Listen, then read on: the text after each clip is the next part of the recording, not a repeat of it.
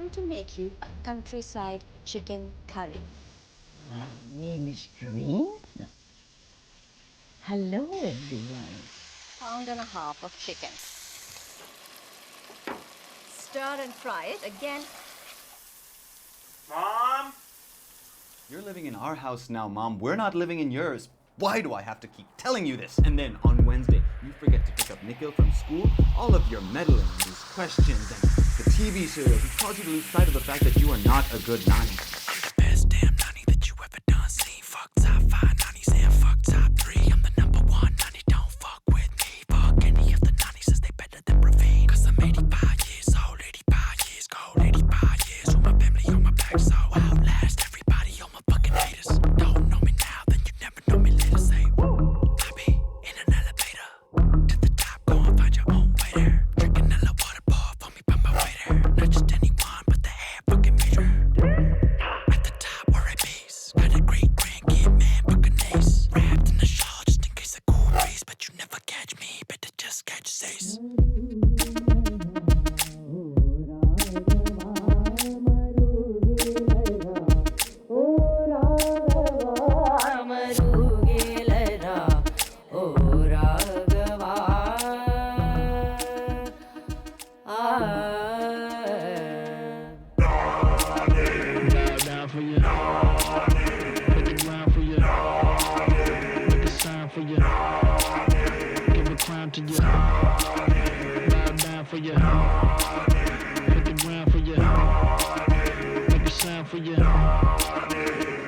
This a nunny anthem, Jimmy another bantam. Weight class, warp ass, and hold you for ransom. Got a grandson that's handsome and then some. Spends his income on dim sum to fill time. You talking retention. Me, I'm talking expansion. Got the whole squad here, keep 'em at attention. And I'm not in the business of taking no tension. So, gather round now, celebrate me. I'm your boss, I'm your fucking nanny. Got a doctorate, bitch, so don't fucking try me. Don't need a nano, cause I'm living my G. Kitty, my G.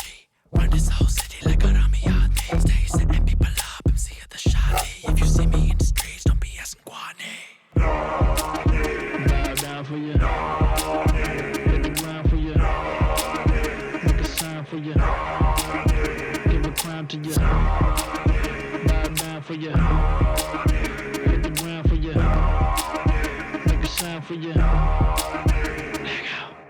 Go ahead, make a rap for your nanny. It's a rap. Get the guap, spin the rack on your nanny. Spin the rack. Come through, give a dab to your nanny. If you really feeling good, spin a track for your nanny. Go ahead, make a rap for your nanny. It's a rap. Get the guap, spin the rack on your nanny. Spin the rack. Come through, give a dab to your nanny. If you really feeling good, spin a track for your nanny. What's going on, everybody? I hope everyone's having a fantastic evening, afternoon, pre-noon, no matter where you are in the world. I'm Hasan Piker, and this is the HasanAbi Broadcast coming to you live from sunny California, Los Angeles, folks. We're live and alive, and I hope all the boys, girls, and MBs are having a fantastic one because today's a beautiful day. Today's a wonderful day. Today is Tuesday. That's right, ladies and gentlemen, folks, boys, girls, MBs. It's Newsday. Tuesday. That was the mayoral hopeful, the potential future mayor of New York, Zohran Cuomo Mamdani, singing Nani as his rap persona, young cardamom.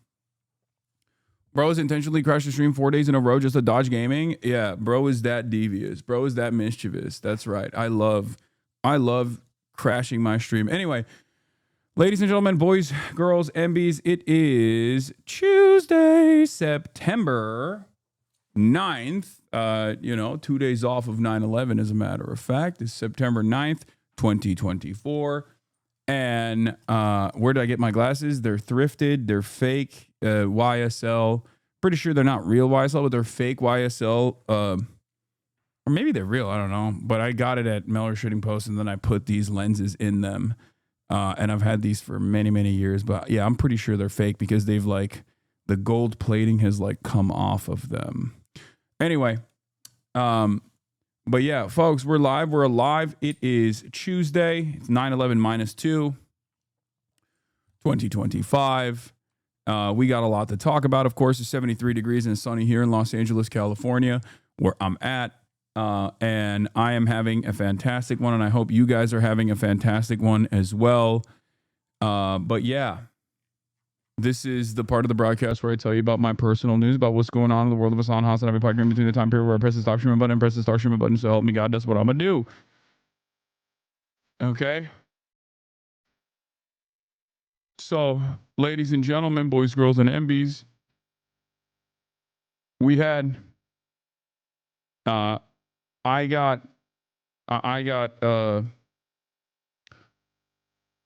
my internet cut out last night, and we unironically are suspecting, because we were directly in communication with the team on the ISP side, and we think it's not a DDoS because it will show up as a DDoS, like a direct denial of service attack. We have this sneaking suspicion that it might be Murat. I'm not even joking when I say this, and you guys are gonna be like, I saw you blame him for everything, but like, suspiciously, my internet got clapped only after Murat tried to use the CNC machine next to the server room, and it just like, and there's no other point of failure on the entire network that we have. So we have no idea this time, because like every day there's a new reason.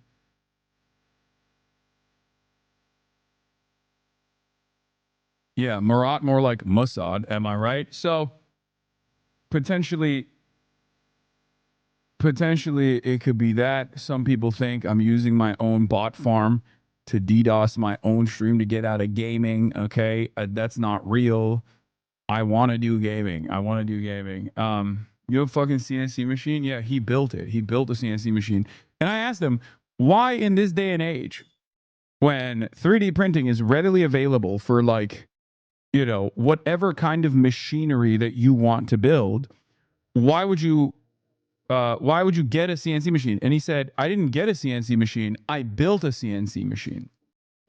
So then I asked him, why did you build a CNC machine? And he said, because I wanted to see if I could do it.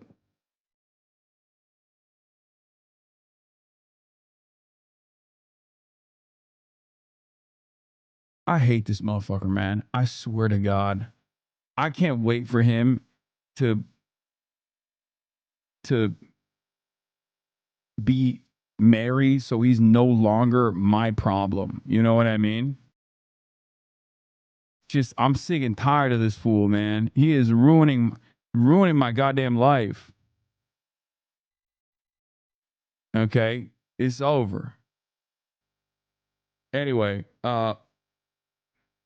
as also an engineer that checks out, yes.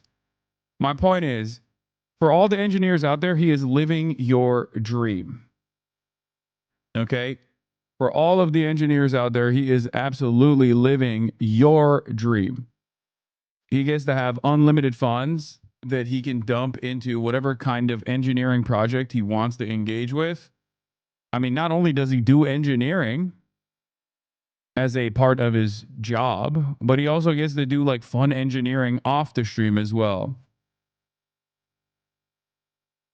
So,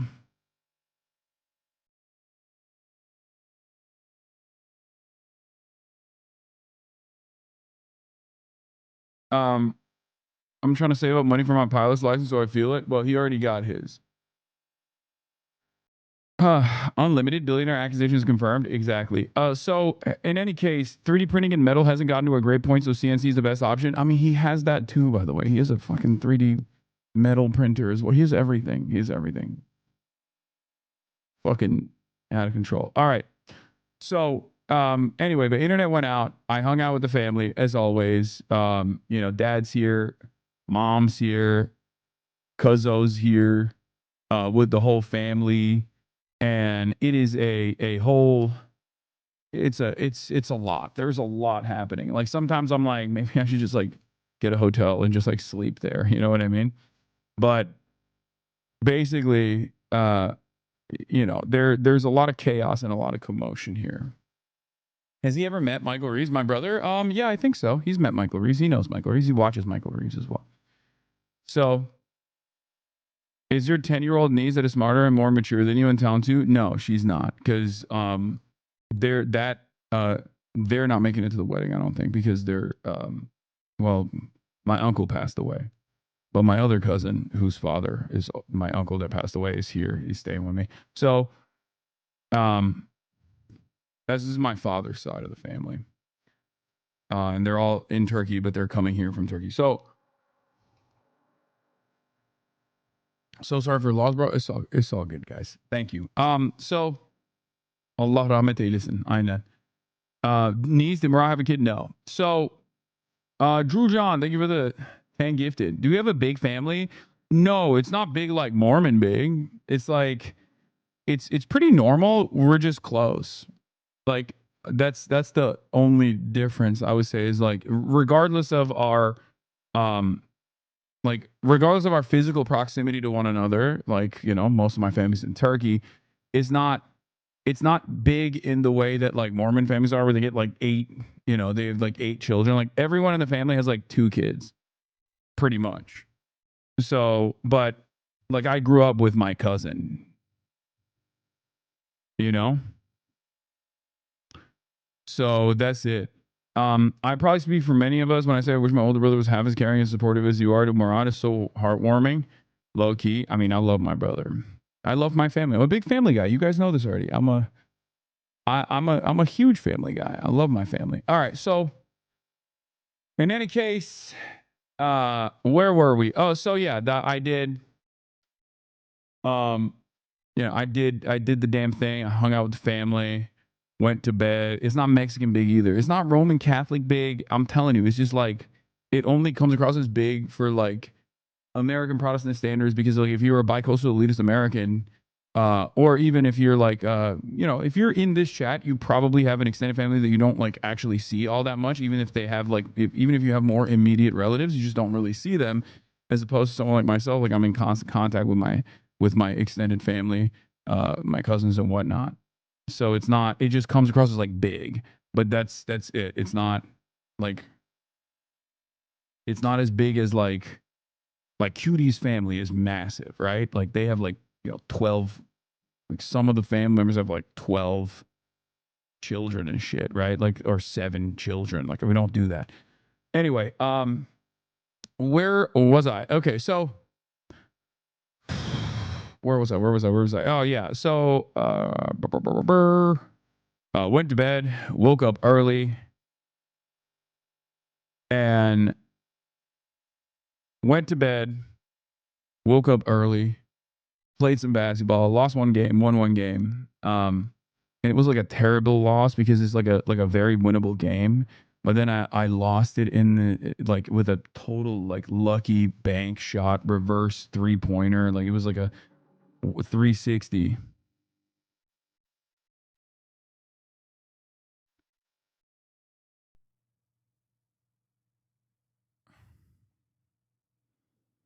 But that's it. That's all I got on the basketball side. And then this morning I'm like having a conversation with my team. All right. And then I see this insane mention by my friend and journalist, esteemed reporter Dave Weigel.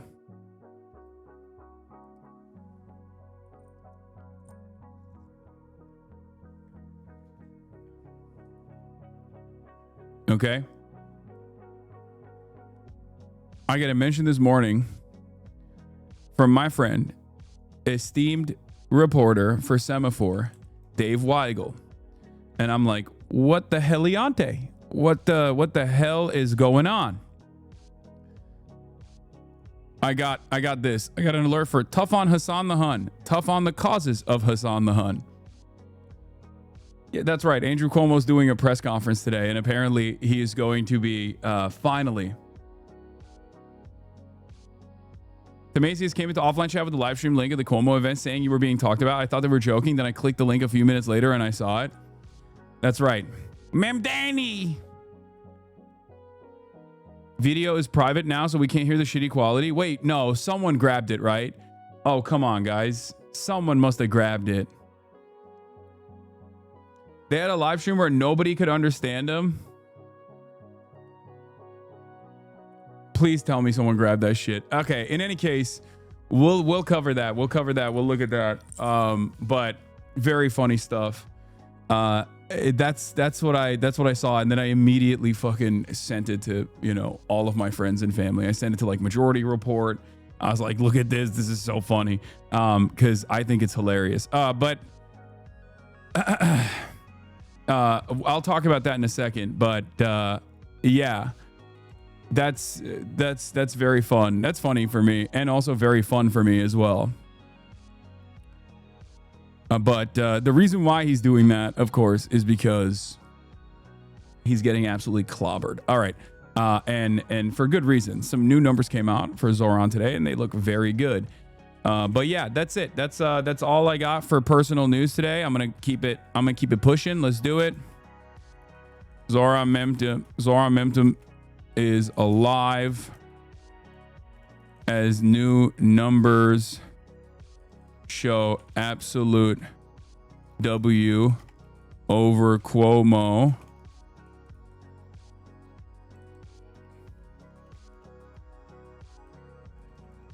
Cuomo uses me as an attack against Zohran in failed press conference. And yeah, they bombed my sponsor Qatar. Israel sets up ceasefire call to assassinate negotiation team in Qatar. Yeah, I mean, Israel is so fried and so uncontrollable, so demonic, that I do legitimately think, like, I feel like it's they could just like assassinate someone on US soil at this point, like openly. I don't mean like not on some secret shit, you know, not on some like, oops, somebody just died suspiciously, maybe Israel killed them. Like straight up assassinate like a high profile public figure on US soil, someone like myself even, and they could just do it. They could just get away with it, I think. I'm not even kidding.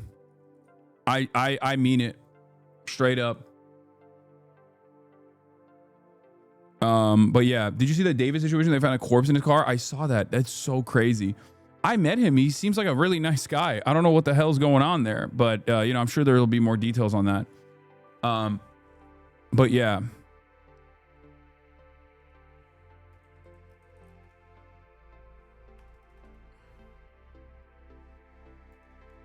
To try and assassinate negotiation team in Qatar. I'm on Wired Mag. And more. David is a rapper, like musician, that is friends with nephew Jason. They have a song together. And yeah, it's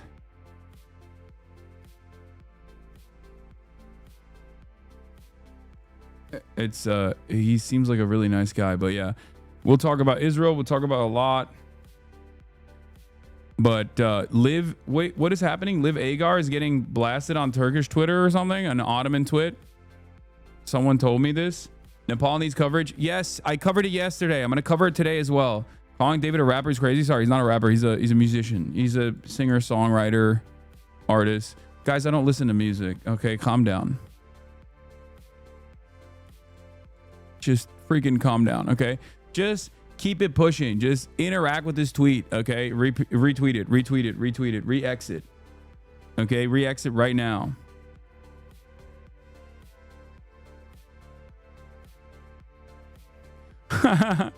Mike just texted me the tweet this exact same tweet, okay, not my blast off tweet, but like the original tweet, and said it would have been crazy if they used the meat pick.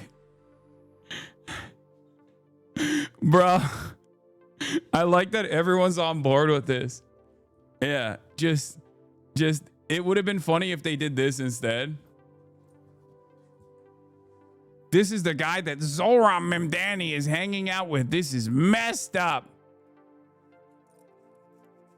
Zohran Mamadabo Babaduba. Dude, how much of your billionaire dad Hamas money did you use on this Wired article? If only you use that money to fix your Wi-Fi so we can have gaming streams. Yeah, all of it. All of it. I used all of it. Bro, the HasanAbi PR thing is so funny. HasanAbi PR thing has gotten to... I asked about this. Cuomo points out that this poll had him virtually tied one-on-one, says not paying attention to polls. I love that the New York Magazine reporter asked him about my tweet.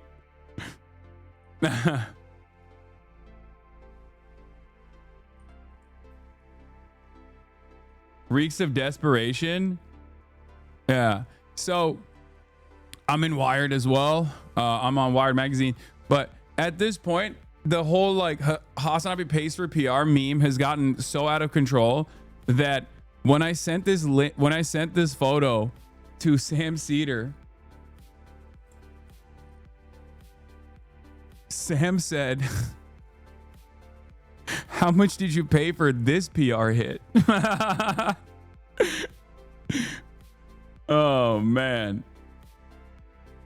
9/11 family blasts Zohranmentum for associating with terror sympathizer Hasan Piker.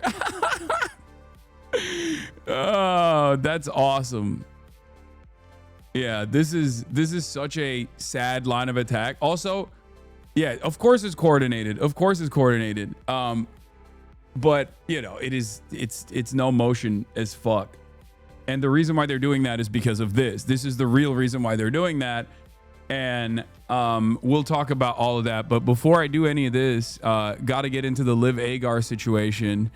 Apparently, 18th century Turkish sword passed down my family with translation of the text. This is the craziest thing. The sword made by Haji Mehmet. The owner is Ahmet Ağa. The other side of the sword carries the following text: "There is no hero except Ali, nor the sword except Zulfikar, the sword of the prophet." Wait, this is a Shia sword. This is a...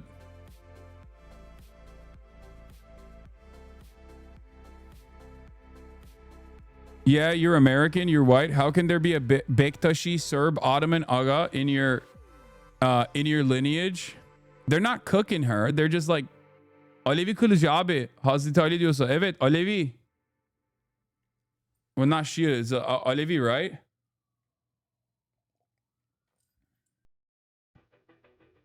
Sunni Muslims love Ali too, man. Relax. No, but they wouldn't. No,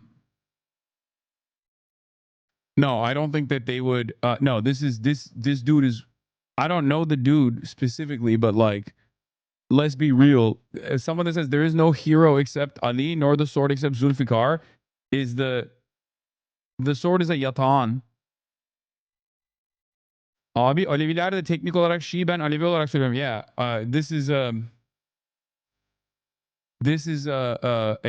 Shia Alevite or Alevi. I don't know how you say it in English. Alevis are tough to categorize into one group, unorthodox Muslim group, basically. Yeah. They got some cool ass shit that they do too, from what I understand. I didn't know anything about like Alevis, ironically enough, when I was growing up in Turkey, but like apparently they have like a very interesting structure within their... No, Alawite is different. No. Alawite is different than Alevi. Dude, it's just... There's too many groups, man. Don't worry about it. They're all... Keep it pushing. They're Muslim, okay? They're Muslim. They're Muslim. Alawite is not Alevi though. It's different. It's two different groups. I mean, they're still like, I guess I wouldn't say that they're like the traditional majority like Sunni or a part of the Shia. It's not like, they're just not Sunni. That's it.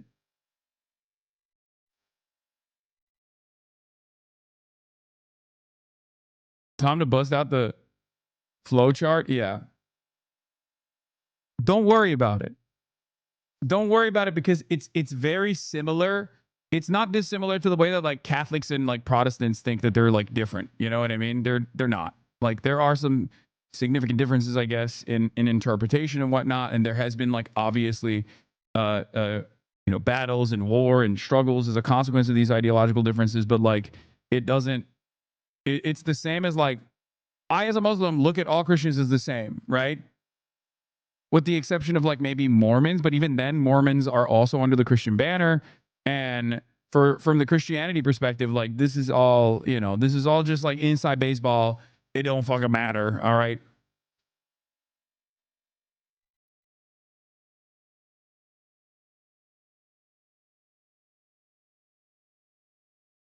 Wrong. All Protestants are heretics who are going to hell for corrupting the word of God. Okay, got it. Anyway, this is cool as hell. This is cool as hell. There are 2 notches on the sword, which I'm told is cutting off 2 heads in the Serbian War of Independence. They were doing some silly stuff at the start of the 19th century. Don't worry about it.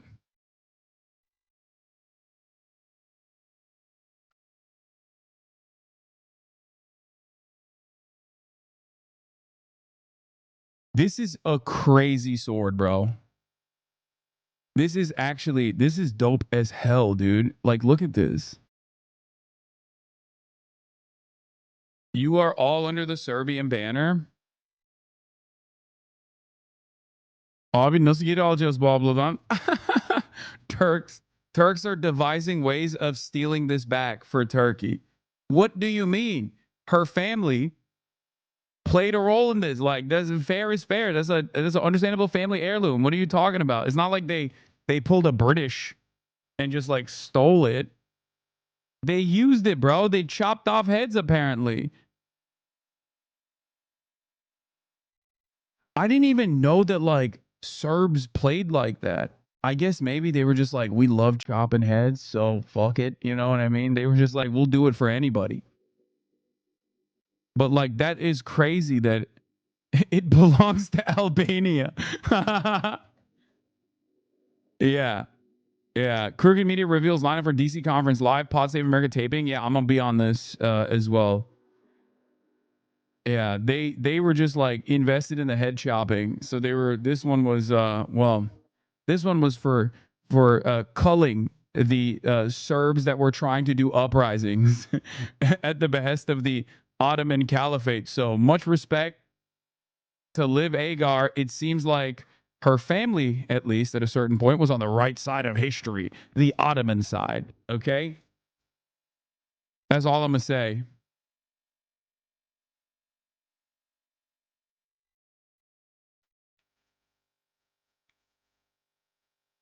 I'm pretty sure she was a Serbian side. No, no, no, no. This is.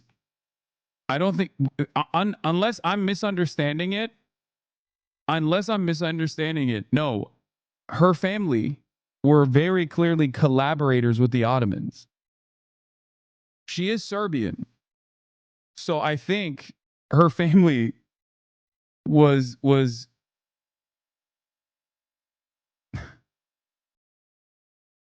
Yeah, no. This is like straightforwardly. This is. My dad has some Turkish ancestry results as well. Haha. Yeah, no. This is. Liv, your family was on the right side. That's what I'm gonna say. That's what I'm gonna say. That's what I'm gonna say. Your family was on the right side of that one. Okay? Listen. That's all I'm saying.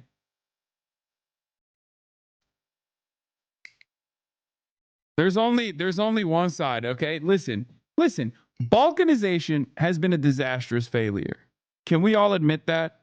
And if you're not going to ride for the banner of Tito, then you might as well ride for the banner of the Ottomans because it's clear that that region was better united.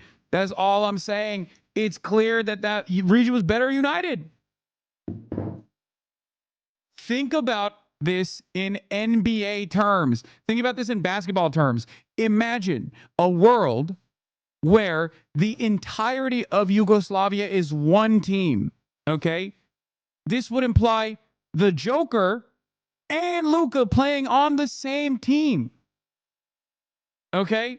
Just think, Alperen Şengün, Jokic, and Luka on the same damn team, bro. And Giannis too. And Giannis. So Giannis will be in there too. Think about that. That is an unstoppable team. That is an unstoppable force. This to me is proof once again that this region has to be united. Don't fucking bring up Enes Kanter, okay? Ew, gross. No, we're talking about basketball players, okay? Bro, Giannis isn't from the north. Shut your mouth.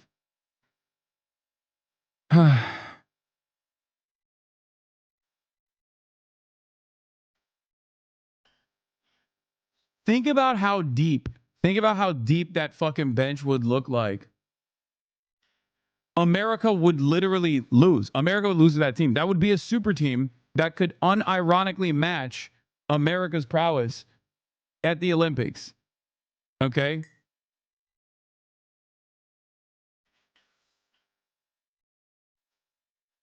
Sen nereliydin bro?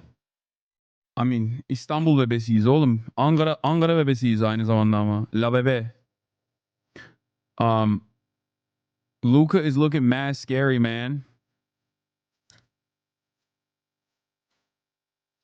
They got the heat on him for real. Wait, you got a pistola too. Another family heirloom I have is this flintlock pistol, presumably from the same person / period.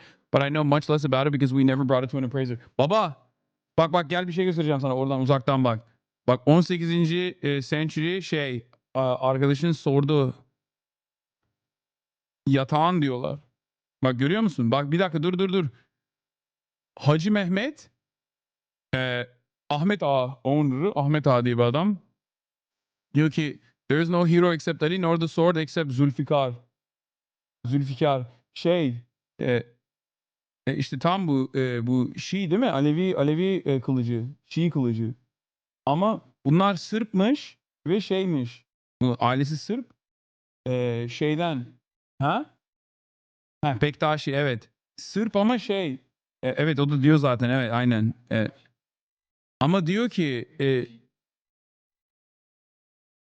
Alevi ve şey için hani diğer o Sırp uprisingleri olduğu zaman onlara karşı kafalarını kesmişler bu sword'la. Evet. There you go. Yeah, he said Bektaşi. He said your family was most likely Bektaşi, which is there no word for uprising? No, I'm fucking speaking both English and Turkish at the same time, man. Chill.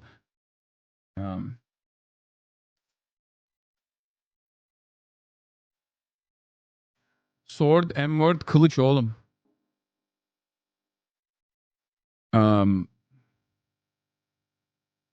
Does English or Turkish feel more comfortable now? When I'm with my family, I speak Turkish.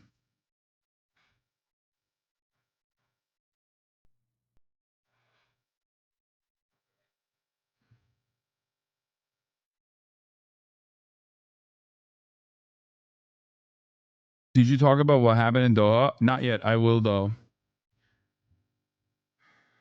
Anyway, Liv Agar, we are united. Our familial bonds.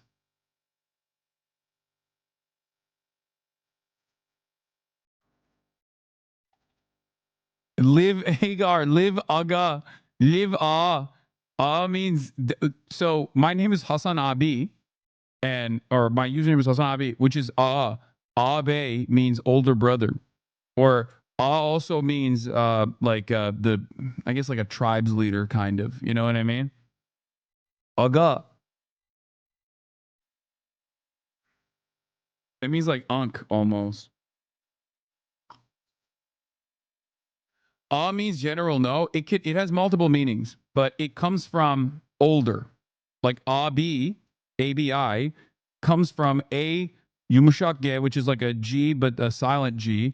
A B E Y. It's a shortened version of that word, and abe comes from like it's a two-parter word where means like leader and can mean leader, and Bey means like Bey can mean man, but also could mean what do you call it? It's like a sir, mister.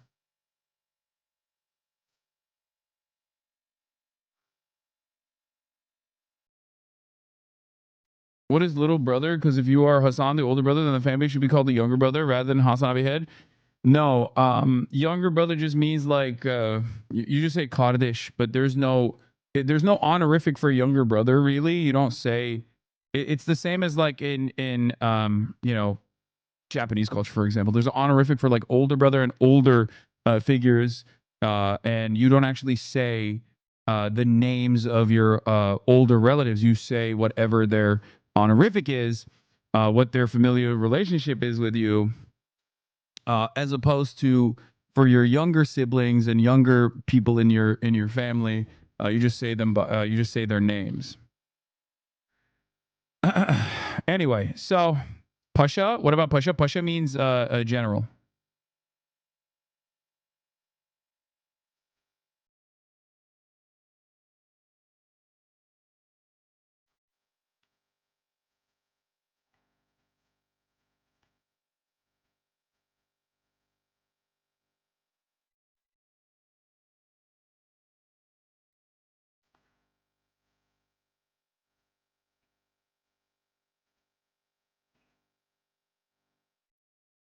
All right.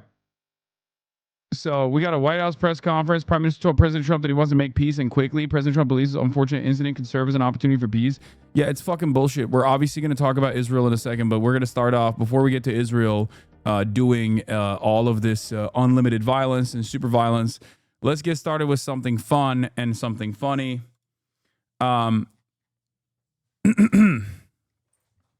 you guys know, Andrew Cuomo, Curtis Sliwa on the Republican ticket, and the current mayor of New York, Eric Adams, are running up against our boy Zohran Kwame Mamdani. Now, Zohran Kwame Mamdani is, according to the new New York Times Siena poll that just came out, basically beating everybody else on every single metric, every possible demographic by a landslide, or at worst, tied for the first in his weakest categories, which is older people.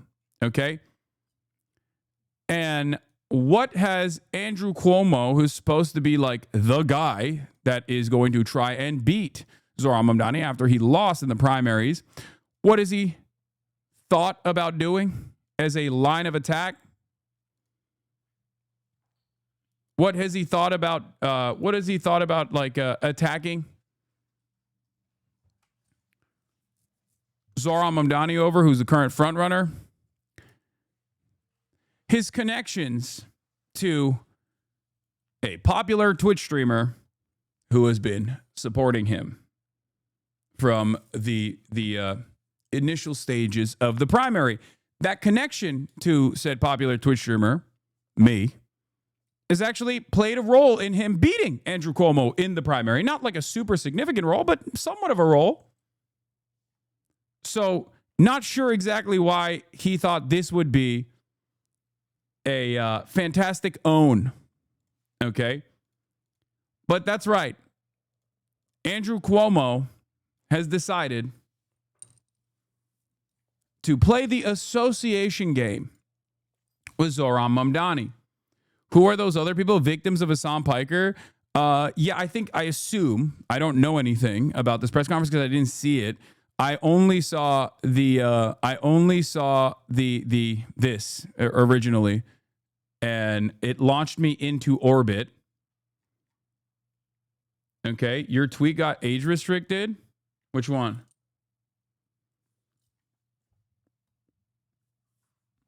But I suspect it's like 9/11 first responders and their children or something.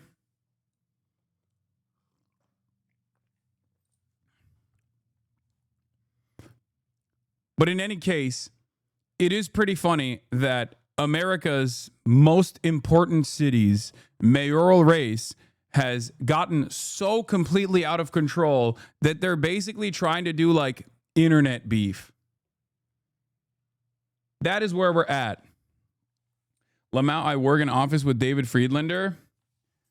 Yeah, shouts out to David Friedlander, who apparently asked Andrew Cuomo at this presser, because he's the one who actually took the photo and sent it. But shouts out to David, who asked him about his horrible numbers. Because as soon as I saw this, I immediately sent this photo to a bunch of my friends and said, "This is fantastic." And then I also tweeted, "Great campaign, Mr. Cuomo," with this New York Times Siena poll that just came out. Zohran Mamdani leads by 22 points in a four-way general election. Mamdani is most trusted on affordability, housing, Israel, Palestine, and crime, taxes, dealing with the Trump administration, leads all racial groups, plus 4 out of the 5 boroughs. If the field holds, he wins. So while this is going on, and this is a horrible day to be Andrew Cuomo, horrible numbers coming out, what is he choosing to do? This. If this is your exit ramp, if this is what you think is going to, move your numbers, improve your numbers, if this is what's going to carry you across the finish line, you are delusional. Because 2 reasons, okay? 2 reasons. Number 1, nobody knows who I am, you fucking idiot. No one knows. I try to repeat this to extremely online people all the time, people that come in here, and even members of my own community. I'm like, guys, for the most part, people know me as oh, that progressive guy, okay? That's it. If they know who I am, especially amongst the normie crowd, they just kind of know me as the progressive guy, okay? And they have a rather positive association with me. Now, of course, there are a lot of negative associations with someone like myself, negative associations coming from incredibly Zionist groups. If you are super, super invested in Israel, then yeah, you're going to know who I am and you're going to have a negative opinion of me. If you are a dedicated Fox News watcher, you might have maybe seen who I am and you might not like who I am. But even then, it's not super relevant overall. And then, of course, last but not least, it's the extremely online people, but they never go outside and they never vote. So it doesn't really matter. So now you'll be the 9/11 guy to these New Yorkers? No.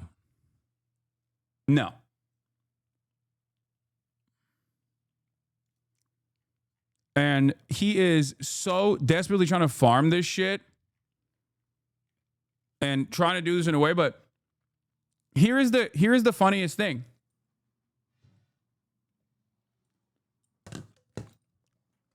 In order for this if this were to ever become a real problem, which it's not, right?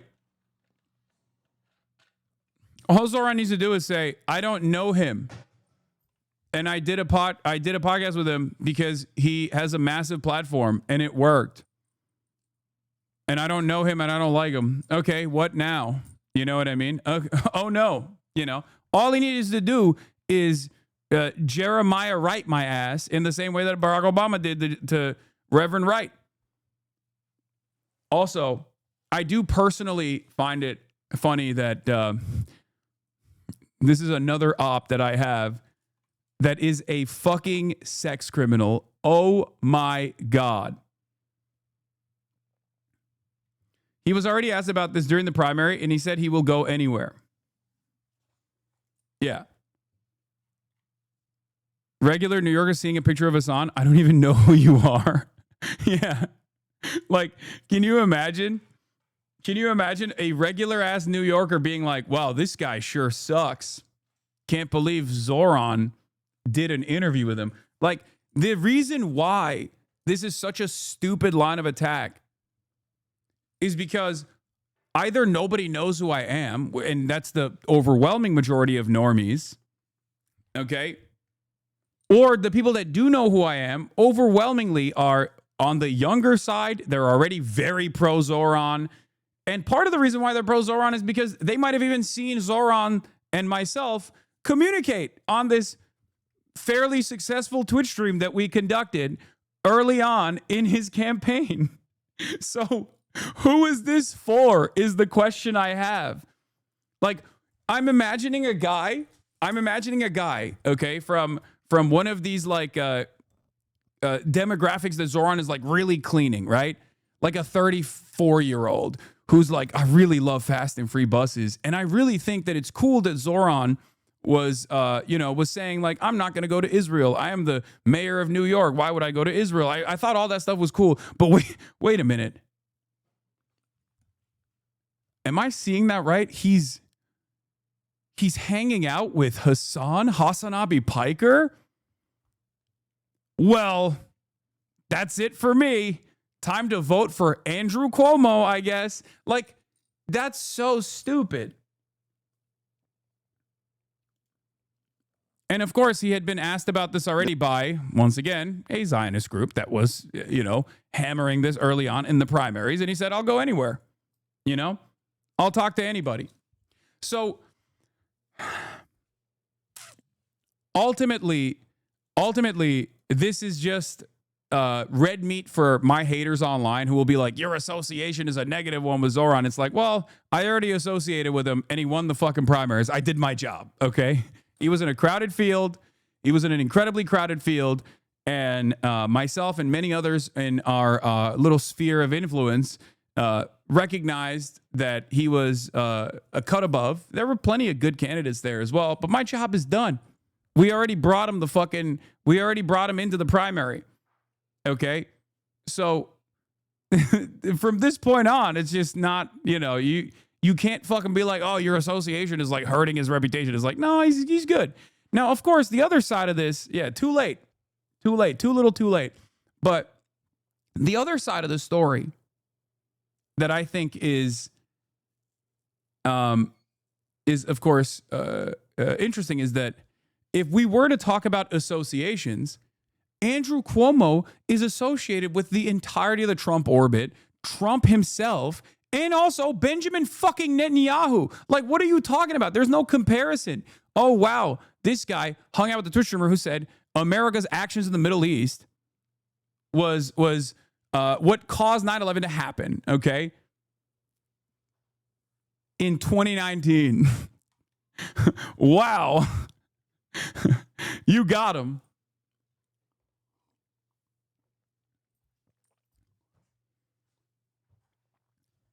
So ultimately, that is nothing in comparison to Andrew Cuomo's long list of genuinely vile associates, especially from the perspective of New Yorkers. But yeah, Can't Ever Die says they're calling this the greatest campaign ever devised. Campaigns like this have a base of entirely 60-plus-year-olds who will see this and immediately move on. The average Cuomo voter has never heard of any leftist online personalities law. Exactly. All this does, for me at least, is increase my visibility.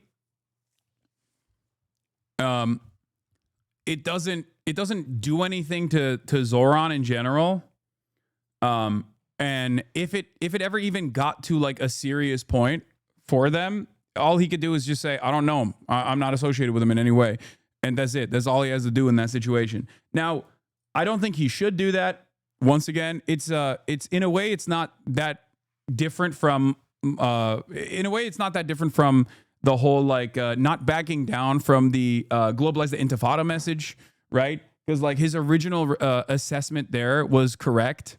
Like this only becomes like, I mean, it'll never become like a real problem, but this only becomes even like a blip on anyone's radar if you make it. Because this is not a real thing. This is not a real point of contention, right? It's not a real point of contention at all. You're killing it. You're cooking.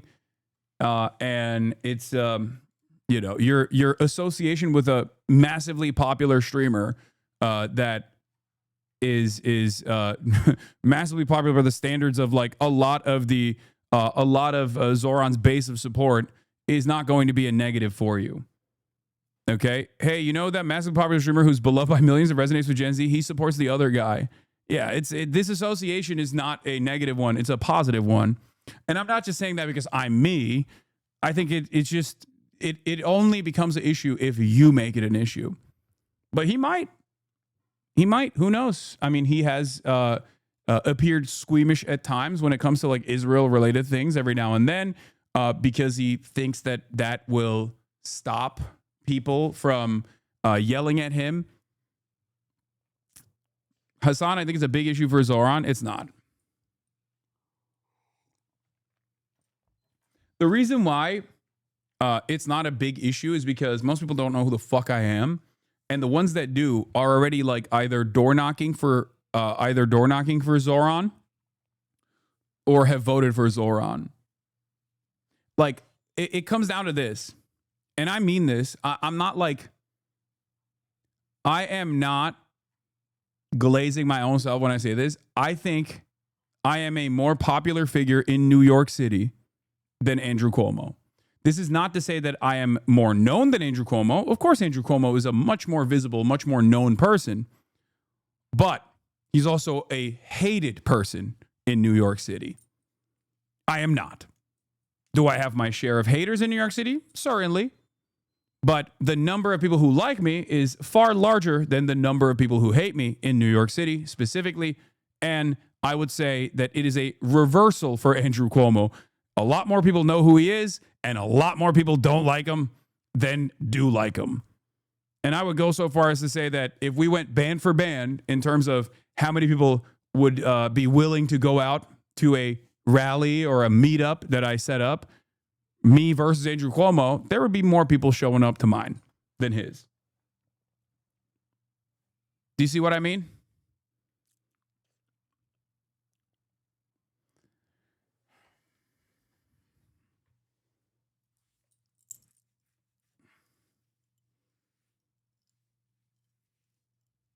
Does Zohran know about you and what Cuomo is mentioning? What do you mean? You versus Cuomo money spread? Hasan self-glazing, but I like it.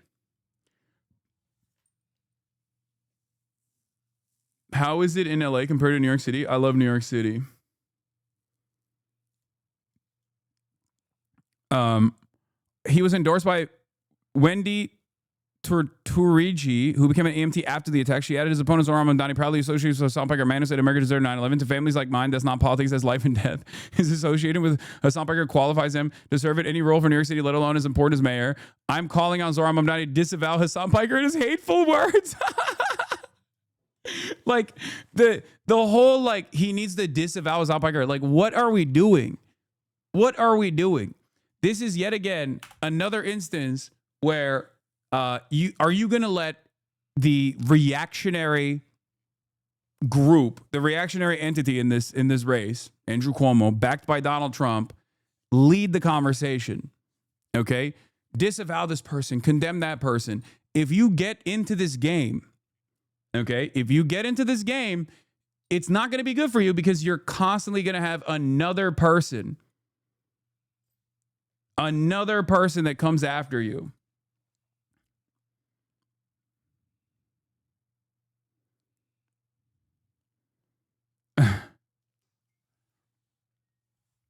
That's why I have said before, the whole like sister soldier shit or the Reverend Right shit, like that stuff in the past didn't work either, but Democrats love doing that shit.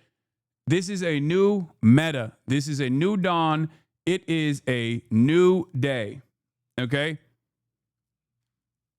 Also, I like the implication that I did 9/11. Like these people make it seem as though I was familiar with the matters, and like the subtle implication is like I participated in 9/11, like I did it.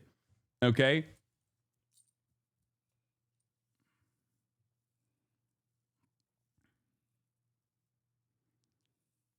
Yeah. So in 2017, Cuomo stood side by side with Sal to sign legislation granting unlimited sick leave to responders battling illnesses from the service. That day, they rode motorcycles together to honor 9/11 first responders to symbolize resilience, solidarity, and progress. I know firsthand what kind of leader Andrew Cuomo is. Wendy Turturici said, as governor, he fought to secure benefits to 9/11 families. He treated our community with the respect and dignity we deserve. That's the kind of leadership New York City needs again. She added his opponents, Zohranmentum, proudly associated with Hasan Piker, a man who said America deserved 9/11. To families like mine, that's not politics, that's life and death. It's like, it's crazy to just be like, yeah, dude, you love 9/11. You might have done 9/11. And it's really fucked up that Zohran is associating with this guy who like is responsible for 9/11. It's also pure racism through and through. But it's an act of desperation overall. And once again, in this act of desperation, it only has as much motion as the popular candidate in the field, Zohran Mamdani, gives it. It only has as much motion as Zohran Mamdani breathes life into it. Okay?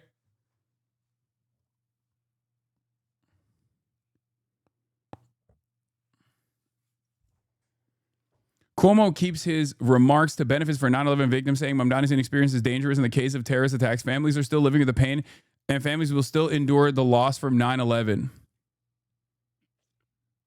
Should Zohran respond? And if so, how do you think?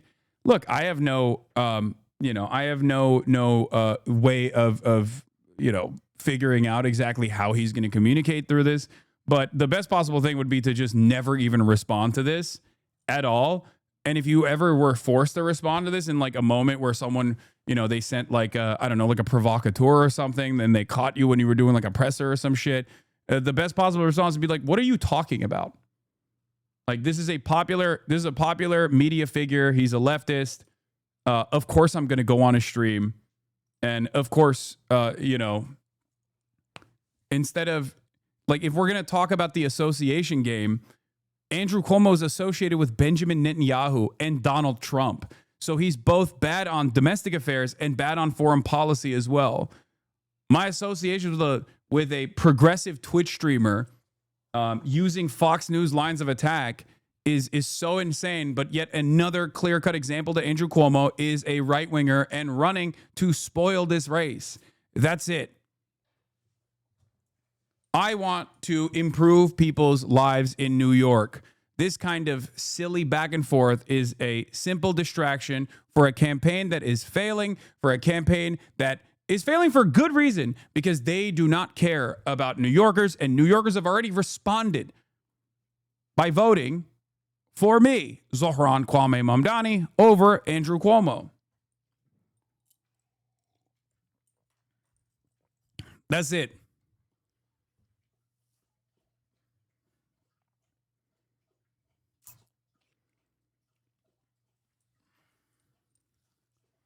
Excited to see all the worst humans online start backing Andrew Cuomo because of this. Yeah, it's a unique moment. Like I said, at worst, this would turn into like Hasan's association with politicians is bad when it's not. But they will try online in the little world that we live in, where no normie actually broaches that side of the internet. It'll make it seem as though my association with Zohran Mamdani was a boon, was a burden, was a negative and not like a positive one, and that's it. And they'll just recirculate that bullshit back and forth over and over again with the hopes that Zohran will disavow or condemn or something. And I don't, not Boone, sorry, Bane. I don't think it's necessarily, like I said, even if Zohran were to come out and be like, yeah, I don't know this guy, fuck him. I disavow Hasan Piker. It doesn't bother me beyond the fact that I think it's bad instincts. That's it. It's not dissimilar to me being critical of him backing away from like the globalize the intifada message. It's showing me that it's very like he's more susceptible to the squishy liberal optics, maybe a little too much, and in a way that actually doesn't translate to strength and leadership. It's just not a good. We don't live in that era. We don't live in that age. We don't live in that era. So you're literally walking around New York like a month ago, and everyone was so excited to see you. No, exactly.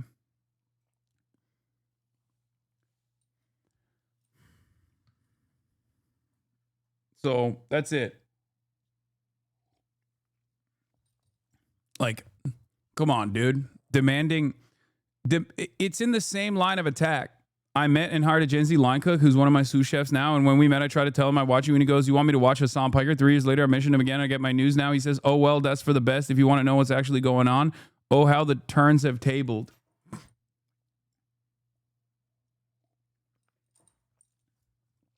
Mohammed El Kurd had a good post on this. Yeah, I saw. Hold on. It's here somewhere.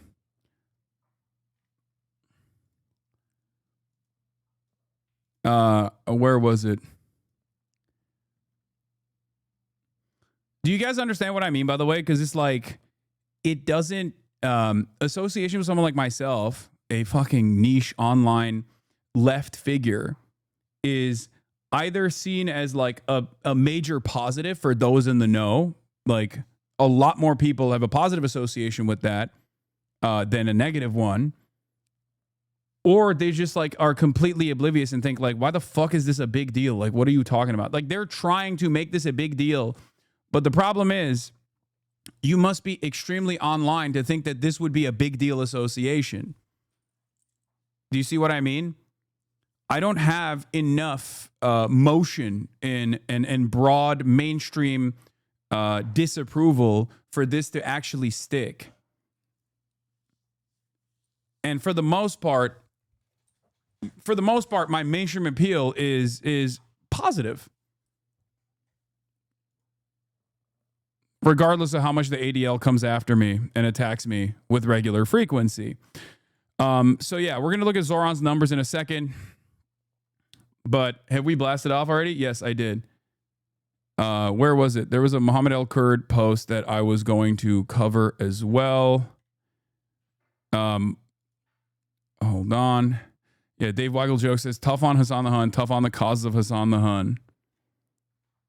But yeah, Muhammad El Kurd said, I've told you this on the phone, in person, and I will reiterate it publicly. What you think of the phrase globalized intifada, our beautiful uprising against occupation, is irrelevant. What matters is that it's a slogan adopted by a movement that is partly responsible for your success, and you mustn't throw them under the bus. We are facing unprecedented levels of state repression and institutional censorship. Both our political organizing and speech are criminalized, and we are confronting genocide for God's sake.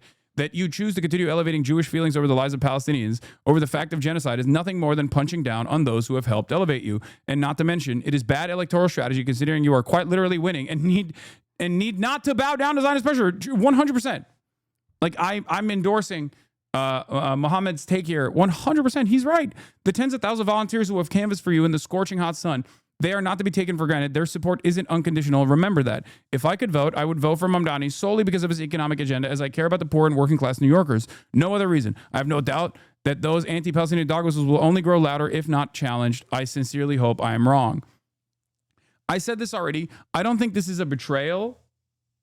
I see this as I don't see this as like a major betrayal to the Palestinian cause or anything like that. I don't think he's like backing away, especially because he has spent so many years so visibly doing activism for Palestinians and for Palestine. And when you do that, especially at a time when there were far more severe consequences for it, like being pro-Palestine wasn't like a popular position until recently. Even though it was always the correct position, it was an unimaginably unpopular position. Okay, there's an entire wing of progressives in this country that are progressive except for Palestine, and not even just in this country, but in general in the Western world. There are people who have been incredibly progressive overall, with the exception of Israel. This is something that I know from all of my years of advocacy, and this is something that Zohran Mamdani knows as well. So, especially when he's winning on this issue, the fact that he would like ever back away from that and give any inch because he personally thinks this is going to improve his broad appeal is just wrong. And the instincts that he had of unconditionally supporting Palestinian emancipation was right. It showed earnesty. So this looks like kind of fake. I'll still support him regardless, and I'll still tell my audience to go and vote for him regardless, even if he were to say like, oh, fuck Hasan, I don't know him, I disavow him. And I'm sure he knows that already. But the thing that I worry about is that it shows me that it's like a bad instinct in general. It's like not a, it isn't, I know it's like sounds, obviously it looks personal because I'm now in the crosshairs of Andrew Cuomo, but I said this yesterday as well before this thing happened. And my assessment is still the same, which is I don't think he's like betraying what he believes, right? I don't think he's betraying what he believes at all. But it does feel as though he is miscalculating if he thinks that this kind of line of attack is actually a successful one that actually tarnishes his broad appeal. Okay? Also, Bernie AOC influence is stupid because Bernie's own team reached out when Bernie and Zohran were doing the Brooklyn thing, and they wanted me to come out. So the notion that this is the Bernie AOC wing of the party, they still associate with me publicly. What the fuck are we talking about? Calm down. They understand that I seemingly have some kind of appeal in the left flank of the party that they also think is important enough to talk to. Anyway, Zana says, if you're wondering why they're still asking about this months later, it's in part because every time he's asked this, his position becomes more palatable for the Democratic Party leadership and donors. They will continue asking this question until he's completely acquiesced into a boilerplate progressive Dem a la AOC. I don't think it's going to happen. And I think it's actually more nefarious than that. I think the reason why they're asking them this question is so that they can actually cook him and make him look inconsistent and hit him harder. Because the moment that you actually acquiesce, the moment that you actually concede on this ridiculous notion, this notion that is not truthful at all, because his original statement was like, it's an Arabic word. It's one that literally the Holocaust Memorial Foundation uses when talking about the Warsaw Ghetto uprising. It's just the Arabic word for uprising. That was correct. That was the correct statement initially. And he has backed away from that, saying like, oh man, I don't know. I just don't know. It's very hurtful. It reminds people of bus bombings, like as though saying globalize the intifada means like you're going to do, Muslims are going to do bus bombings in New York City. Like that's fucking bullshit. That is a racist fantasy. And you do not have to concede on that at all. Okay, you do not have to concede on that at all. And why must you not concede on that? Not because you want to be like a moral beacon, okay? That's not even what I'm saying. The cynical, calculated assessment here, okay? The cynical, calculated assessment here is that once you concede on that, they're just going to use that as an opportunity to legitimize their line of attack. See, he recognizes it too. So we weren't wrong. We were right. That intifada is a violent language. And at a time when there's unprecedented amounts of attack on free speech, specifically from the perspective of being anti-Israel, anti-genocide, anti-Zionist, conceding on this after your lack of concessions on this issue allowed you to win this incredibly crowded primary against a dynastic figure like Andrew Cuomo and many other even progressive figures that were fighting alongside you to win the Democratic Party's primary is bad. It's never going to stop at this. Once you give a fucking inch, they're going to take a mile. Okay? That's it. Chatters want drama between you and people you have professional relationship and have professional disagreements with. Insane levels of parasocial from chatters. Yeah, this is not the first time he has said this thing. I know he had basically unveiled that this was going to be his like soft concession to this standard, and I don't think it works. I don't think this is that big of a problem either way. It only becomes a big problem if this is all he is constantly seeking to address. Okay? Any moment that you find yourself offering legitimacy to this angle of attack is a moment that you're failing, because it's a moment that you're not talking about your policies. It's not a moment where you're talking about it's a moment where you're not talking about like why people trust you, why people find you to be earnest. Okay? That's it.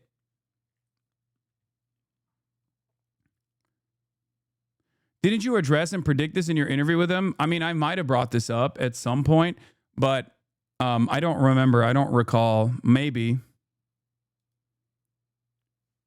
Yeah, Zohran, who says he'll arrest Netanyahu, is 3 times more trusted by New Yorkers on Israel Palestine than Cuomo, who has volunteered to defend Netanyahu. New York City's message to the Israel lobby is loud and clear. We are not stupid, and you have no more influence here. Exactly. So it's just a weakness, and you can never show weakness, especially when you're winning. It just makes no sense. I think it would be more damaging for him to concede on, do you disavow Hasan Piker? Do you disavow, globalize the intifada? All this shit that shows more weakness and becomes a point of contention for him than not addressing it at all and just moving on and being like, these are silly distractions. Let's talk about the issues that really matter. Okay?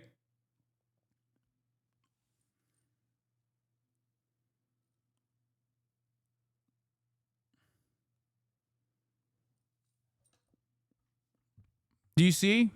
Do you understand what I'm saying here? Like, these motherfuckers are making it seem like I did 9/11. It is a horrifyingly racist statement on its face. It's an insanely Islamophobic shit. It's an insanely Islamophobic thing to do. I'm Muslim. He's Muslim. They're saying 9/11. Remember 9/11? Remember 9/11? It's basically what Charlie Kirk was doing, but a little bit different, like a little bit more palatable, right?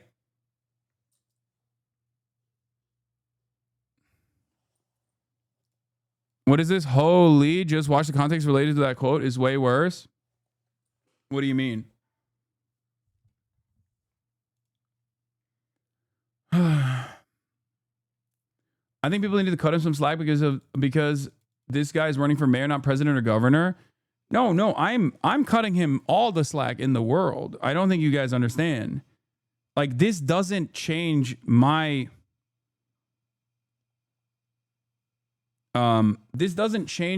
my opinion, but the only thing that I'm worried about, and this is far before the Andrew Cuomo stuff too, the only thing that I'm worried about is, like, it just shows bad instinct if you concede on stuff like this.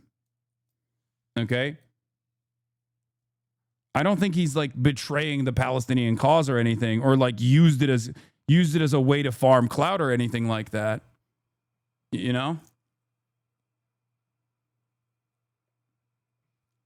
In some respects, this in and of itself is no different than if he had conceded on the Israel question. Would you travel to Israel? Why won't you travel to Israel? Do you believe that Israel has a right to exist? Over and over again. What did he do in that situation?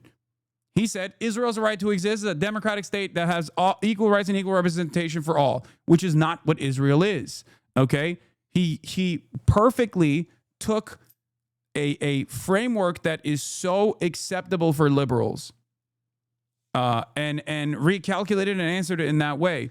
But that, instead of conceding and instead of, like, owning and legitimizing this, like, cynical line of attack, he just said, fuck no. You know, he stood proudly on this issue.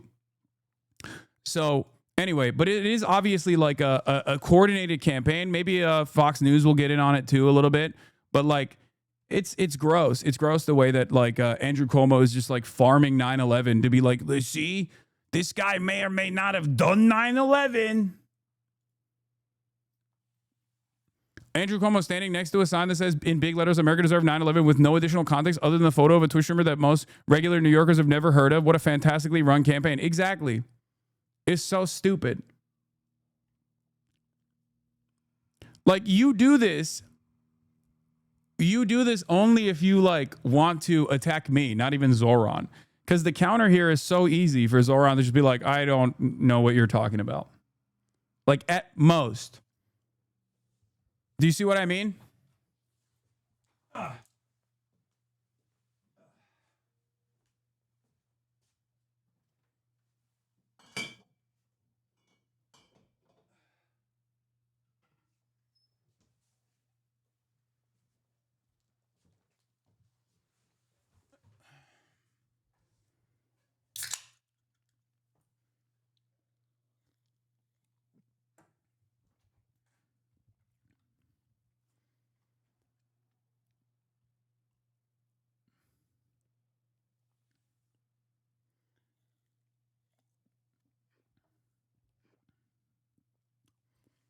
This feels like an idea that his Groyper social media manager came up with. Yeah.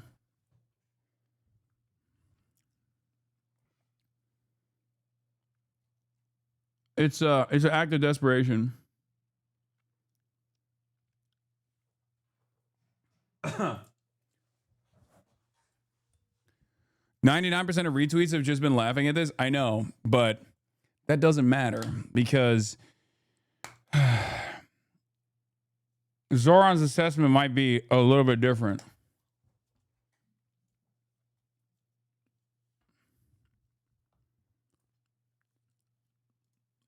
What is this? Why is Hasan making this a big deal? It's a nothing burger. It's only a big deal if you make it a deal, Hasan. Then he tries to make it a big deal. I'm just explaining something that I have been personally brought up in. I think it's valid. No? You don't think so? Am I being crazy?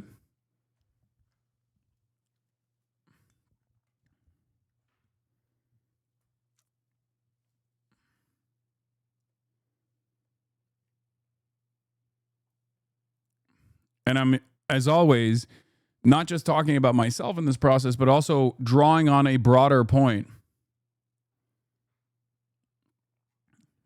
The broader point being that, one, I'm utterly irrelevant to the grand scheme of things, and two, if he were to lean into this line of attack, it just once again shows bad instincts, and it could become a problem for him in this race. Because he's gonna keep getting gummed up in the works. They're just gonna keep hitting him over and over again.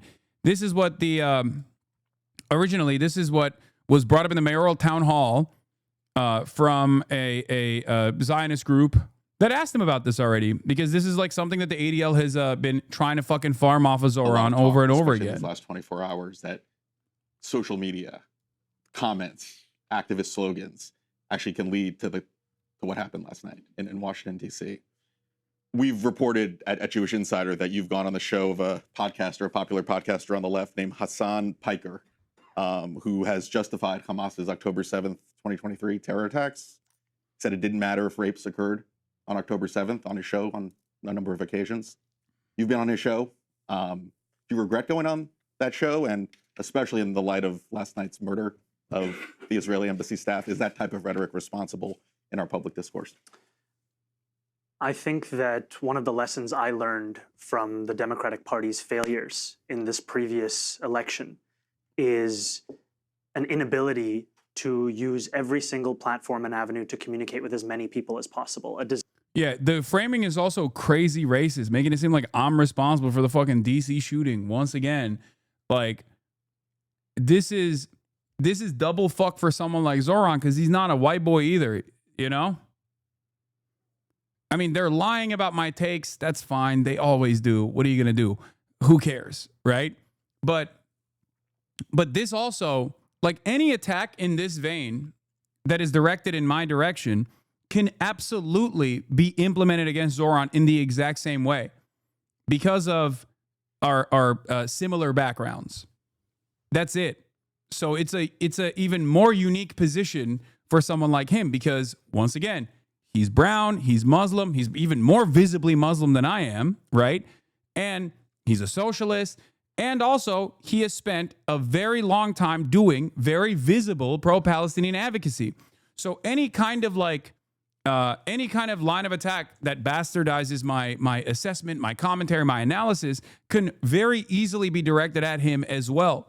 So he's in a really unique position here, in a really unique predicament, where saying like, oh, this guy is bad and wrong, they can just as easily turn around and say, okay, well, here's something you've said. Here's a group that you've started, Students for Justice for Palestine and Bowdoin College. Like, and this is the exact line of attack that won't really actually harm his chances, as it didn't in the primary. It's not going to in the general either, unless this is the only thing that he is constantly tasked with responding. Stop giving them ideas. No, I'm not. I'm not giving them ideas. I'm telling them exactly how this works, because I saw it happen with Corbyn. Okay?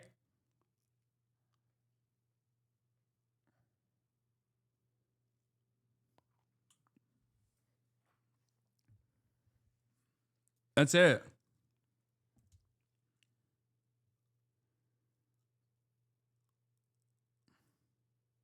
Desire to only speak to journalists and podcast hosts with whom you have agreement on every single issue. And I think that much of that conversation pertained to discussions around whether or not people should appear on Joe Rogan. But I think it is part of a broader conversation around politics as a manner of purity, when I think politics should also be an avenue to engage as many people as possible. And so to me, I I do not have regrets of speaking to any interviewer, to any journalist, to any podcaster, because ultimately, Yeah, Corbyn conceded early that there was anti-Semitism in the Labor Party, and it was all that he was asked about for 5 years. He was cooked, which is ironic because the Tories on the other side for those 5 years were doing unimaginably anti-Semitic shit, like almost directly aligning with the EDL, like all these other groups. They put a statue of Nancy Astor up to celebrate her. She literally said Hitler was right about the Jews. Like, a person who said that was venerated, was celebrated by the Tory government at the time when everybody was like, Jeremy Corbyn's a real anti-Semite. Like, there is no, we've seen this already. We've fucking seen how this works. And like taking on the oppositional framing in this situation and conceding to their framing unironically makes this a larger issue for progressives, for the left, for Democrats as well. This is the same exact technique that right-wing groups apply with regular frequency. They're doing this. This is a right-wing group, it's a Zionist group, and they're doing this as Zohran right here. And he, dances around it and does a decent job. I don't expect him to just like be like, Hasan is my favorite content creator. I love him. I am defending him unconditionally. That's not my expectation at all, right? And it's not even about like loyalty or anything like that. I don't give a shit. Like I said, put the fucking policy in the bag, okay? Put the policy in the bag, little bro. That's all I care about. You're a politician, okay? You're elected. I want you to be a good mayor. I want you to actually help the people of New York. I want you to help the working class of New York. I want you to make things more affordable. I want you to have a more robust public transit. That's what I care about, okay? my message is consistent in all of those mediums. And it's a message that I want to have reach as many people as possible while making clear what my values are and my statements are. Given that comment, do you have a responsibility then when you go on a show like that to say, Hasan, your comments about Hamas, your comments about October 7th are unacceptable. I reject them. And if so, why haven't you said that to his face and on his show? I think that my words speak for themselves in the context of that, I think about 3.5-hour interview. I made very clear where I stood. And I think this is something that I have sought to embody throughout my career as a consistency. And I think that my actions, my words, even in that interview, spoke for themselves. But it is all. But this was in the primary. Those questions are fucking ridiculous anyway. If you recall, the Zionist advocacy groups have one speed. They try to do this in France as well to Mélenchon's party. Okay? They try to do this in France and Mélenchon's party. And their response was so clear. It was the best possible response I've ever heard from any politician. Okay? Zohran pivoted here. In France, the dude straight up said, you guys literally say everyone's a fucking anti-Semite if they are anti-genocide. Are you anti-genocide? He redirected it back. He said, there's a genocide going on. Are you anti-genocide? Why do you never ask people if they're anti-genocide or not? You say this to anyone that has ever said anything mean about Israel. Okay? That's the perfect response. You say this to everybody. And the reason why that's a perfect response is because not only is it true, okay? Not only is it true, but also a lot of other people, if you're running in a popularity contest like a fucking election, you want to say shit that's going to come across as popular. Okay? And virtually everyone, regardless of their position, unless they're like super duper pro-Israel, and they're never going to fucking vote for Zohran anyway if they are super duper pro-Israel, has felt this. They've seen this. Even if they themselves are not visible public figures, they have seen, they've sensed the attitude coming from mainstream outlets, coming from institutions where it's like, don't say anything about Israel. Don't say it. You see the dead children? Don't say a fucking goddamn thing, or else we'll say you're anti-Semitic. We'll ruin your fucking life. And that has gotten so out of hand that the average person is aware of this attitude. Okay?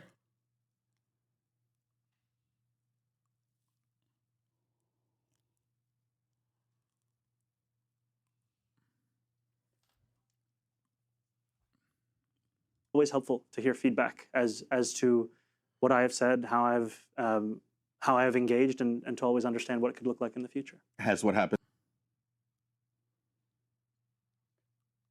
Anyway.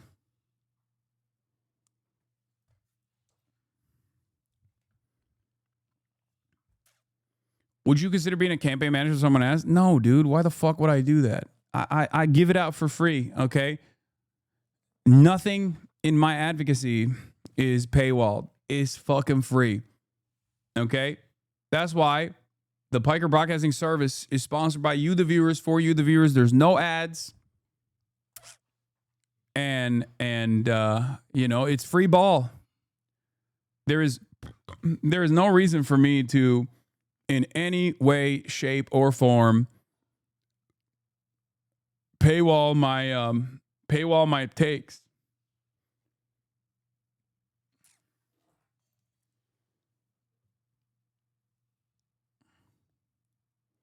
Why does your advice not penetrate to people like him and AOC when it comes to this sort of thing? Because the more you are surrounded by people in DC, or the more you're surrounded by establishment Democrats, I feel as though the more you hear from them as opposed to people like myself. Because like Zohran, when he was running, hey, open presence, thank you for the 25, get the subs. When Zohran was running, he was surrounded by activists, advocates. His entire team is people who have a similar mindset to someone like myself. But now that he is like more tapped in with the Democratic establishment, because he's like trying to become, I mean, he wants the endorsements from all the Democrats and he wants to win the mayoral race.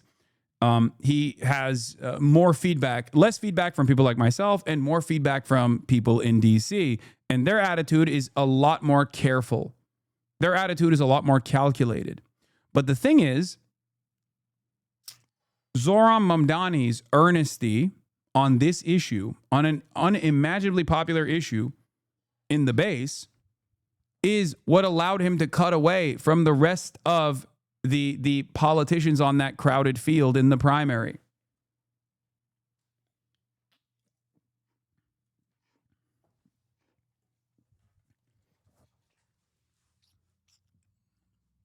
But I think that's where this comes from.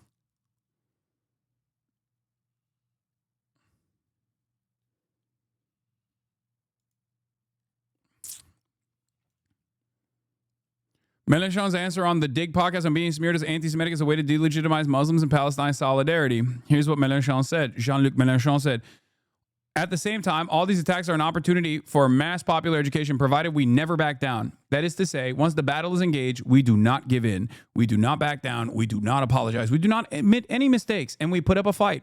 Those who don't like you won't like you anymore in the end. They may even hate you more, but those who didn't know you will understand that there is a problem. And those who are with you will gain confidence. They will say to themselves, they're not giving up. They're not going to betray me along the way. They're not abandoning their ideas along the way. For us on the left, regaining the trust of the people is the number one test. This is precisely my point. This was unfortunately a major failure for Jeremy Corbyn, who I love deeply. Okay, I think he's a fantastic person, but unfortunately, as a politician, he was too kind. He was too soft. And you can't be. You got to be a fighter. You cannot fold. Okay?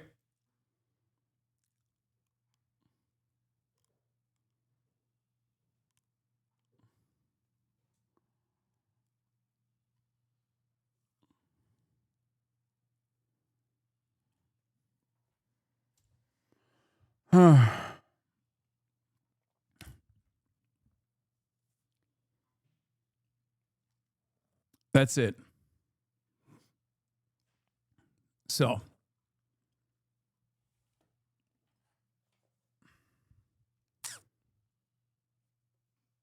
never engage on a faulty framework. Even if you concede on a minor point, they'll just pounce on you anyways. Exactly. How many times have we seen this?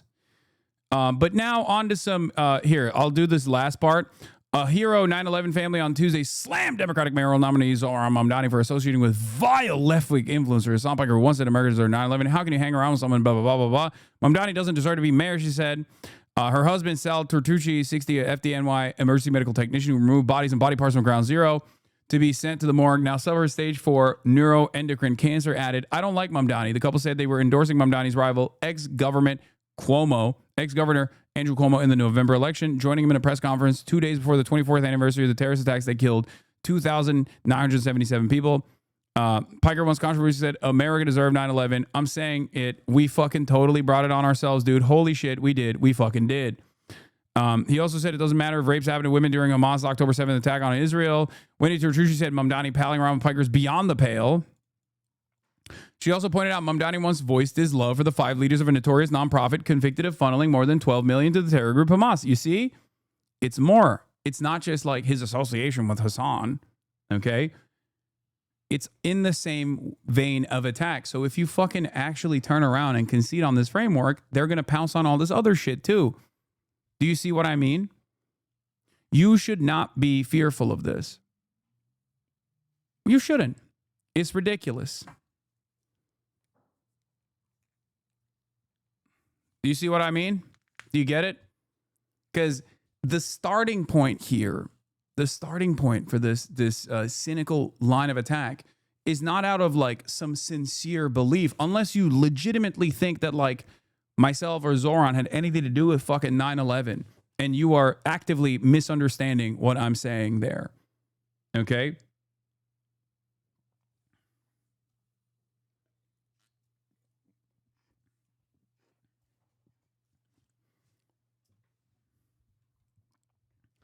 I get it. I do think it's kind of weird that they love clip farming you. I mean, it's fine. It happens. It happens when you are a public figure. It is what it is. It's the name of the game here. Okay. It's a shitty situation, but you know, we're adults.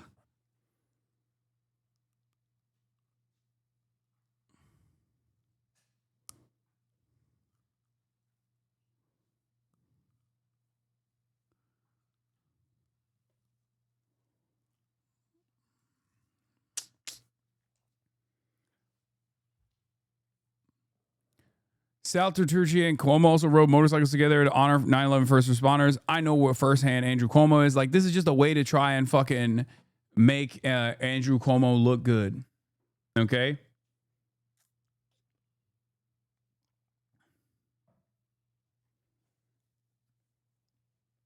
So, I don't think it's going to work. I mean, this is incredibly stupid. Once again, the silver lining here is that they are desperate. And the reason why they're desperate is because of this. Mamdani holds huge lead in mayor's race, Times Siena poll finds. Okay? Zohran Mamdani, the Democratic nominee in the New York City mayoral race, is way ahead of his 3 rivals, but his lead would diminish considerably if the field shrank to a 2-man race. He's at 46%. If the 2025 New York City mayoral election were held today, who would you vote for? And as far as I understand, it's over anyway. The ballots are already being printed. So these guys are going to be on the ballots regardless. Okay? None of them dropped out. None of them dropped out. Which means that there is no way to ensure that every single person and every single vote is behind one of these guys. Okay? There is no way that they can actually, now that the ballots have been printed, even if there were endorsements that came, like even if Eric Adams dropped out and then endorsed Andrew Cuomo, which is not going to happen, right?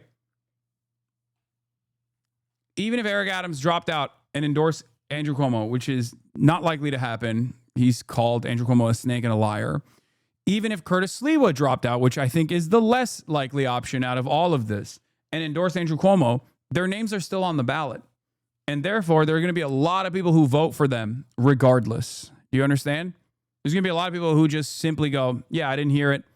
I still voted for my guy. Now, ultimately, this is the reason why I think like these guys are incredibly desperate, and they'll get even more racist as the election nears. I suspect that they'll do a big push around 9/11 as well to try to like associate Zohran Mamdani with 9/11 because they're just leaning on Islamophobia. That's it. Zohran is Muslim. They're trying to fucking be like, they're trying to be like, yeah, Muslim guy kind of did 9/11. His people did 9/11. Remember 9/11? His people did it. Do you want an insider to do 9/11 again? Like that type of shit. That's basically what they're doing. They're just like hitting the racism line.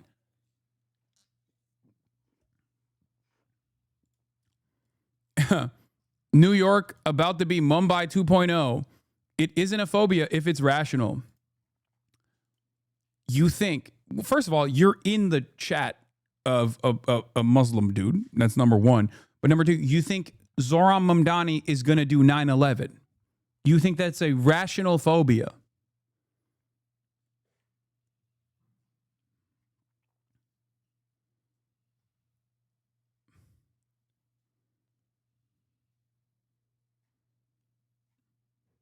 No, but Islam is responsible for many extremists.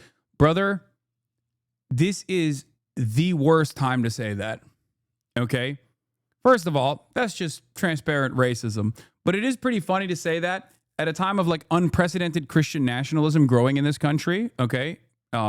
Fascist Christian nationalism growing in this country.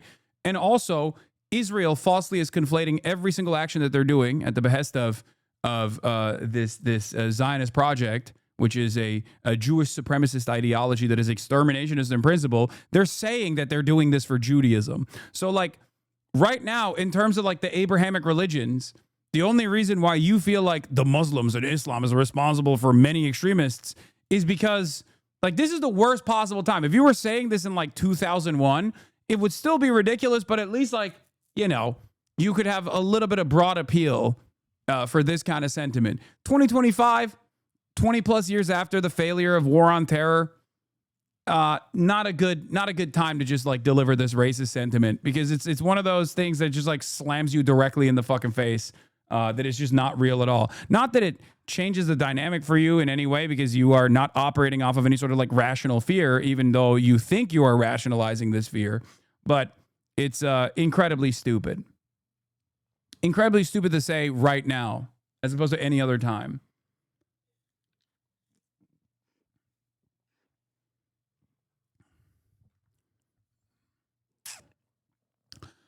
The poll found that 46% of likely voters currently plan to choose Mr. Mamdani, the Democratic nominee, in a four-way race. As I was saying. Hold on.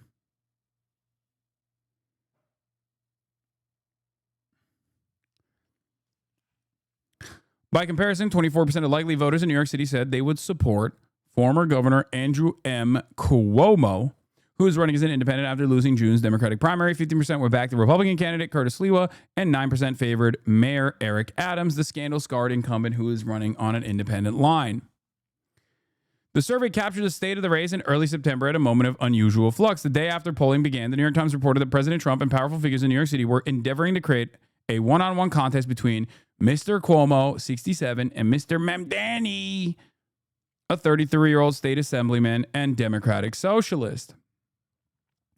The extraordinary effort has included negotiations about Mr. Adams potentially suspending his campaign and accepting a nomination, this part is really funny, to be ambassador to Saudi Arabia. Presidential advisors have also discussed strategies to try to push Mr. Sliwa out of the race.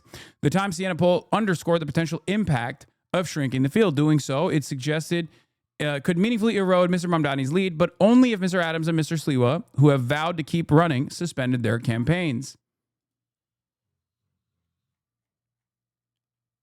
Yeah. You miscalculated. I hate Cuomo more than I love corruption.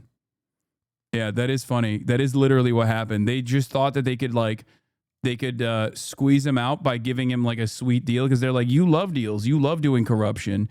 Here, we'll let you do some corruption. That's your favorite, no? Come on. Come on, let's get you out of there. Nope.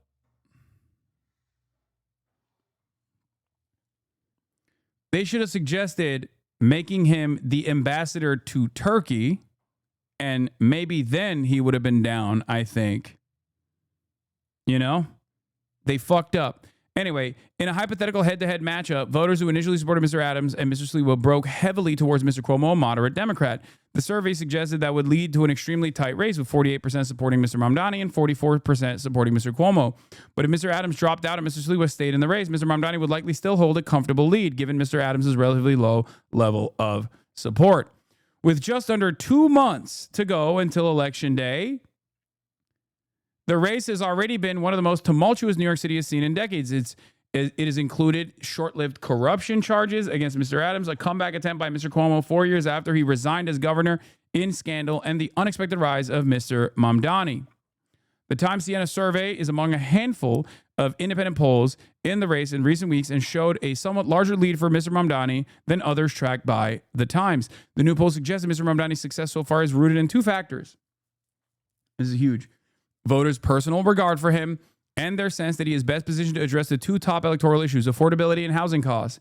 Oh my God, this is so shocking. Who could have thought that if you just listen to the people's demands, the people's wishes, the people's points of pain, and chose to address them, that they would respond positively to your candidacy? Who could have foreseen this? Oh my God.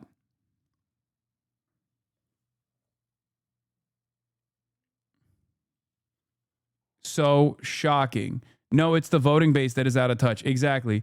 They simply don't understand the dangers that Mamdani presents. If only we could do a couple more attack ads on him, then they would know. Okay? Then they would know how dangerous it is.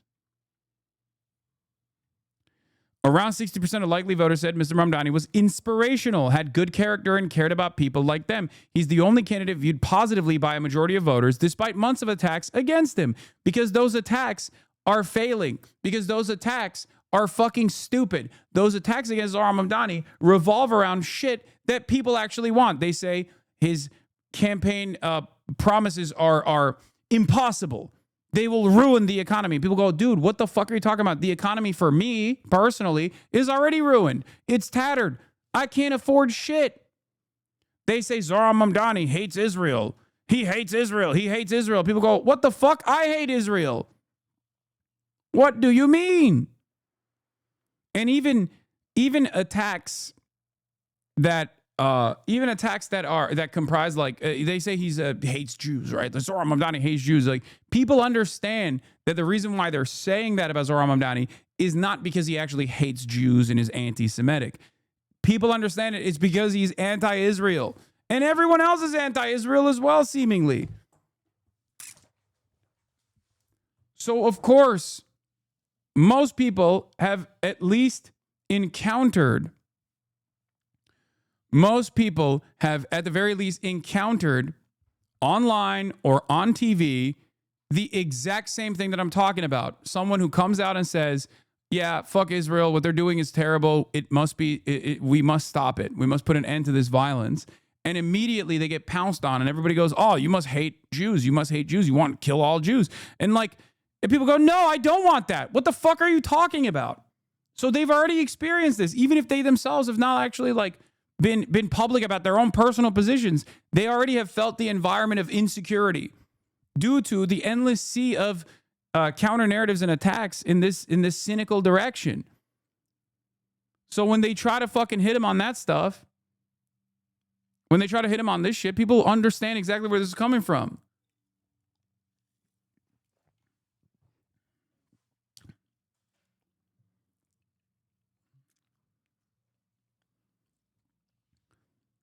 And Mr. Mamdani has an edge on all racial groups, leading Mr. Cuomo narrowly among black voters. Mr. Adams, the city's second black mayor, trails in third, and by a larger margin among Hispanic voters.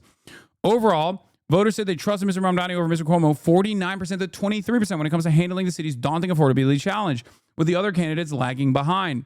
Mr. Mamdani's proposal to freeze rent increases on rent-stabilized units wins particularly strong public support. Nearly 70% of voters, including majorities of Cuomo and Adams supporters, favor the policy.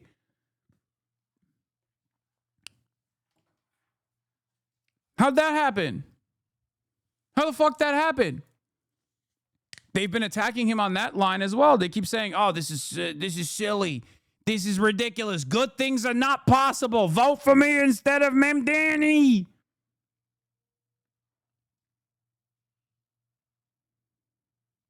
Good things are not possible. He's a monster. He wants you to pay less for your rent. Think about the poor landlords. He's just got slick slogans. And it's like people go, "No, man, I don't want you to tell me that it's impossible for my rent to be cheaper. What the fuck is wrong with you?" That is usually the response from people who go, "No, I heard him say he wants to fucking freeze the rents, and I love that."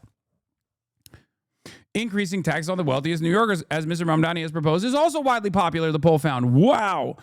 Faith Dulaurier, 24, teacher from Flushing, Queens, said Mr. Mamdani's focus on affordability and his frequent appearances around the city had won her over, even though she's not registered with the party. "I want to see something new, different, actually active change," she said. By a large margin, likely voters also said Mr. Mamdani was a candidate who had best addressed the conflict between Israelis and Palestinians. 43% favored his position compared to 16% for Mr. Cuomo. Only 16% support for Andrew Cuomo's "I'm going to take some time out to be Benjamin Netanyahu's personal lawyer for the International Criminal Court case." Wow. Mr. Mamdani has been among the most outspoken proponents of Palestinian rights and a longtime critic of Israel, describing its war efforts in Gaza as genocide. Mr. Cuomo is a staunch ally of Israel and has volunteered to defend its leader, Prime Minister Benjamin Netanyahu, from war crime accusations. Still, the poll registered potential vulnerabilities for the frontrunner, too. Voters have doubts about whether Mr. Mamdani, a three-term state lawmaker with a sparse resume, can deliver on his ambitious campaign plans. Roughly two-thirds of likely voters, including more than half of Mamdani's own supporters, said they do not expect him to achieve everything he has promised. Some 57% of likely voters have also said New York City should not follow through on Mr. Mamdani's plan to make buses free for everyone, even as a majority of New Yorkers support the proposal in theory. And they were divided over his affiliation with the Democratic Socialists of America. Leftist group, about 37% of likely voters said that having a Democratic Socialist mayor would be a good thing for the city, compared to the 32% who said it would be a bad thing, and 26% who called it neither good nor bad. Wow. So even his association with the DSA is either irrelevant or positive.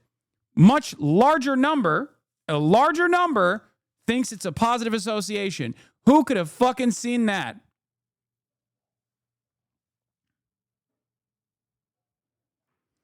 Despite Mr. Cuomo's primary loss, the survey suggested that he had more room to increase his support before Election Day than Mr. Adams or Mr. Sliwa. Now, let me tell you something. And this part is also important. I'm willing to bet that right now in New York and in many other places around the country, an association with establishment Democrats looks worse than an association with the Democratic Socialists of America. The DSA has a higher approval rating in New York and perhaps even many other parts of the country if they were to be able to operate with the same level of intensity as they do in New York City. They would be infinitely more popular than the Democratic Party, which is, of course, not that significant overall. It's like saying, yeah, people prefer a ham sandwich over shit from a butt, okay? Because the Democrats, broadly, on the national scale, are seen as shit from a butt, okay? A shit sandwich. That's it. That's what the fuck people think of the Democrats. We know that already. Excuse you? No, I will not excuse myself. The Democrats look like shit. They smell like shit. Nobody wants to be fucking associated with them. So the likes of Zohran Mamdani and many other seemingly radical candidates that are actually trying to implement modest social democratic reforms are unironically trying to save this fucking country. This is something that I keep repeating over and over again, and people get so goddamn mad, so much in their fucking fifis.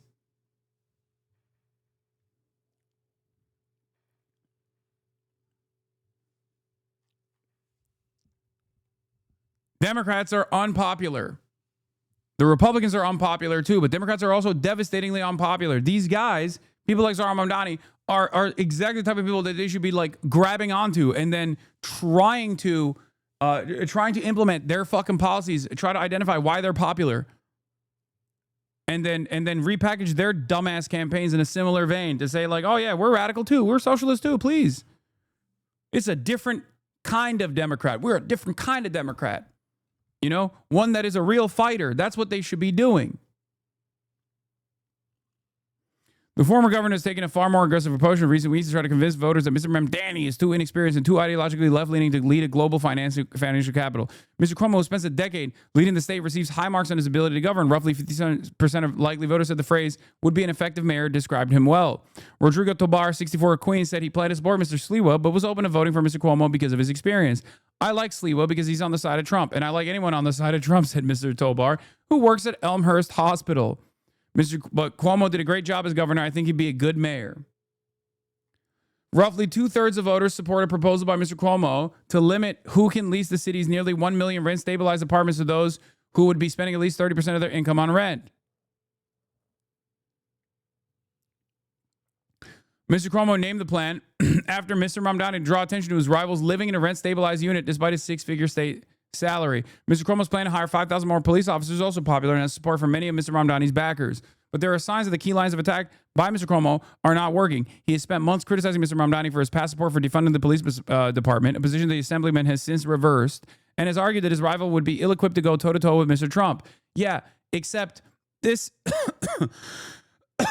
this line of attack is, of course, the funniest one to direct at Zohran Mamdani, because Donald Trump is clearly antagonistic to Zohran Mamdani, and Donald Trump is clearly interested in making Andrew Cuomo the mayor of New York.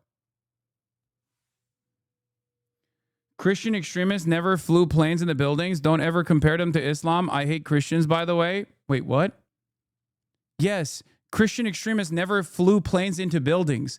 Instead, they just leveled entire countries. What the fuck are you talking about, you dumb piece of shit? What are you talking about? George W. Bush said God told him to invade Afghanistan and Iraq. Okay? There were generals in George W. Bush's military at the time that were like saying we're going to dip our bullets in pig's blood to kill all the Muslims. But of course, no one understands that as a Christian crusade, because it's not. Christianity is just an association that you slap on to any sort of fucking movement so you can galvanize the public in that direction. God damn it. Why do so many fucking r/atheist dipshits turn into just like major Islamophobes? It's like, I hate Christianity too, but Christian extremists never flew planes in the buildings. Dude, you have the white like understanding of Sharia in the most like Al-Qaeda version of it here in the United States of America right now, and you still think it's the Muslims that are fucking responsible for extremism in this country. You're a fucking delusional moron. Okay? They say that, you clown. They don't believe Lamau. The guys in the planes actually believed.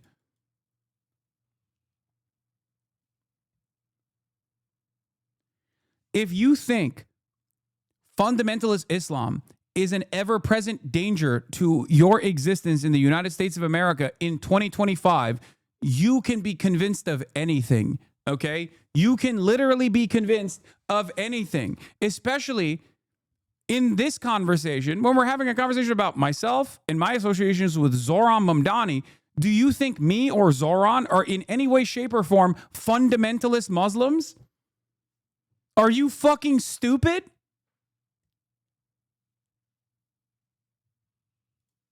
Do you think that we're Salafists? I don't think that. Just don't compare them. It's embarrassing. No, what's embarrassing is your argument in 2025 that holds no fucking water. 90% of all instances of domestic terror since 9/11 have always been conducted by far-right anti-government extremists, many of which actually present themselves as Christian nationalists, as a matter of fact, or neo-Nazis. So the idea that this is actually a real significant threat to American existence shows that you don't actually have any aptitude in statistical analysis and are simply operating off of your fucking feelings. That's it. That's literally it. And it's something that was so stupid even after 2001. Present themselves, yes, they don't believe in shit though, not as dangerous. Brother,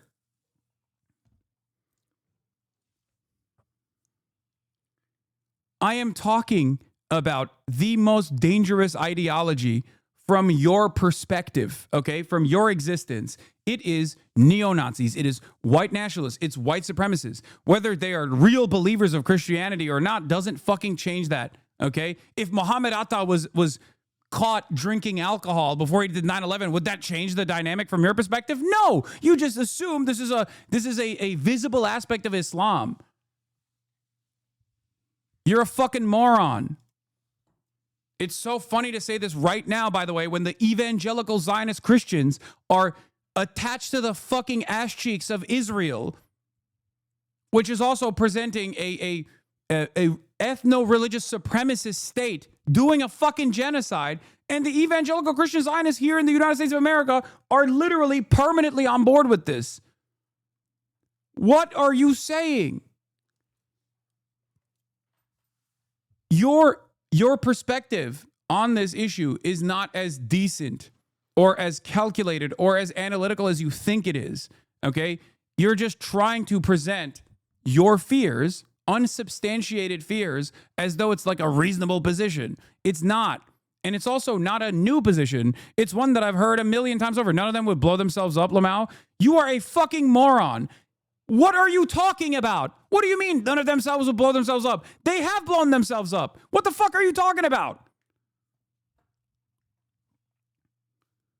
Is it simply the act of blowing yourself up that is the, oh my God, Zohran Mamdani's dad literally wrote about this. Mahmoud Mamdani wrote specifically about the act of martyrdom and why it is orientalized by dumb fuck Westerners who cannot comprehend that, like, this is not a unique version, that every military member that takes a weapon and goes and invades another country is risking their lives just the same. And many of them have died. 12,000 American service members died in the process at the behest of America's profits, okay? America's super profits and America's endless dominance all around the world. But the people, from their perspective, it was all the same. They were also making the same calculations. They were putting their fucking lives on the line. You are a fucking moron if you think that there's any difference, okay? There is none. He literally wrote about it, ironically enough. But you were just hyper-focusing on the fact that, oh, they blew themselves up.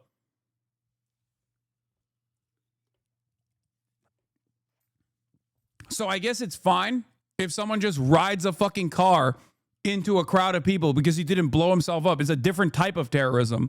Is that what you're saying? Or if the person driving that car is Muslim, do you make a different calculation there as opposed to a person doing that is a white supremacist Christian nationalist? That's the question.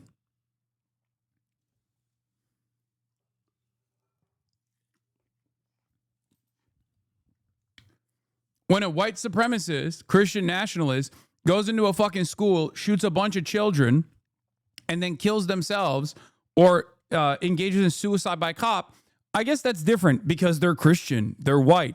Ultimately, it comes back to that same fundamental difference. I'm done arguing on this issue, okay? If you can't comprehend it at this point, you're unfortunately too dense. Let's get to CBS News, New York.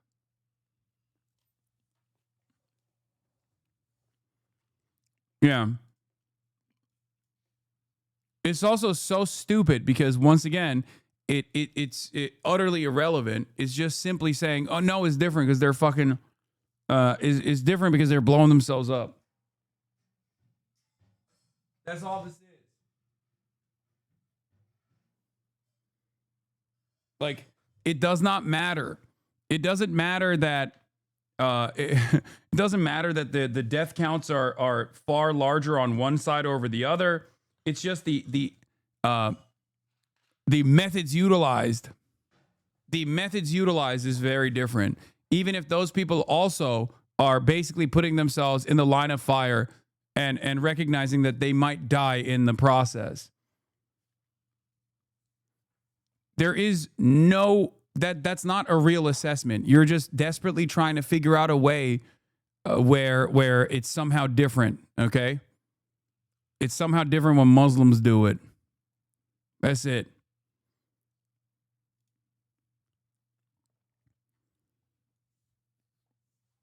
That's it.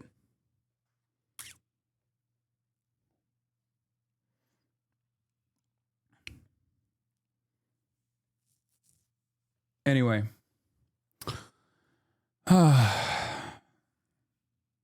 Yeah. Siena Research New York Times poll of New York City voters. 39%, including 66% of young voters, say Mamdani has best addressed the Israeli-Palestinian conflict during the campaign. Only 17% say the same about Cuomo. Shocking. Here's another take on that front, by the way. New York City voters, including a solid majority of young voters who powered Zohran Mamdani's Democratic primary win, say the strident Israel critic offered the best approach to the Israeli-Palestinian conflict during the campaign. The New York Times Siena College survey of 1,284 registered voters conducted September 2nd through September 18th found that 39% of all respondents and 66% of those aged 18 to 29 said Mamdani best addressed the conflict in the Middle East. Oh my God. It feels like it feels like not backing away. It feels like not backing away from your position on Israel, a clear black and white issue on Israel's genocide, yielded the most benefits.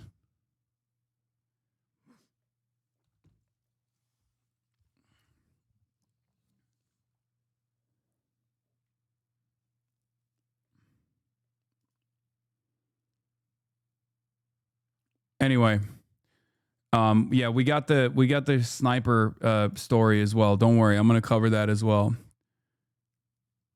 You're going to see a lot of these Islamophobes because their cockroach daddy hasn't streamed over a week. I know. I mean, it's nothing new to me. Come on, man. I've been doing this. I've been doing this for a long ass fucking time. It's not new. To go until Election Day, new polling has business leaders and candidates scrambling to make their mark on the New York City mayor's race while they still have time. The latest New York Times Siena College poll shows Queens Assemblyman Zohran Mamdani is widening his lead in the current four-man race for mayor. The poll found 46% of likely voters are planning to choose the Democratic nominee, 24% for former Governor Andrew Cuomo, 15% for Republican Curtis Sliwa, and 9% for Mayor Eric Adams. 5% of respondents say they're undecided. But that same polling shows a much tighter race if Mamdani and former Governor Cuomo were to face off head-to-head. 48% Mamdani and 44% Cuomo.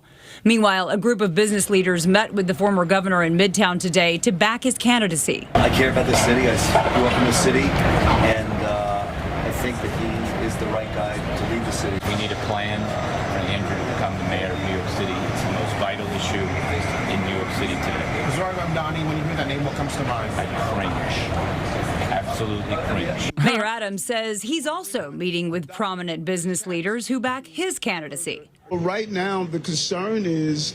Yeah, you got prominent business leaders backing Adams. You got business leaders and Donald Trump backing Cuomo. And then you got the people backing Zohran. Now, the problem for these guys is there's a lot more people than there are businesses and business executives. What a lot of these guys don't understand is that your business executive decisions might not necessarily translate to your rank and file workers either. Okay? This is even like finance. Okay? This extends even to fucking finance. Now, obviously, that's the most like right-wing field I could think of. But even then, there are still people that work at these fucking financial offices, for example, that are suffering, that can't pay their fucking rent. And they're going, yeah, I'm going to vote for this guy. It's that simple. Even fucking finance bros are having a hard time paying their rent. So they're going to go for the guy who says, I'm going to make rents cheaper. What the Democratic primary winner would do to the city. So I don't blame them for sitting down with Andrew and whomever else. We need to make sure that this city does not go into a state where decriminalizing prostitution. Mamdani's spokesperson responded by saying, quote, New York City is not for sale. The backroom scheming from Donald Trump and the billionaire class is backfiring, as New Yorkers see Zohran Mamdani as the only candidate who will fight to make the most expensive city in the country more affordable. We did reach out to Andrew Cuomo for his reaction to the latest polling, but have not yet heard back. Meanwhile, today, the Board of Elections will meet after rejecting a request by Jim Walden to remove his name from the mayoral ballot. The board said Walden's application was submitted too late. He says keeping his name on the ballot will only confuse voters. Walden suspended his campaign last Tuesday and urged the other candidates to unite to defeat Mamdani. Stay with CBS News New York for all of your election coverage. Political reporter over the sky. Oh yeah, before we do the Hamas thing, let me wrap this up. Overall, Andrew Cuomo has a mile-long career filled to the brim with unimaginable controversy. Okay? Unimaginable controversy. And he is an objectively weak candidate that staked his reputation on this race, a much smaller race than one he has won in the past, and lost. So, it's not going to happen. No matter how hard Trump tries to boost his chances, I don't think it's going to work. And these numbers basically show that reality. Poll was conducted in English and Spanish by telephone using live interviewers and by text message. Overall, more than 99% of respondents were contacted on their cell phone. You can see the exact questions that were asked in order which they were asked here. Voters are selected for the survey from a list of registered voters. The list contains information on the demographic characteristics of every registered voter, allowing us to make sure we reach the right number of voters. To further ensure that the results reflect the entire voting population, not just willing to take a poll, we give more weight to respondents from demographic groups that are underrepresented among survey respondents. The margin of sampling error, blah, blah, blah, all this stuff. Like, it's just mostly talking about the election, talking about the survey and how valid it is. All right, we talked about Liv Agar. There's this, but I'm gonna clap that off the docket. Yeah. Before we get to what Israel did, there was one other thing that I wanted to cover here. Where was it? Anyway, actually, you know what? Let's get into it. So,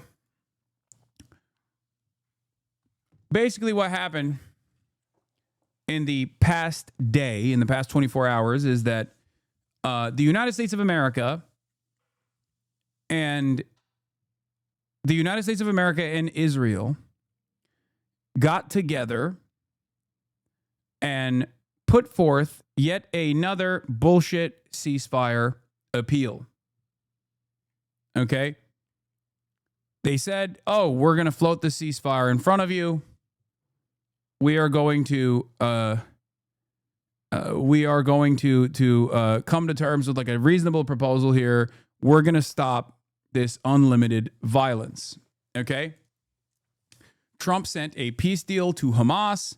Hamas met to discuss it in Doha, in Qatar, where the U.S. is mediating talks and has a base. The United States has 10,000 troops in Qatar.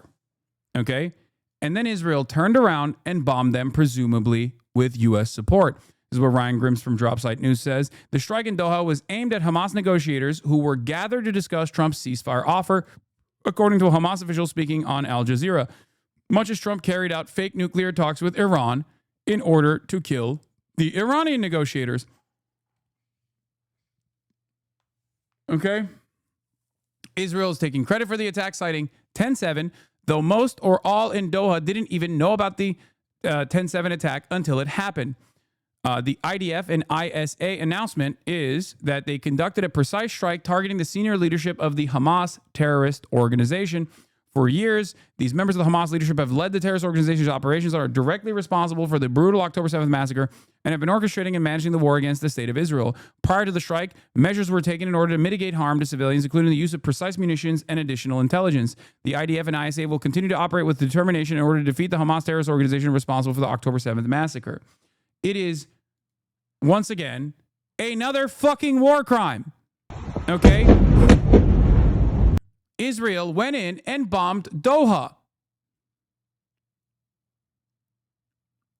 Another country, Qatar, another country, a country that actually gave Donald Trump a bribe too. Turns out it doesn't fucking matter. Okay? Israel did this specifically to kill the principal negotiators after they had already killed one of the principal negotiators, Ismail Haniyeh, in Tehran, in Iran.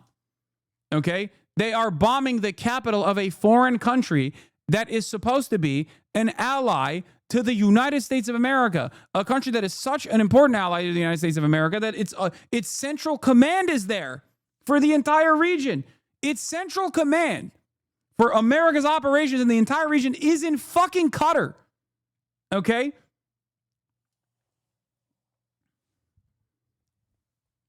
And it seems like the UK also helped by refueling the jets. UK fuel tanker took off from Qatar, refueled Israeli fighter jets that were attacking Qatar, and then landed in Qatar. What the fuck are we doing? Historic Israeli action in Qatar. IDF attacks Hamas leadership in Doha, 1,800 kilometers from Israel, with heavy bombs and escorted by drones. Explosions were heard in the capital of Qatar. The negotiation delegation met to discuss Trump's proposal. The assassination attempt targeted Khalil al-Hayya, Zahar Jabarin, Ghazi Hamad, and Bassem Naim. You might recall Bassem Naim from the many interviews that Jeremy Scahill has conducted with him. The operation was conducted by the occupation army in Shin Bet. They can't use Qatari airspace, among other things, without coordinating with the Americans. Americans and British reconnaissance planes were in the sky over Qatar before the operation was carried out. Al Jazeera reporting that Khalil al-Hayya was not present. A Hamas leadership source to Al Jazeera, the delegation was targeted in an Israeli airstrike during a meeting to discuss President Trump's latest proposal. Make no mistake, this brazen assassination attempt is a part of the negotiations. Yemeni drones are moving over a lot, and there are reports that one is near Ramon Airport again. A senior Hamas leader to Al Mayadeen reiterates that all Hamas leadership members in Doha are safe after the Israeli aggression that attempted to assassinate them. A leading Hamas source says the movement's delegation in Qatar survived. Reportedly, 10 Israeli Air Force jets were flown for the assassination attempt, releasing at least 12 bombs on the site. Early indications that the violent raid may have killed a group of foreign workers and some Hamas staff members who were present at the office. Israel is still not given an assessment. Qatar announced a suspension of mediation between Israel and Hamas. Khalil al-Hayya's son was reportedly martyred in the attack, along with the office director. Kingdom of Saudi Arabia, the United Arab Emirates, and Qatar all strongly condemned the attack, which fucking means nothing, okay? That means nothing. Remember, Netanyahu prevents government ministers from making statements until further notice. From Khan, there are reports that only the security cabinet was informed of the attack beforehand. Barak Ravid confirms that Barak Ravid, IDF's very own, confirms that the Trump admin was briefed on the operations beforehand. Meanwhile, Netanyahu was giving repeated statements saying that this was an entirely independent act by Israel. Okay? The moment the first impacts from a CCTV camera, you can see it here.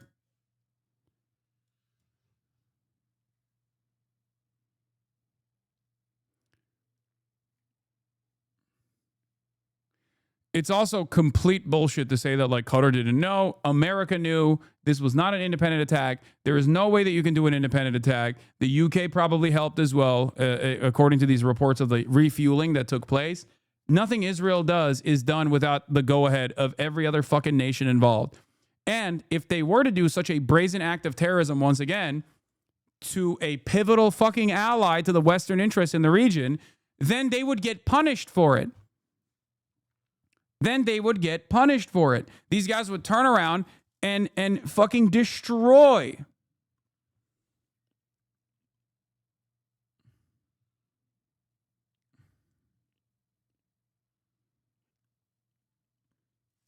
Israel if that was the case. The expanding scope of Israeli violations underscores the importance of Arab regimes reevaluating their options to confront this American protected recklessness, Ansar Allah press statement. This treacherous crime, carried out in coordination with the U.S. administration, confirms that no ally is respected by the Americans except the Israeli enemy.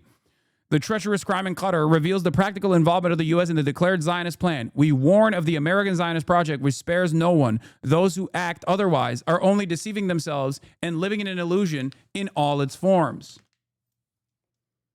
Now, the refueling might be fake. I don't know. That's why you can't rely on fucking OSINT immediately. RAF tankers use drogue probe fuel prods. Israel jets use boom from tankers. Two completely different methods. Israel also confirmed it refueled its own jets. Now, do I believe that the UK and the American government were involved in this? Absolutely. In terms of reconnaissance, I do believe that. Do I know if they? Do I know for a certainty that they also engaged in the act of refueling? Perhaps, maybe, but once again, we will wait for more reports. Okay. But what took place here did not happen without America's fucking watchful eye. Not only did that not take place without America's watchful eye, I think America did this deliberately, just like Ryan Grimm's assessment here, that they deliberately brought these guys together with a fake ceasefire proposal so that they could bomb the group. My bad, dude. Should have double checked. It's okay. Do you understand?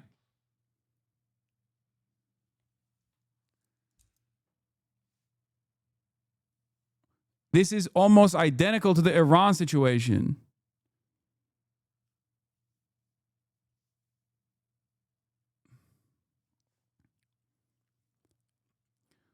Martyrdom of both Khalil al-Hayya's son, Humam al-Hayya, and his office manager, Jihad Labad, and 3 others. We hold the U.S. administration responsible for this attack, says Suhail al-Hindi. The movement had given positive signals regarding the American proposal. The Israeli bombing targeted every free person in this world. We will not raise the white flag, nor will we lay down arms, and we will resist the occupier with all our might. You know what's really funny about this? It's sad, but ironic, I guess. Maybe not funny is perhaps not the right word here. Is that the reason why they did this is because Hamas is fucking agreeing to the ceasefires. That's it. That's the reason. They keep saying, we want a ceasefire, and they keep conceding to the additional insane demands that Israel keeps presenting, and that kind of fucks up the situation a little bit further. That's it. That's it. That's the reason. Hamas keeps saying, yeah, sure, you can keep your military occupation in the region. Just don't fucking invade. Don't destroy the Gaza, don't destroy the remaining fucking tall buildings in Gaza City. Israel does it, says, fuck you, it doesn't matter. Because their goal is not to release the fucking hostages. I mean, not much it was clear if you have been paying any attention to the situation for the past 23 months. Their goal is to do ethnic cleansing. Their goal is to do genocide, and they've been doing it. Yemen, in retaliation, has now fired ballistic missiles towards Jerusalem in the south. Sirens are sounding in Jerusalem and the West Bank settlements. What looks like a Yemeni cluster warhead releasing submunitions. There are reports of many explosions heard across a wide area. This is the Yemeni missile right as it releases. No evidence of exo-atmospheric intercept. So this was likely a successful operation by the YAF. Hamas issues a statement. The treacherous attempt by the Zionist occupation to assassinate the negotiation delegation of the Hamas movement in the Qatari capital Doha today is a heinous crime, a blatant aggression, and a flagrant violation of all international norms and laws, which is true. This crime represents an aggression against the sovereignty of the sister state of Qatar, which alongside the sister state of Egypt plays a vital role in mediating efforts to halt the aggression and reach an agreement for a ceasefire and prisoner exchange. The targeting of the negotiation delegation at the moment when the latest proposal by U.S. President Donald Trump was being discussed confirms beyond any doubt that Netanyahu and his government do not want to reach any agreement. We hold the U.S. administration jointly responsible with the occupation for this crime due to its unwavering support for the aggression and the crimes of the occupation against our people. What can Israel do that will cause America and the American government to go, okay, it's a bridge too far? There are less countries that Israel is not currently bombing in that fucking region than there are countries that it is bombing. Okay? What's next? Can they bomb Turkey, another NATO ally? Perhaps. This is what I'm saying. Like, Israel, I think, right now, could literally kill American citizens in the United States of America, and not in like some act of espionage or like a fucking psyop or some kind of false flag attack or whatever. I mean, like, deliberately go, We used our drones to kill American citizens in the United States of America, and the United States of America would not fucking turn around and say, okay, that's too much.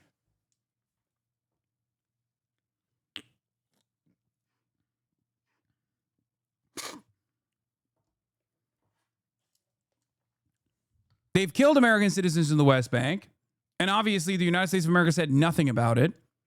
But I'm saying they could probably kill American citizens in the United States of America.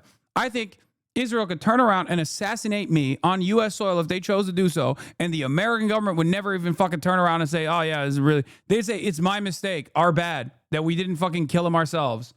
So sorry that we made you kill an American citizen on U.S. soil.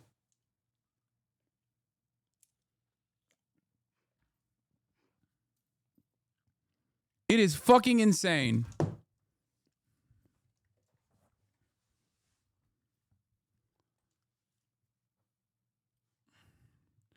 This cowardly assassination attempt will not change our clear positions. An immediate end to the aggression against our people, the complete withdrawal of the occupation from the Gaza Strip, a genuine prisoner exchange, and the relief and reconstruction for our people.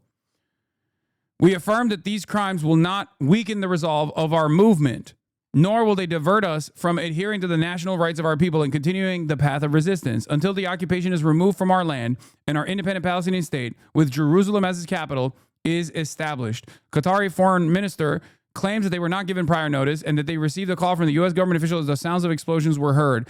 The Yemeni Air Force confirms in a statement that they used a cluster fragmentation warhead in today's ballistic missile attack.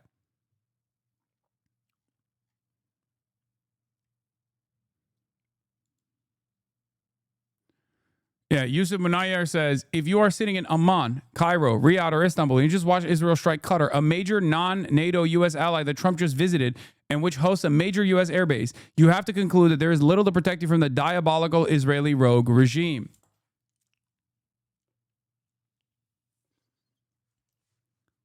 I do not believe that this will cause the Gulf leadership to reconsider their fucking endless loyalty to the state of Israel and to American imperialism in the region. I don't think so. There's also a disgusting Trump statement as well, but let's watch the France 24 coverage first. Eyes of Doha, smoke was visible from motorways crossing the Qatari capital. Fires broke out after explosions struck the city around midday. Israel quickly claimed responsibility. At noon today, I convened the heads of Israel's security organizations and authorized a surgical precision strike on the terrorist chiefs of Hamas. These are the same terrorist chiefs who planned, launched... Bro, you're the terrorist. You're an actual literal terrorist. What the fuck are you talking about? Oh my God. ...celebrated the horrific massacres of October 7th. Hamas officials said the buildings normally housed the group's negotiators in Doha, though it was unclear if they were occupied at the time. Prime Minister Benjamin Netanyahu said he ordered the strikes in response to Monday's attack in East Jerusalem, which killed 6 people and was claimed by Hamas. His office stressed that Israel acted alone. But Israeli officials told reporters that former US President Donald Trump had given his approval for these strikes. Qatar, a close US ally, reacted sharply in a statement read on national television. This criminal attack constitutes a flagrant violation of all international laws and norms and a grave threat to the safety and security of Qataris and residents of the state of Qatar. Iran, the UAE, Saudi Arabia, Jordan, and the UN Secretary General also condemned these strikes. The US Embassy in Doha advised its citizens to shelter in place. Paula, what is Qatar saying about this? Well, we have a strong statement from Qatar, as you might imagine. They have issued a statement through their foreign ministry spokesperson saying that this attack is a, quote, criminal assault, also saying that it is cowardly and that it is a blatant violation of international laws and norms. Now, Doha would be furious with what has happened. It's worth pointing out, as Jeremy mentioned there, that the Hamas main negotiator, Khalil al-Hayya, is stationed in Doha. He also met with the Qatari Prime Minister, who's also the Foreign Minister, just on Monday, we understand. And the Prime Minister was trying to push him and urge him to accept this US proposal for the ceasefire hostage deal that was on the table. So there were active negotiations between Hamas stationed in Doha and the Qatari Prime Minister. Now, Qatar has been one of the key mediators alongside Egypt and the United States, and this is certainly a very shocking development. Now, we have seen Israel targeting Hamas leadership in other countries. We have heard repeatedly from the Israeli Prime Minister that nobody in Hamas is safe and they will target them wherever they are. But in the past, they have targeted them in Tehran, for example, in Syria, in the deeper past, in Jordan. But there has not been this kind of attack somewhere like Doha. And also, of course, it was Ismail Haniyeh who was the political chief of Hamas who was assassinated in Tehran. He at the time was the chief negotiator. And if, as Jeremy suggests, it was again the chief negotiator. I'm destitute and ICE is offering a $50K bonus that would be life-changing. You justify crime because of material conditions. Why is taking that job worse? What do you think? When people are broke and they engage in an act of crime like stealing fucking food, okay, or stealing, I don't know, expensive purses from a store that harms the profit margins of corporations, that's a little bit different than taking a $50,000 signing bonus to become a fucking Nazi. I mean, there are plenty of jobs you could do when you're destitute.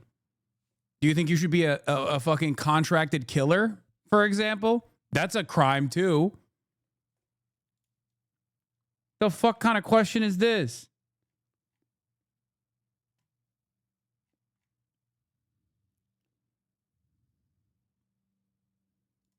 For this ceasefire hostage deal that has been targeted, it raises questions once again about whether Israel wants this deal to be done. The timing is very surprising, given the fact that this new US proposal was on the table. The US President Donald Trump had given his verbal approval of it, saying he didn't want to see. I'm sorry, I just don't believe that Qatar had no fucking prior warning of this kind of incident, considering that, like, they have anti-air defense systems. Okay? They do. The American Central Command is in Qatar. They have anti-aircraft defense systems.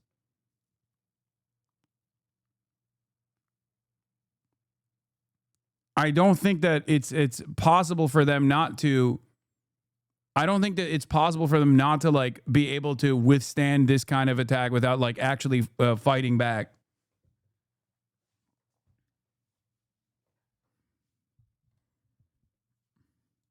Some hostages released one day and then some more the next week. He wanted all hostages released at the same time. That is what this deal is. It was on the table. We understand Hamas was looking at it. So, of course, a good question is, what does this mean for that deal now? Now, another interesting point that the Qatari officials gave in this statement was they say that it was residential building. State of Qatar, thank you for the 10 gifted subs. So stupid. That were targeted. These buildings were housing several members of the Hamas political bureau. But the fact that it was residential buildings that were targeted in Doha, again, significant. We don't believe that there was a warning for people on the ground. Was this just Hamas who was impacted in this strike? All right, Paula Hancock, thank you very, very much. We'll stay in close touch with you. I want to go get the latest from the White House. Kevin Liptak is there for us. Kevin, what are you hearing from White House officials? Yeah, officials still very much digesting the news of what happened is on the ground there in Doha. According to an Israeli official, the U.S. was notified ahead of time of their plans to carry out this strike. We have not gotten confirmation of that from the White House, and I think that that will be a very critical piece of information as we sort of digest what is happening here. As both Jeremy and Paula have noted, this comes at quite a critical moment. President Trump, as recently as Sunday, said that he thought a deal in Gaza could happen very soon as a result of this new plan that he had put on the table that would result. This is the Israeli government speaker, okay, speaker of the Knesset, openly threatening the entire region. This is a message to all of the Middle East. This is a photo. This is a video, CCTV footage from Doha, for the record.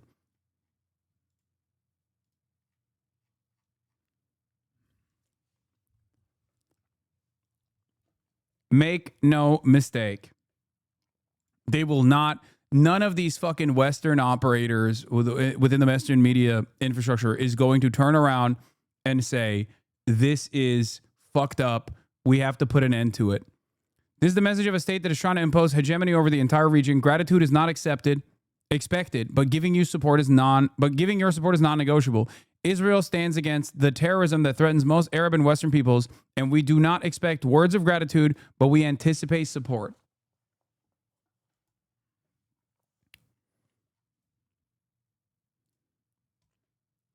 The reason why they did this is because Hamas is conceding too much, okay? That's why they did it. Hamas doesn't concede, Israel continues to bomb. Hamas concedes, Israel continues to bomb, and then kills or attempts to kill the Politburo, the negotiators that Israel talks to, okay? In the immediate release of all 48 of those hostages in exchange for Israel ending its campaign to occupy Gaza City. He also wrote something of an ominous warning on Truth Social that day, saying that he's warned Hamas about the consequences of not accepting this deal, that this was his last warning, there will not be another one. So whether that was issued with the knowledge that Israel was planning this attack is a question that I think we have heading in to today as we hear more from White House officials about what exactly transpired here. The other question is what this does to the U.S.-Qatar relationship. This has been quite a critical relationship. The Qataris have spent ample time trying to cultivate President Trump and his administration over the last several months. President Trump was the first U.S. president to visit Qatar back in May. Qatar hosts the forward headquarters of CENTCOM at Al Udeid Air Base. So some critical components of the U.S. national security infrastructure housed in Qatar. And according to Qataris who have said this over the last several years, it is actually the United States who asked Qatar to host Hamas's political leadership in Doha as a venue to have these kinds of negotiations. So how all of this sort of adds up over the coming hours, I think, remains to be seen. Just one more thing. Well, if we have heard from the U.S. Embassy in Doha, they're saying that they've seen the reports of these missile strikes. They say that they've issued a shelter in place at their facilities, and they're encouraging U.S. citizens who live in the Qatari capital to shelter in place as well. So the U.S. government now advising both its employees at the embassy, but also all citizens in the Qatari capital to shelter in place as the fallout of this attack becomes known.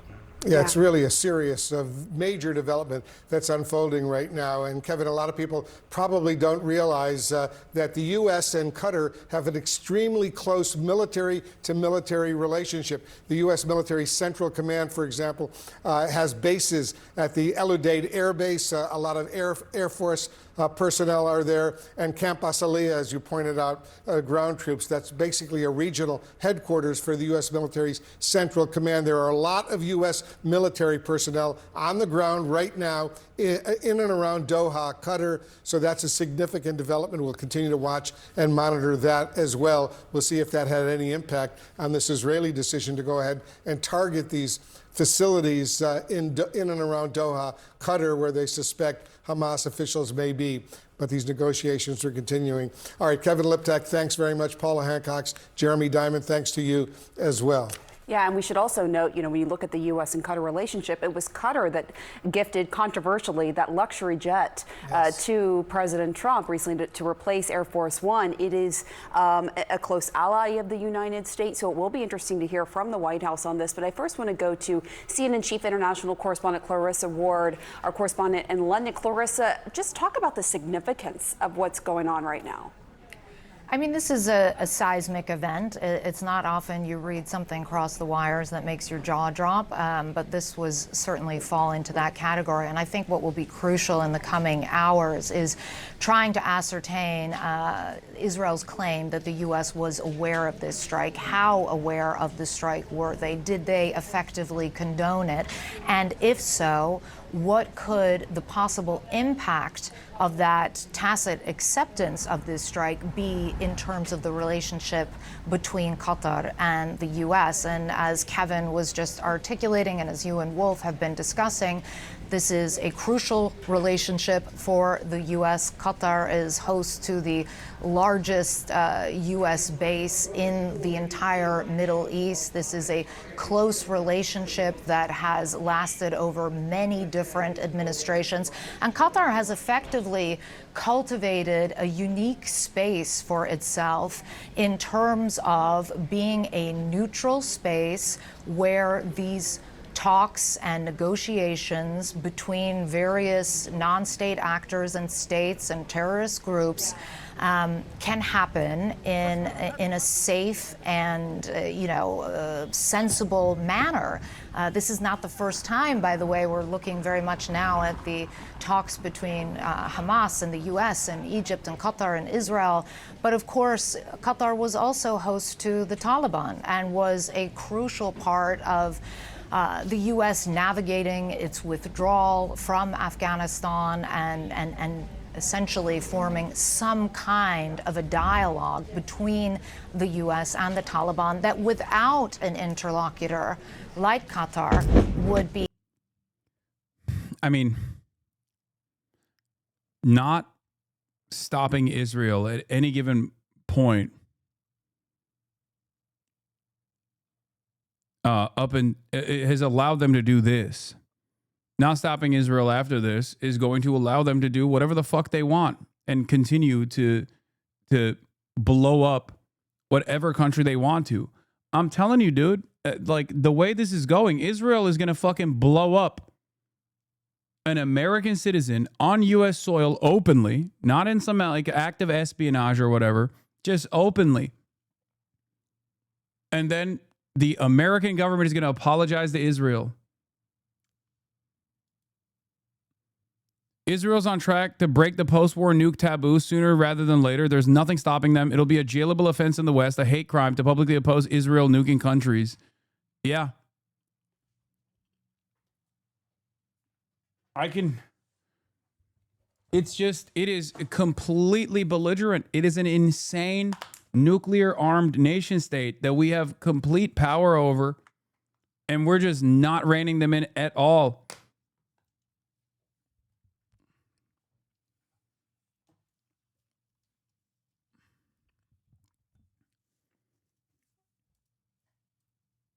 Bro, I'm from Oman. Should I be scared? I mean, Oman is the same as Qatar. It's like the two separate neutral states in the region where these kinds of negotiations are taking place. I don't know. I don't even think Turkey is fucking safe. And Turkey's a NATO nation.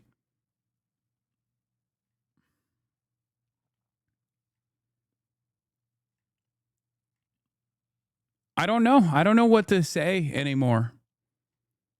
Like, I don't think I'm being that crazy when I say, if left unchecked, and it seems like they are going to be left unchecked, because they're openly posturing that this is a good thing, that they did it, and they think it's awesome that they did this.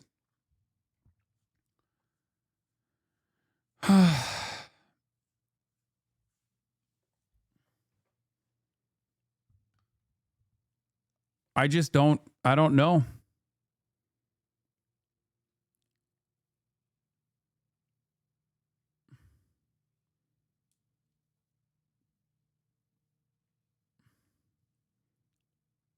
Israel can do whatever the fuck it wants. And America will never fucking stop them, it seems.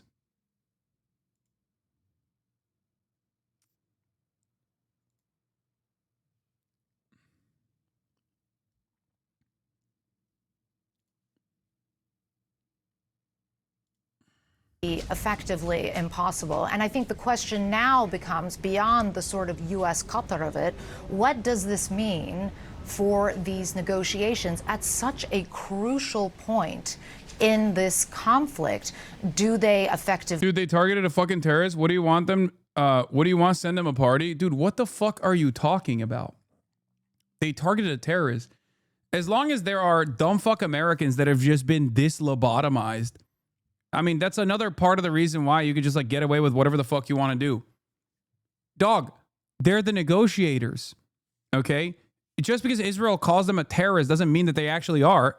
Ironically enough, Israel is the terrorist here, both in this action, violating all norms, all rules, okay? This is like, you need to understand, a country that is this belligerent, that is this willing to blow up a major American ally where the central command is, okay, for its entire, the central command is for its entire operations in the Middle East.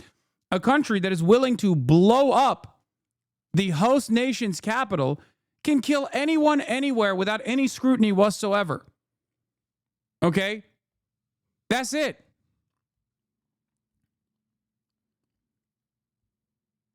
It is completely fucking insane.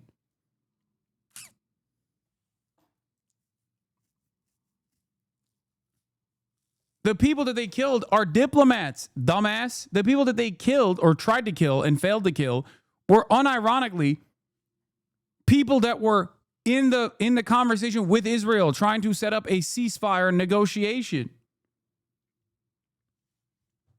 Yeah, they attacked a residential building in a residential neighborhood in the city and killed only civilians. These are not armed combatants. These are not armed combatants in the act of war, engaging in an act of war. These are diplomats. They killed citizens. They killed diplomats, or they tried to attempt to kill diplomats that are not actually combatants at all.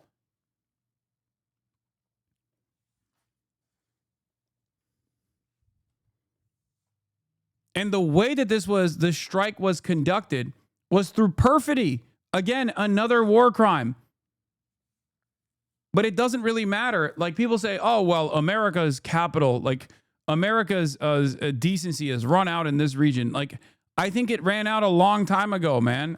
These guys just know that you can't trust the Americans, and you obviously can't trust Israel. But there's nothing that anybody can do in this situation. When America says, oh, there's a ceasefire proposal, get together and discuss it, it just means Israel's going to blow up the fucking area where you're discussing it.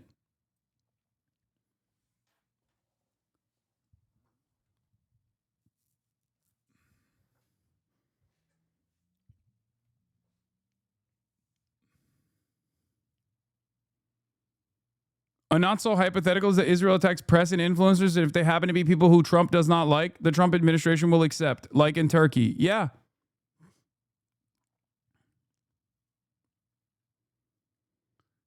Would it be justified if Russia shot missiles at Athens, Greece, because Putin said there was a Ukrainian terrorist there and subsequently killed 100 innocent Greeks? Would you be cool with that because he used the term terrorist? No, of course he wouldn't be cool with that. And this is happening on the heels of a genocide that it's conducting too. So it's like there is no end to this violence. There is no end to this bloodshed. Did that chatter even respond to what I'm saying at all, or no?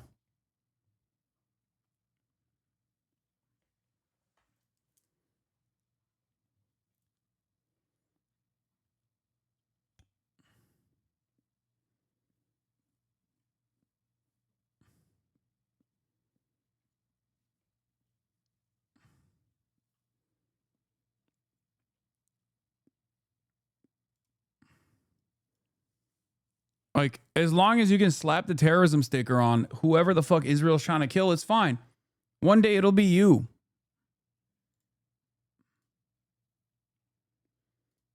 End for the moment? Do they move to a different location? Do we see Qatar try to launch some kind of a retaliation? I'm not even talking about a military retaliation, but some kind of a very strong diplomatic retaliation at Israel. What does that look like? And does it effectively torpedo these efforts, which had been ostensibly, according to multiple sources, gathering some momentum recently to try to push towards some kind of, if not a permanent end, at least a temporary stop to the fighting in Gaza? Pamela? All right, Clarissa Ward, thank you so much. I know that you're working the phones right now trying to gather more information. We appreciate it. And I've spent a lot of time in and around Doha, Qatar, at the Camp Asaliya base, as well as the El Udeid Air Base. And this relationship between the U.S. military's Central Command and the Qatari military is very close. It's a key regional ally of the U.S., and it will have more on the impact of how this Israeli strike is going to impact all of that. Sure. Well, I have a statement to read for all of you with respect. Yeah, here's the White House's response after they concocted this fucking bullshit.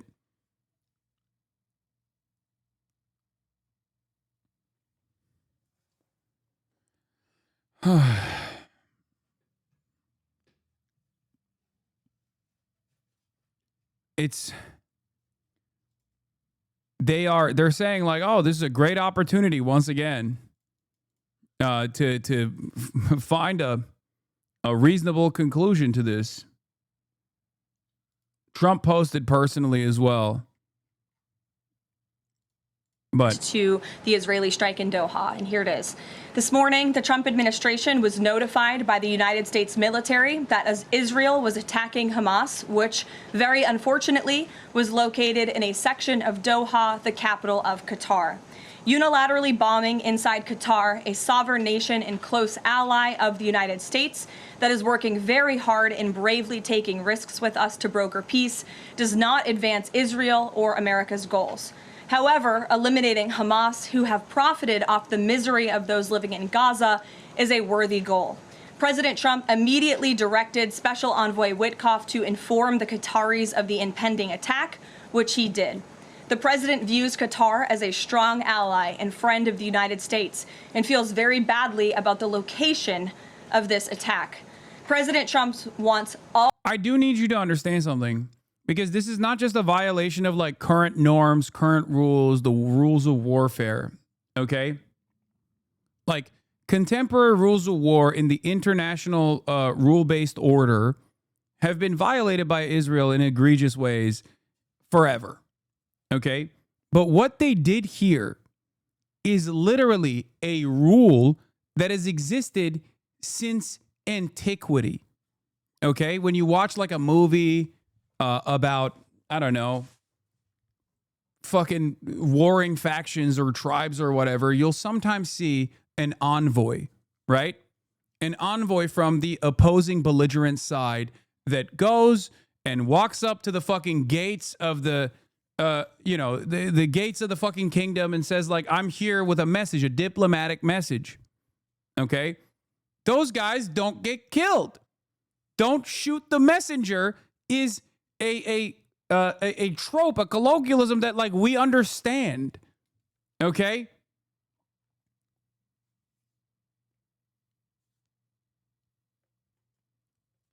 It's like Israel is not just violating like the current existing international rules of war. They have already been doing that every single day. Now they're just violating like standards that were set in conflict in times of antiquity, okay? Except 300, except Braveheart, but yeah, okay, guys, those are, again, movies in general, but like, I'm not saying that has never happened in history. I'm saying that there is a standard set for decent reasons in since forever. Okay? What the fuck are we talking about?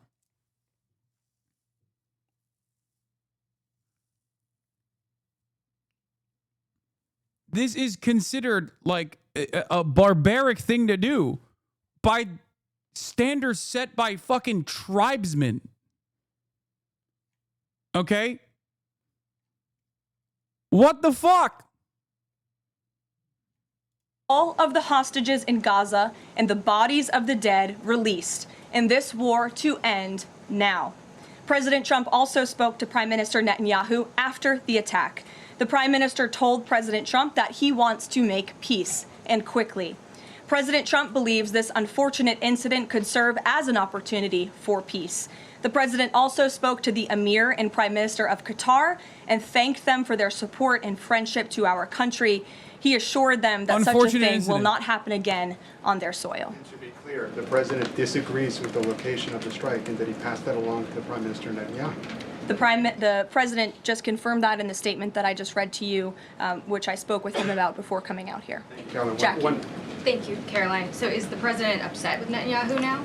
The president made his thoughts and concerns about this very clear, and he spoke again both to Prime Minister Netanyahu and also the Emir and the Prime Minister of Qatar after this attack. And the president has always made it very clear that he wants peace in the Middle East, just like he sought that and accomplished that in his first term.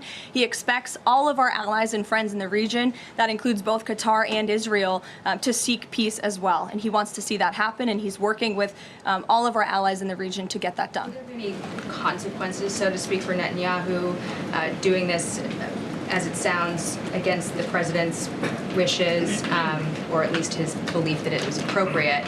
Is there going to be any directive from the president to Netanyahu in terms of what's allowed in the future? And also, is there any concern this could jeopardize the Abraham Accords? Look, that's a decision only the president can make. With respect to your first question, to answer your second question, as you heard from the president, he said he believes that this can serve as an opportunity for peace, and he's still actively and aggressively pursuing it with all of our allies and partners in the region. Jennifer. Just to follow up on that, Caroline, are you able to see aggressively? This is what is not an opportunity for aggressively pursuing peace. You know, everything is an opportunity for aggressively pursuing peace. What an incredible way. What an incredible way to fucking aggressively pursue peace over and over again. This is becoming a Trump signature move, the same modus operandi he used with Iran and now deployed against Hamas, pretending he wanted to engage in diplomacy as a trap to facilitate bombing them, which reinforces the precedent. Engaging in diplomacy with the U.S. is now worse than useless. It's fatal, which is a precedent that's bad for everyone. The U.S. first and foremost. Not exactly in its interest to teach the lesson, never negotiate with America. Even in medieval Europe, in the darkest days of the so-called Dark Ages, rulers were honor-bound not to violate diplomatic immunity, and common sense bound too, as they understood it wasn't in their interest to be known as oath-breakers. Heck, even the Mongols, not exactly known as sentimental humanitarians, understood that killing envoys was idiotic. When the U.S. is failing a moral test that the Mongol Empire passed, it's time to ask ourselves a few questions. Yeah, exactly. Even the various barbarian tribes of European antiquity consider the killing of envoys to be dishonorable, loathsome, an insult to the gods. Israel and the United States are beneath even this standard of civilization now. Like, dudes that could have gotten one-shotted by a chicken nugget had a better understanding of fucking not killing envoys because it's like so stupid to do so than Israel and the United States of America. What are we doing? We like to think of ourselves as so above that standard because we have all this technology, this endless bounty in the Western world, how civilized we are. We wear suits. We shower with regular frequency. And then we just assume that our moral code is way better than these fucking dudes. And seemingly, no, it's not actually.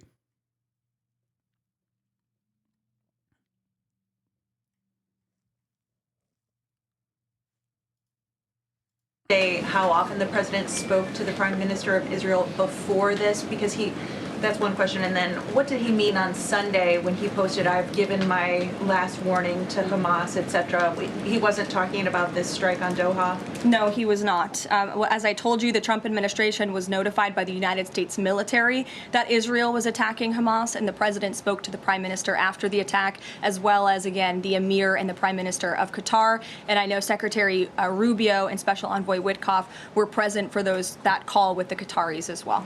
Minister, my name is... All right. Before we get to the Qatar foreign minister, U.S. not informed Qatar before Israel strike. Yeah, once again, this means for the Gulf leaders, what is the value of an American security umbrella in hosting U.S. base on your soil if the United States itself conspires to attack you? That is a question that all GCC leaders are asking themselves today, given that they have to put all their security eggs in one basket, in the U.S. basket. It should have been clear to them for some time now that this day would come, since the U.S. has, since October 7, lifted all constraints on Israel. Of course, will they do that? Absolutely not. Do I believe that they will actually reconsider? Fuck no. Because these guys, all they care about is maintaining their security contracts and the guns that they get from the American government. And no matter how aggressive Israel gets towards them, they'll fly out. They'll fly out to the fucking European capitals with the hopes that, like, it'll go away. With the hopes that, like, eventually people will forget this deep shame that they should be experiencing right now, this deep insecurity that they've caused. Yeah, we have a military in Al Udeid, which is like 20 minutes from Doha. Makes no sense. Of course. Isn't it much worse that the U.S. wasn't informed? That's bullshit. That's a fucking lie, dude. What do you mean? Trump says, this was a decision made by Prime Minister Netanyahu. It was not a decision made by me. I immediately directed Special Envoy Steve Witkoff to inform the Qataris of the impending attack, which he did. However, unfortunate, too late to stop the attack. This morning, what? Yet you refuse? What is this? I was there when it happened. I was with the internal forces. They were unaware and reacted as the bombs hit. I've been told Patriot defense systems Qatar bought were turned off remotely. What do you mean?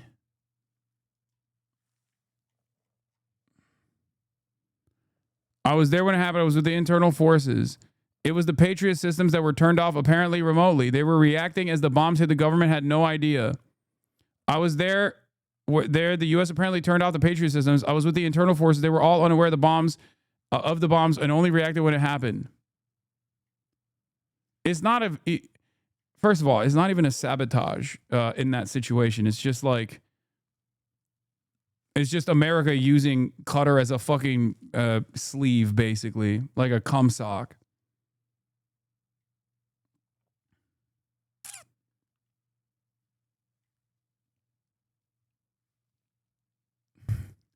I think it's highly unlikely that the government of Qatar had no prior knowledge whatsoever that they were about to get struck by Israel. Especially, but the United States definitely knew. I don't know if the Qatari government knew. Okay, or I don't know how many people in the government knew. I suspect that some did. Okay, but America definitely knew. I think we all are aware of that, right? Like, America very clearly knew exactly what the fuck was up. There is no way. There's 0% chance that they did not know. It's fucking bullshit.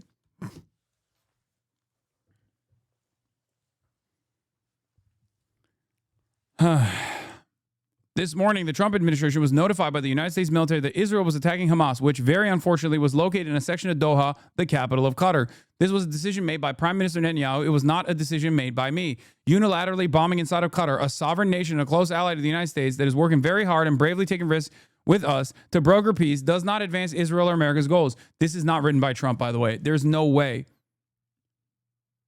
This is a Joe Biden style press release in the aftermath of yet another fucking red line that has been violated. Okay? Anyway, I don't believe it, even for a second. However, eliminating Hamas, who have profited off the misery of those living in Gaza, is a worthy goal. I immediately directed Special Envoy Steve Witkoff to inform the Qataris of the impending attack, which he did. Unfortunately, too late to stop the attack. I view Qatar... What do you mean, stop the attack? What would that imply? So you were going to direct the Qatar anti-aircraft defense systems that are ours, our Patriot defense systems, to blow up Israeli planes? That's because that's how you stop that attack. Is that what you're implying? That fair is fair? That you could have fucking melted some of the Israeli Air Force F-35s that you sold Israel with the weapons that you placed in Doha? Because understand that it's both parties here are backed with American arms to the fucking teeth, okay? What an absurd statement. So they know this is going to escalate to all-out war, right? No, it's not. And I don't think it will, because I'm not a nothing ever happens type of person. But the reason why I don't think this will escalate into all-out war is because Qatar is a holdover state, much like many of these other fucking Gulf states, that is simply a it's not real. It's not a real state. It doesn't have like real sovereignty. They're just run by a bunch of rich guys who want to fucking purchase real estate in London and shit. And that's it. They're not going to do anything. They're going to eat it. They're going to tank it.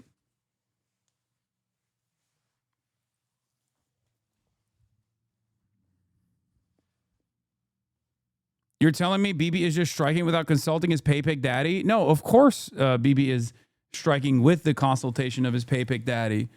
But most of these countries, especially like Gulf states, their leadership and their population are directly at odds on this issue. And the only thing that would change this dynamic is if there was like genuine revolt.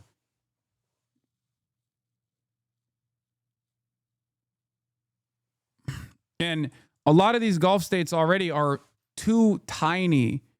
Like they're very wealthy, and most of the nationals are like the actual citizens. The nationals are a tiny, minuscule percentage of the population. Okay? You have to remember that. Like most of these countries actually have an overwhelming majority population of like foreign workers. So in places like Jordan, there is more. There's a bigger opportunity for rebellion and revolt. In places like Egypt, there's a bigger opportunity for rebellion and revolt, as opposed to like a place like Qatar, as opposed to the UAE, as opposed to the Kingdom of Saudi Arabia.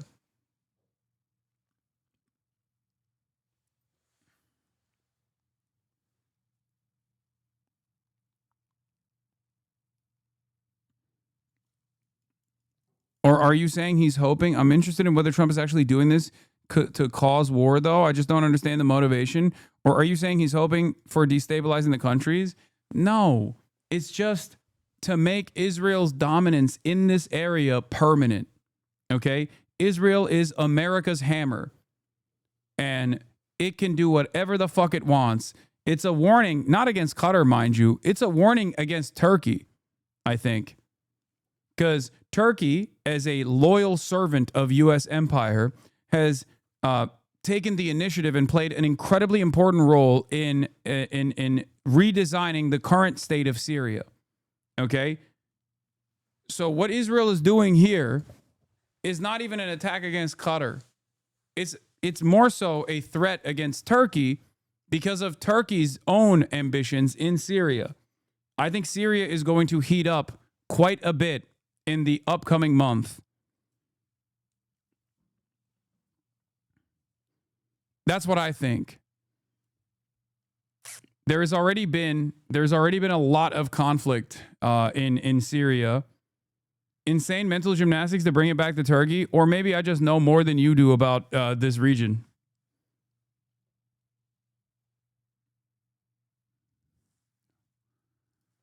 Israel wants to be America's servant in the region. Israel wants to be the only domineering power in the region.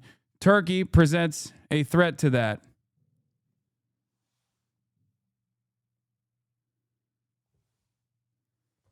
Because Turkey has a different. Turkey has interest in controlling Syria. So does Israel. They are at odds with one another, even though they're both a part of America's America's grand design in the region. And for the record, before people say, oh, what's Hasan talking about?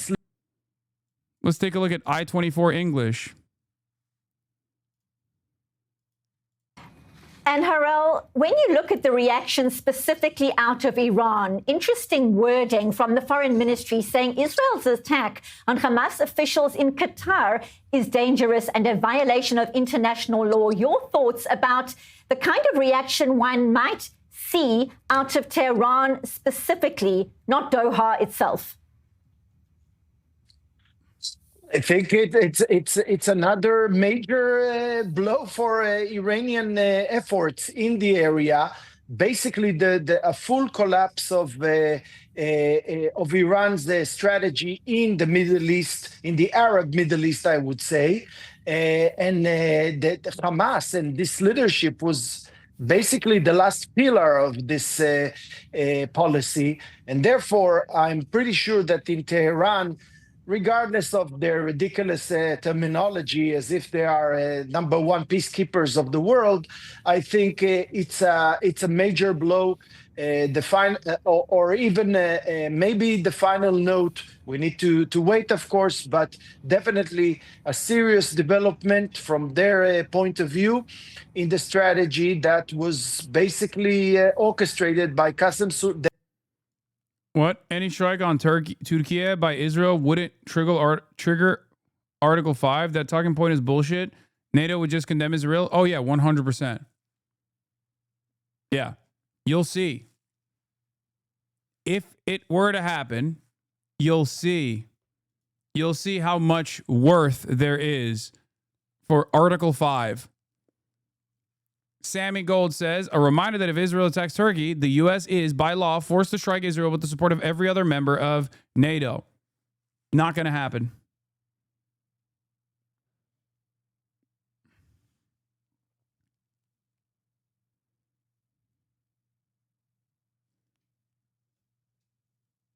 Hold on.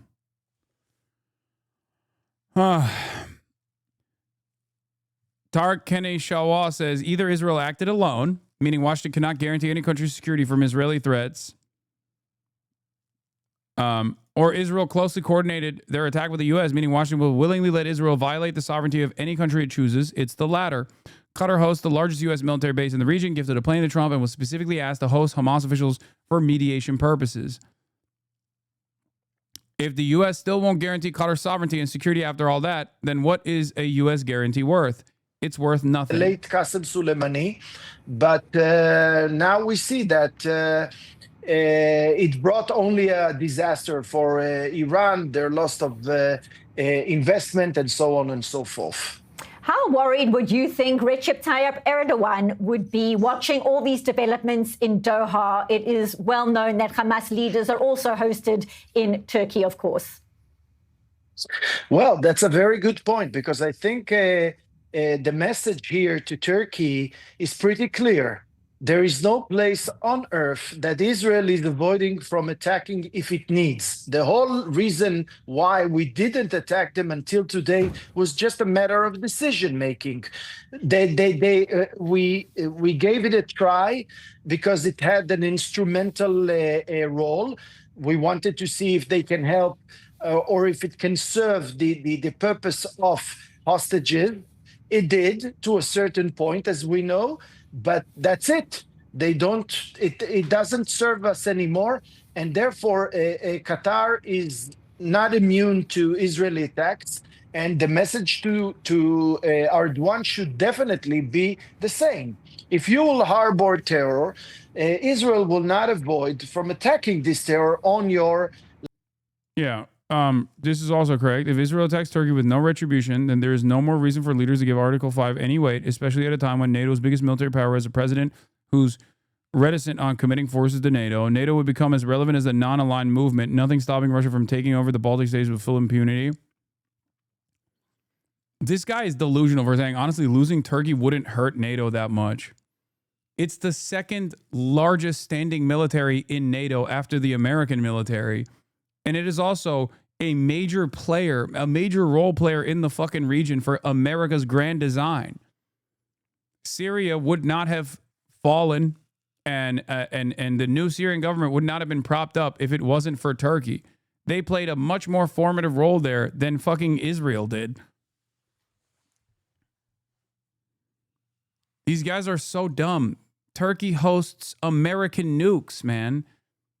Are you fucking stupid? I mean, the answer is yes, they are. I personally think it's bad. NATO involvement is bad in general anyway, so I don't have a fucking, I mean, you know. You'll see. You'll see how much America wants to defend its NATO allies.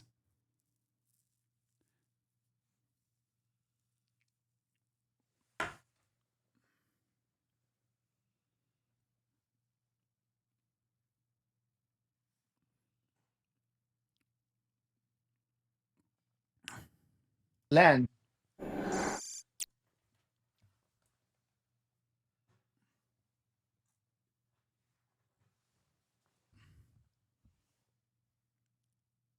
Hasan, I'm curious how you approach the audience being shocked about the intangibility of international institutional laws, norms, etc., versus the underlying power dynamics that have always been at work. Is it important for chatters to move past the idea that laws and social contracts, etc., are real so they can better prepare for where things are going? Yeah, I mean, it is the law of the jungle.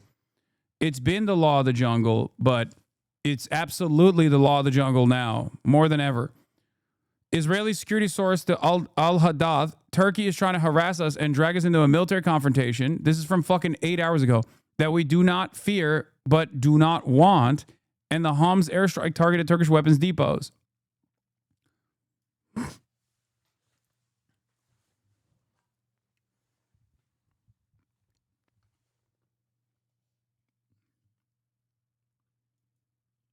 What is this? It was Turkey who warned the Qataris? I don't know about that.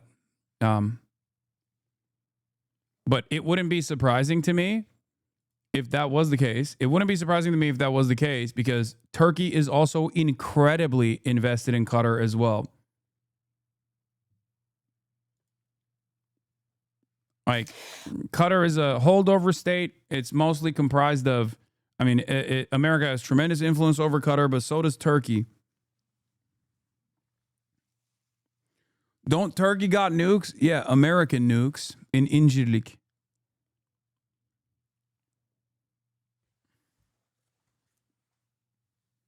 We'll see. Well, let's bring in now the former Israeli Prime Minister Naftali Bennett. Mr. Bennett, thank you very much for joining us here on the program. And we've just read that statement from the Emir of Qatar, who has said this is a flagrant violation of its sovereignty and security and a breach of international law. This is a blatant disregard for international law, isn't it?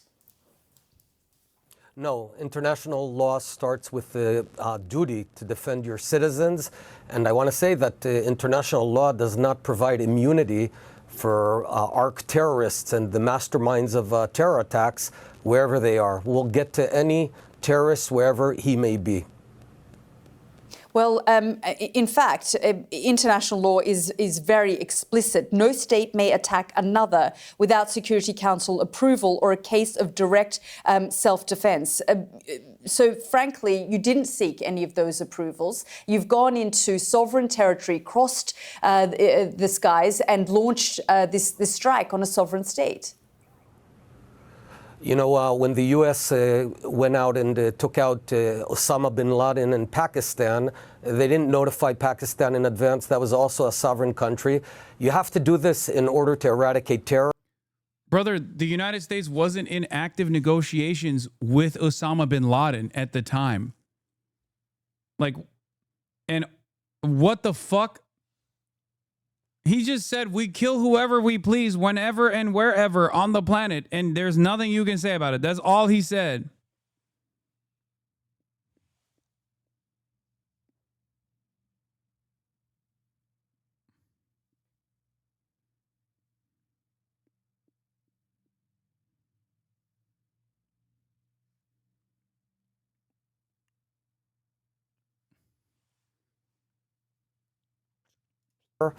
These are the people who control Hamas in Gaza, control Hamas in Israel. They are responsible for yesterday's attack, where Hamas took responsibility for the killing of 6 civilians in Jerusalem at a bus station. So a terrorist is still a terrorist, even if he sips tea at a 5-star hotel in Doha. So you're saying basically that sovereignty is negotiable. International law is just a thing of paper. Diplomacy, these sorts of things don't actually matter, because we know that for the last 20 plus months since October 7, Israeli officials have traveled to Doha a number of times, sat in hotels where Hamas was in another wing of that hotel, and negotiated with their Qatari counterparts. How can they now trust Israel? I don't need them to trust Israel. Qatar is a terror state. Doha is a terror capital. And we know that for the past... Yeah, again, is you can just say they're all terrorists.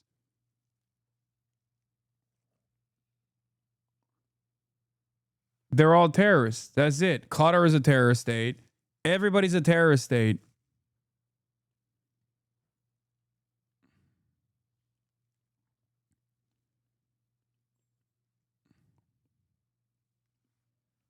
In 25 years, they've been planning terror attacks from Doha. They've been acting them. They've been sponsoring terror and funneling billions of dollars to Muslim Brotherhood terrorists and to Quds terrorists of the Shiite. They're the only ones who support financially both Shiite and Sunnite terror.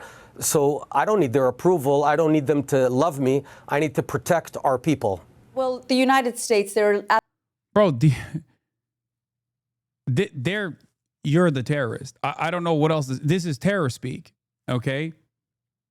This is terrorism language. You're a terrorist. You are terrorizing everybody. This is an act of terror that you're defending. You are the terrorist. What more to say?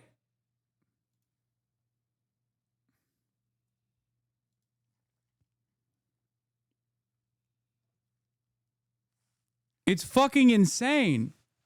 If left unchecked, this level of fucking Islamophobia is I'm telling you, they're gonna fucking kill. They're gonna kill so many more people. They're gonna bomb so many more areas.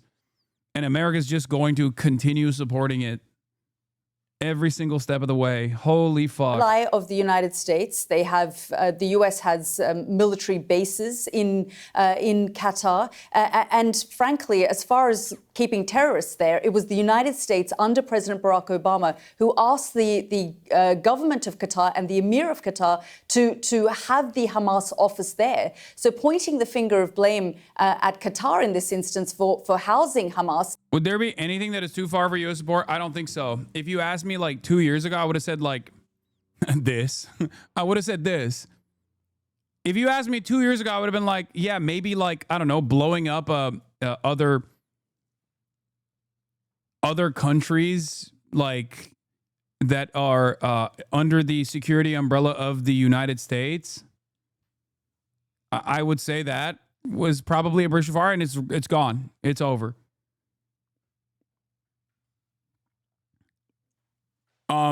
I think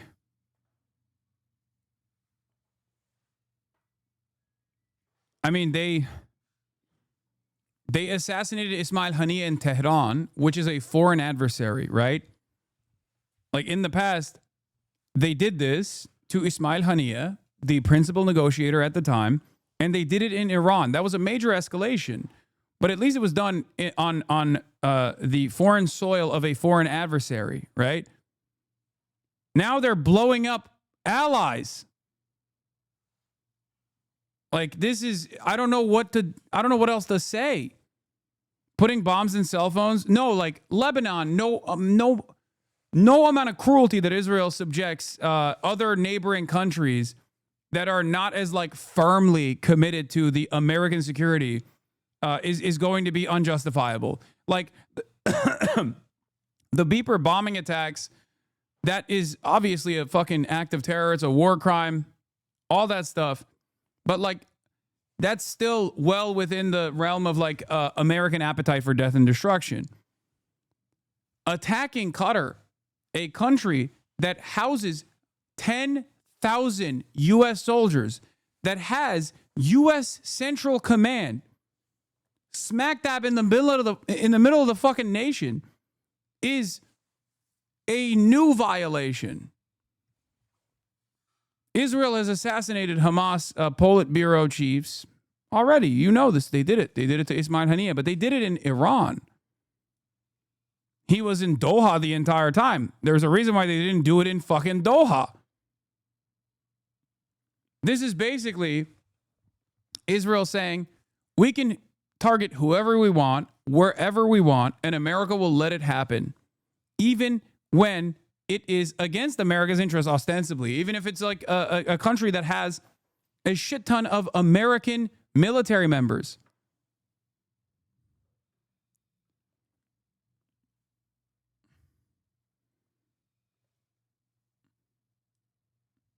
I think the one step beyond this would be attacking a NATO country openly, not through like a sophisticated like terror assassination style situation, but like just like openly, flagrantly violating international norms even further, and just like hitting a NATO country, Turkey, okay, because it's right there. And then one step beyond that would be hitting European allies, which they've already entertained. I mean, they struck the previous flotilla off the coast of Malta. Okay. They did do that already. They didn't kill anybody, but like they did do that. And the next step past that would be just like assassinating, I don't know, citizens or maybe even the leadership of a European ally, post-NATO. Like post-NATO ally, and then even assassinating American citizens in the United States of America. That's where it goes. That's where this goes. If you don't fucking put an end to this madness, if you don't put an end to and stop this madness, like, why wouldn't they? It's clear that America won't punish Israel for doing this shit. When it was, in fact, the US president who asked them to do that. No, but I'm talking about much more than just harboring. I'm telling you that, first of all, we attacked Hamas. Hamas is our target. We didn't attack the Qatari leadership or anything of that sort. But I want to be very clear that if you take responsibility yesterday for killing 6 citizens, you're not immune just because you're at another location. You can't kill Israelis. You can no longer kill Jews and think that you can get away with it wherever you may be. I'm telling you, I think they're just like, I think they're insane. I think they've lost their fucking minds, dude. I think they've lost their fucking minds. They are just a totally belligerent, insane state with nuclear weapons, and America has to fucking rein it in. If they don't, oh my God, I don't know where this goes. So, Mr. Bennett, when the US president tells the Emir of Qatar or attempts to, reassure him that this kind of thing won't happen again. It all flows from Jewish supremacy and domination. And I say this as a Jew in parentheses in case anyone thinks I'm talking about Nazi dog whistles. No, it is. It is a supremacist. I mean, it's fascism. Of course, it's fascism. This is why I say Zionism is fascism. Because at its root, it is firmly committed to the belief, the false notion that like Jews are the in-group, the chosen group, the Aryan, the Volk in this regard, that can kill whoever with no consequence whatsoever.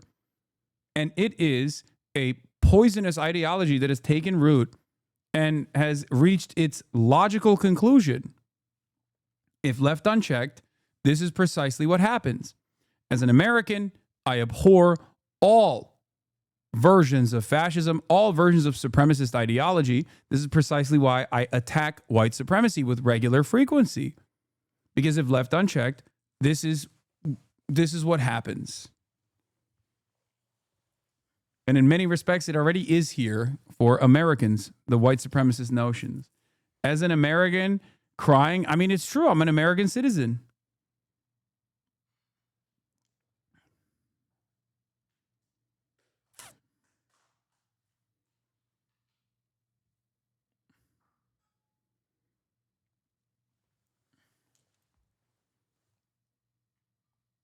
again. Are you saying he's in fact lying? No, that's what you're saying. I'm not saying that. No, he's told the Emir of Qatar this is not going to happen again. You're saying wherever Hamas is, we're going to go after them. So you would attack Qatar again? Yeah, Swift W help is correct. They will stop with Gaza, just like Germany stopped with Poland, which is to imply that they will not stop with Gaza. It is that much is clear. And anyone who doesn't understand that is deluding themselves. It's not like Israel is hiding its ambition. Its genocidal ambition is very clear. Its project of developing greater Israel, which implies further incursions into Syria and even Jordan and Lebanon, is also something that Benjamin Netanyahu has openly addressed. That's it.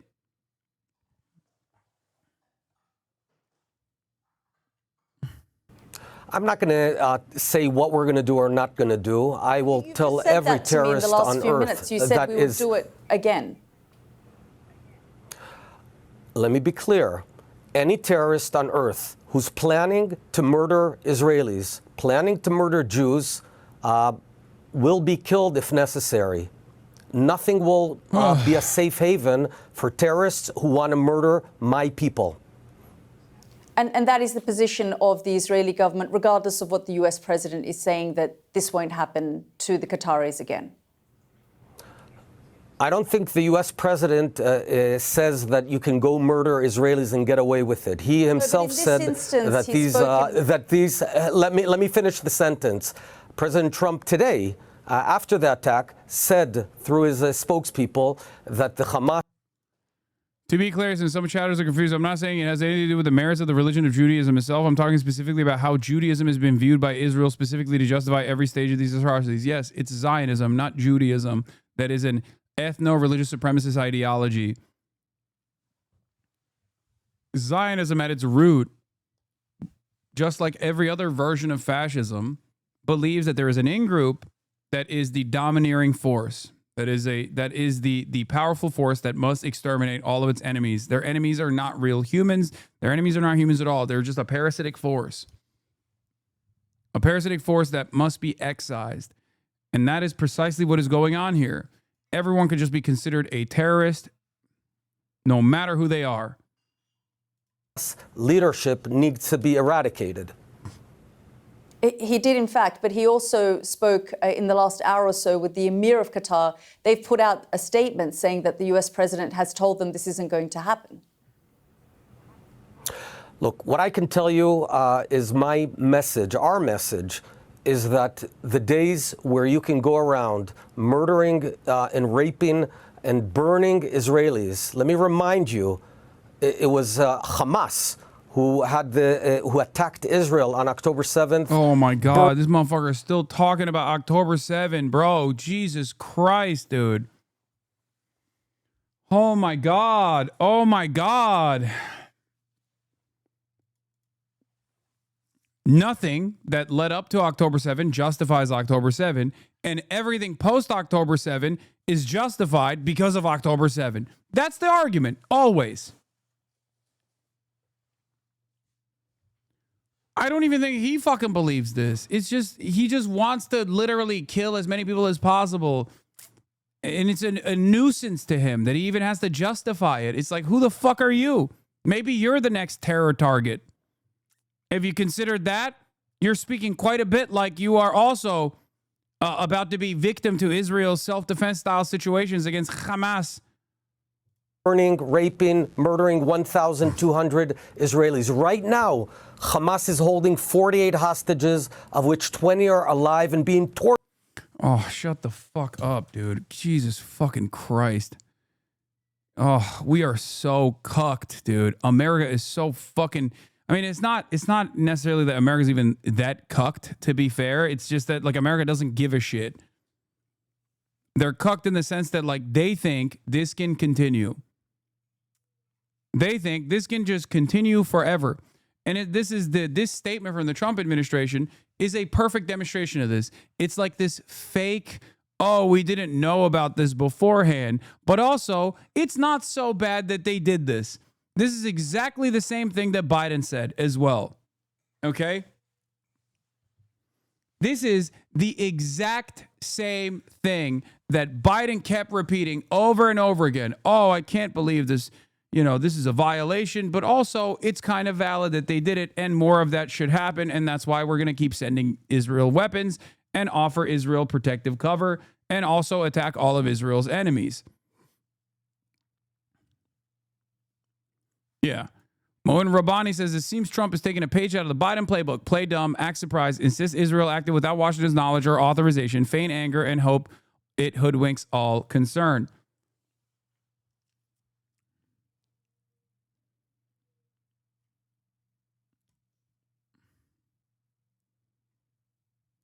Do I think Israel will attack quote-unquote terrorists on U.S. soil? Not yet.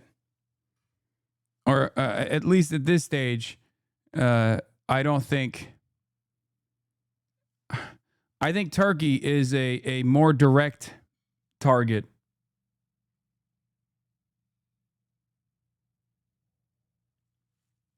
Young Holo, thank you for the 25 gifted subs.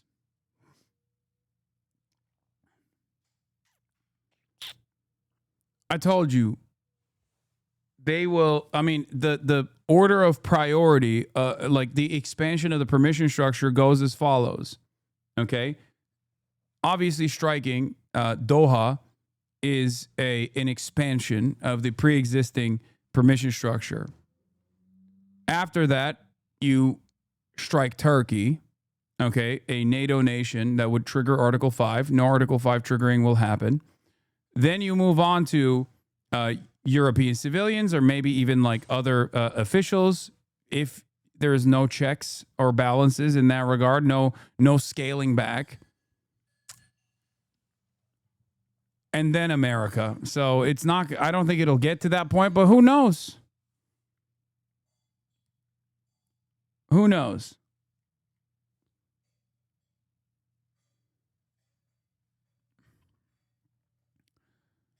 Yeah, he says, I view Qatar as a strong ally and friend of the U.S., and I feel very badly about the location of the attack. I want all the hostages and the bodies of the dead released, and this war to end now. I also spoke to Prime Minister Netanyahu after the attack. The Prime Minister told me that he wants to make peace. I believe this unfortunate incident could serve as an opportunity for peace. I also spoke to the Emir and the Prime Minister of Qatar and thanked them for their support and friendship to our country. I assured them that such a thing will not happen again on their own soil. Well, Naftali Bennett said it will happen again, and there's nothing anyone can do about it. I've directed the Secretary of State, Marco Rubio, to finalize the defense cooperation agreement with Qatar. Thank you for your attention to this matter. What is even the long-term plan in this? The long-term plan in this is that every single country in the region is supposed to be openly servile to Israel's interests, which it kind of is already, and it's a complete the genocide of the Palestinians will finalize. They'll also permanently and completely annex the West Bank and ethnically cleanse all the Palestinians there. Then they'll move on to further and further Syrian territory until they capture the entirety of Syria. And then they'll do southern Lebanon as well. And then they'll do Jordan as well. And then they'll slowly but surely move back to the Sinai Peninsula and the rest of Egypt. And every step of the way we'll go, how could this have happened? How is this happening? I guess we just can't stop it. Okay, until the Greater Israel Project is finalized, America will allow it to happen every step of the way, because a stronger Israel, a more dominant military power, a more dominant Israel without any enemies whatsoever, Iran, Yemen, obviously they'll get packed up along the way. Destabilization will take place. A stronger Israel is better for control over OPEC plus.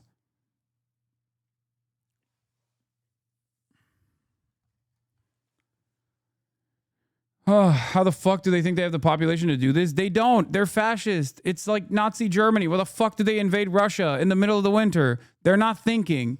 They're just horny for death and destruction and complete and utter domination of all of their enemies, because all of their enemies are cattle. They're not human. That's it. They're inferior beings. It's a fucking death cult. Why do I say fascism is a death cult? All the time. Why do I say it's a suicidal pact all the time?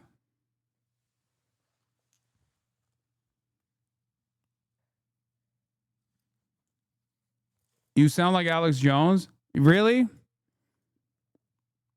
It's interesting because when I said Israel's plan was genocide on October 7th, people said I sound like Alex Jones back then. Also, I'm not saying this is going to happen. Obviously, there will be more pushback along the way. I don't know exactly how or where.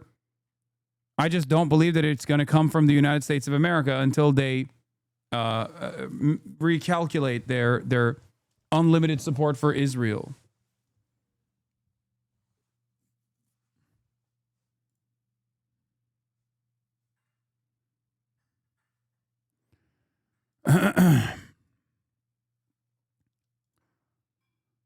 Yeah, fantastic stuff. Here, let's hear what the Qatar foreign minister said. From Associated Press.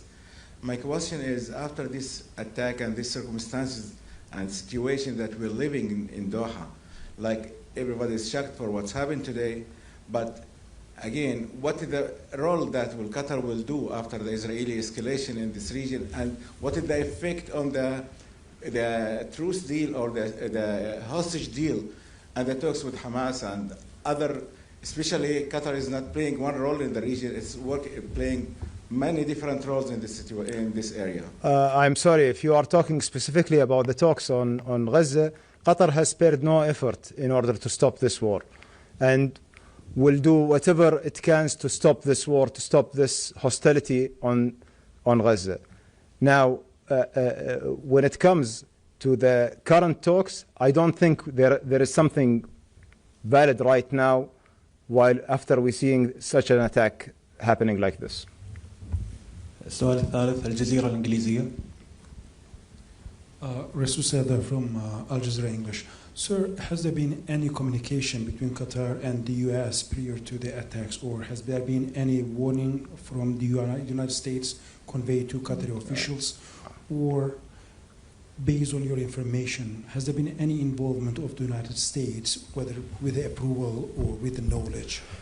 We had a very, first of all, the first part of your question, I have just answered it. The attack happened at 3:46.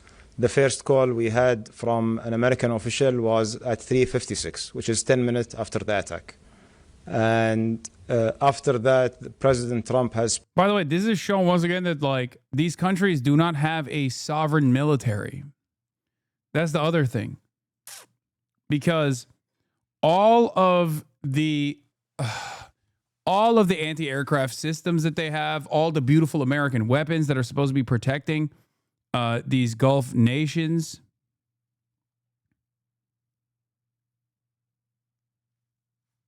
all of that is just up to the United States of America and I guess maybe Israel. It's under the control of the U.S. and under the control of Israel.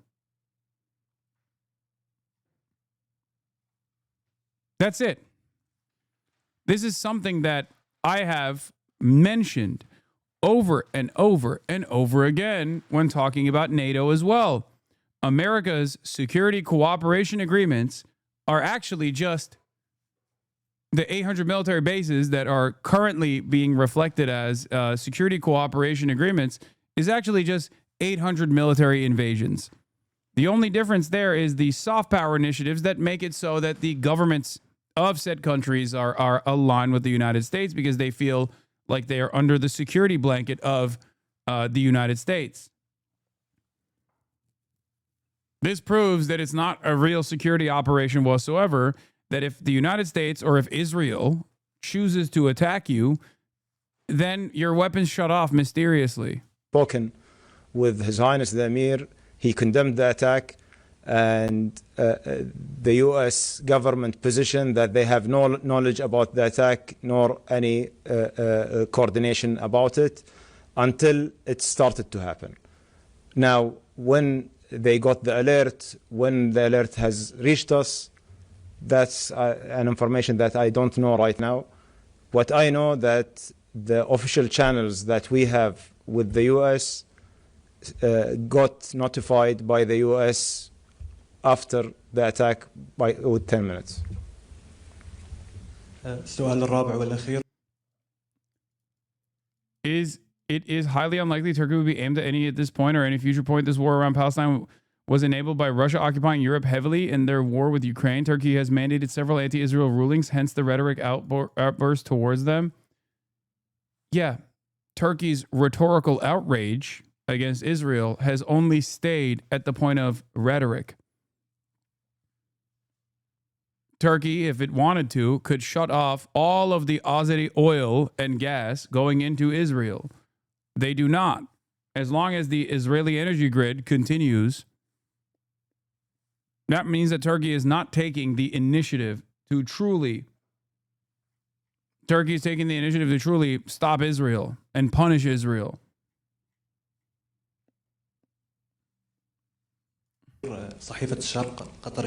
And the reason why I say that Turkey is next is not even because of Turkey's like rhetoric. The real reason why there is beef between Turkey and Israel right now is because of Syria. Israel has a different plan for Syria than Turkey.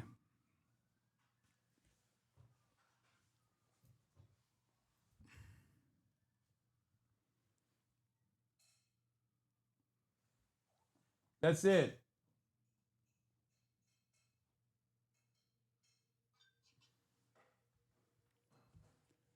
And for the record, the reason why I'm saying this is because, like, there's mad fucking chatter coming from Israeli spokespersons about Turkey being next.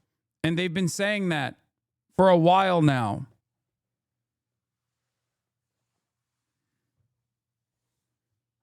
Turkey did nothing during the attacks on Iran. Why would they do anything now? What? Turkey is not aligned with Iran. Turkey hates Iran. Turkey considers Iran to also be a foreign adversary, both because of NATO and being under the American security apparatus, but also Turkey considers Iran to be an enemy as a regional power. Turkey does not consider Qatar to be a regional enemy. Turkey has a lot of investment in Qatar. Turkey has a lot of control over Qatar, alongside the United States of America.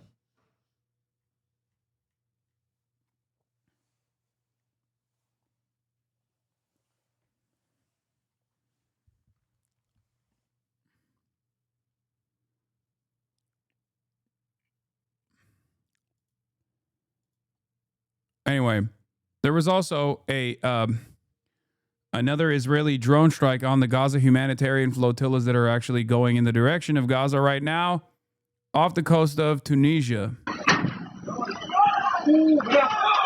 This is the moment people aboard the flotilla say it was hit by an Israeli drone strike. The main vessel of the flotilla set ablaze. It was anchored outside the Tunisian port of Sidi Bou Said. The family boat has been officially attacked. A drone came right above it, released a bomb, and it exploded, and the boat was on fire. Everyone on that boat is okay. The fire is out. They have bombed a boat once again with civilians on it in Tunisian territory. This is an attack against Gaza because they don't want us there. The ensuing fire was able to be contained and no material damage was done to the ship. Shortly after the incident, the Tunisian authorities issued a statement that contradicted the activists' claims. Yeah, contradicted not just the activist claims, but contradicted what you can see on camera. Okay? Yeah, it's most likely a warning shot. Footage of the fire. I'm guessing Israel's objective with this is to derail the entire flotilla by forcing the main ship to call to a nearby port.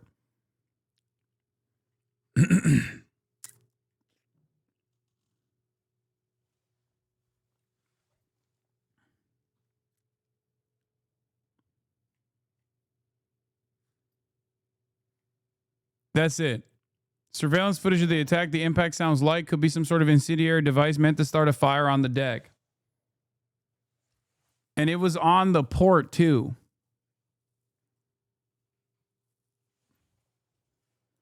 Tunisian authorities try to claim that there were no drones in the area, that a life jacket caught on fire on the deck, by the way.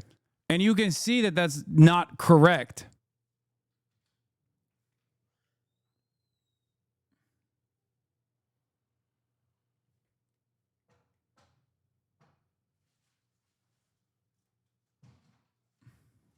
The Tunisian National Guard said, according to initial investigations, the cause of the fire was a fire that broke out in one of the ship's life jackets, caused by a lighter or cigarette butt. There was no evidence of hostile activity or external targeting. UN Human Rights Council Special Rapporteur Francesca Albanese lives in Tunisia and was at the port. The main flotilla boat, the family, has been attacked by a drone. Of course, it will have to be verified. But there is a history of attacks on the flotilla. There are current statements against the flotilla, threatening the flotilla, of course, from Israel, but there is no other state currently protecting this boat other than Tunisia creating a safe port. The Global Samud flotilla set out from the Spanish city of Barcelona. Bro, you have the video, by the way. Like, you have the video. So the idea that this is like a life jacket that caught on fire and that was the reason, or like a cigarette lit a life jacket on fire, is so crazy, because you literally can see that an incendiary explosive was dropped on the fucking flotilla. Like, what more do you want to see? Unless it was an exploding cigarette that fell from the sky. Like, what the fuck are we talking about? Barcelona last month, with around 50 boats and hundreds of people on board, including activists, doctors, and journalists. It reached Tunis on Sunday night to restock and refuel. Its organisers say they are still committed to its mission: to break Israel's blockade of Gaza and get life-saving aid to those who need it most. Alex Baird, Al Jazeera. Don't miss out and get the to the poll. It makes no fucking sense. The authorities like making this statement.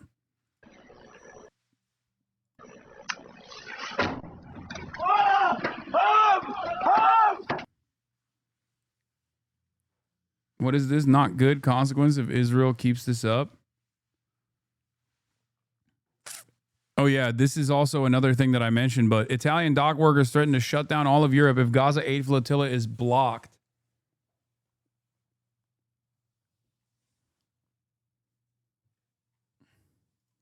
That's the other side of the story, too. Or if a single one of their rank and file members are harmed, is what they said. Anyway, there's also a new Guardian post. The Gaza family torn apart by IDF snipers from Chicago and Munich. I'm going to talk about this as well. This is another big story. Okay. This is one of the most insane things. Okay. This is one of the most insane stories. An Israeli sniper from Chicago, after killing a 19-year-old and then shooting his brother for trying to retrieve the body, says, what was so important about that corpse? Those were 2 of the 4 members of the same family killed by Israeli snipers on a single day in Gaza on November 2023. He is not technically from Chicago. He's from Naperville, which is the least surprising part about this story.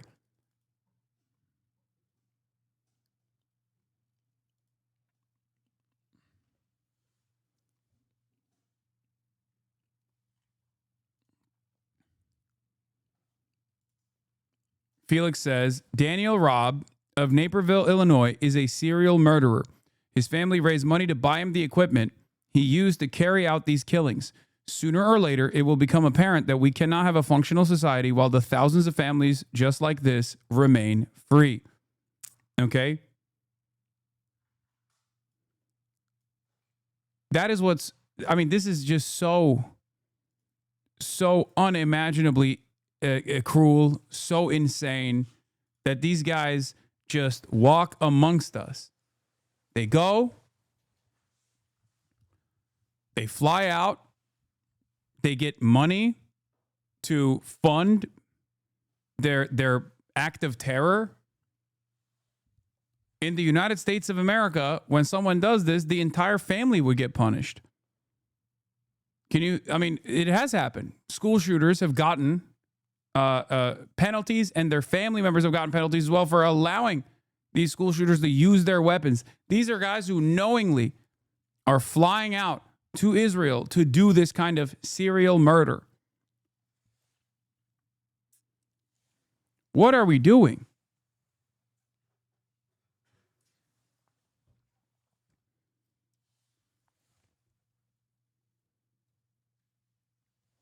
Daniel Robb shows no hesitation as he watches footage of a 19-year-old Salem Dogmosh crumpling to the ground beside his brother in a street in northern Gaza. That was my first elimination, he says. The video, shot by a drone, lasts just a few seconds. The Palestinian teenager appears to be unarmed when he was shot in the head. Robb, a former varsity basketball player from Chicago suburb who became an Israeli sniper, concedes he knew that. He says he shot Salem simply because he tried to retrieve the body of his beloved older brother, Muhammad. It's hard for me to understand why he did that.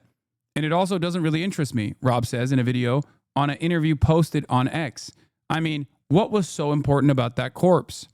A 5-month investigation by The Guardian, Arab reporters for investigative journalism and Paper Trail Media, Der Spiegel, and ZDF, has identified 6 people shot by Israeli snipers on the 22nd of November, 2023. And through interviews with survivors, witnesses, and relatives, reviews of death certificates, medical records, and geolocated images, we revealed how a family from Gaza City's Tal al-Hawa neighborhood was torn apart in a few hours by men who grew up in Naperville, Illinois, and Munich, Germany. Israeli snipers killed 4 members of the Dogmosh family that day and injured 2 others. Their story illuminates patterns of killing by Israeli troops who have repeatedly treated unarmed men between 18 and 40 in Gaza as targets. The mass slaughter of tens of thousands of civilians is one factor cited by scholars, lawyers, and rights groups who say Israel is committing a genocide. They're thinking, oh, I don't think I'll get shot because I'm wearing civilian clothes and I'm not carrying a weapon and all that. But they were wrong, said Robb, who majored in biology at the University of Illinois before joining the Israeli Defense Forces. That's what you have snipers for. After Salem was shot, his father, Montasser, 51, rushed to the site and tried to collect his son's bodies for burial, but was also fatally injured by a sniper. The need for a dignified funeral for loved ones is a core human instinct, protected in law and explored in art for millennia. It is at the emotional heart of Homer's Iliad, one of the earliest surviving books of literature. But on that day, Robb treated love and grief as cause to kill. They just kept on coming to try and take these bodies, he said. The video of Salem's killing and footage of other attacks on unarmed Palestinians was posted online 5 months after his death, part of a montage made by a soldier called Shalom Gilbert to celebrate a deployment in Gaza. The only reason why we know about these fucking specific war crimes, these incredibly personal instances of ultra violence, is because they keep posting it. They keep celebrating it. Robb later said he and another sniper carried out these 3 of those killings in an interview carried out under deceptive circumstances by a team led by the Palestinian journalist and activist Younes Tarawi. Robb was approached by a Hebrew speaker who claimed he wanted to write about the squad's experiences and to commemorate fallen soldiers, Tarawi said. Robb was promised anonymity, but Tarawi posted extracts of the interview online, justifying the decision by saying it was of public interest given the scale of the civilian killings. Robb did not name his partner, who was later identified from photos as Daniel Grates. Robin Grates did not respond to requests for comment on the shootings sent over several months by journalists working on the investigation. Residents knew Israeli forces were in the area, but on the morning of the 22nd of November, the sound of someone chopping wood in the street reassured locals that there wasn't active combat in the area. It was a false sense of security. When Mohammed Dogmosh set off towards the park with a cousin, Robb and Grates were already in place. The men were part of a sniper team whose members called themselves Rephaim, or Ghost. They had no connection to an elite official special forces unit, also known as Rephaim. Many members of the unit were dual nationals, and photos and videos of their operations posted online have helped human rights organizations alert prosecutors in Belgium and France to suspected war crimes by unit members. Robb and Grates' location has been traced from photos and videos taken by Israeli soldiers showing the 2 snipers aiming their weapons through a window and a hole in the wall. Using satellite imagery, the investigative team geolocated that site to a 6-story building about 400 meters from the killings. The position gave a clear view of Moner al-Rayes Street. A Palestinian journalist working from the investigation visited the buildings and found further evidence of ghost snipers' presence. Graffiti showing the number 9 with devil's horns and a tail, the squad's unofficial logo.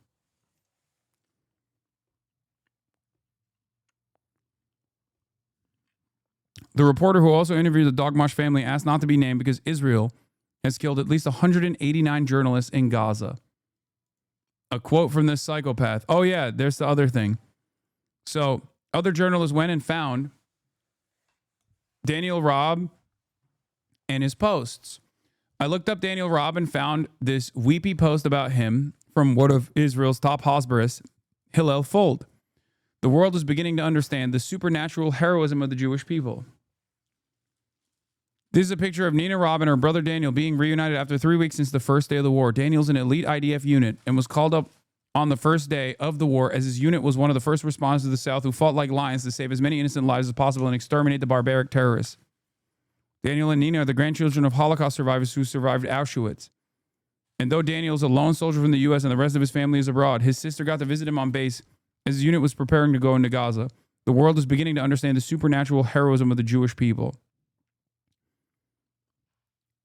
Incredible, weepy, genocidal bullshit.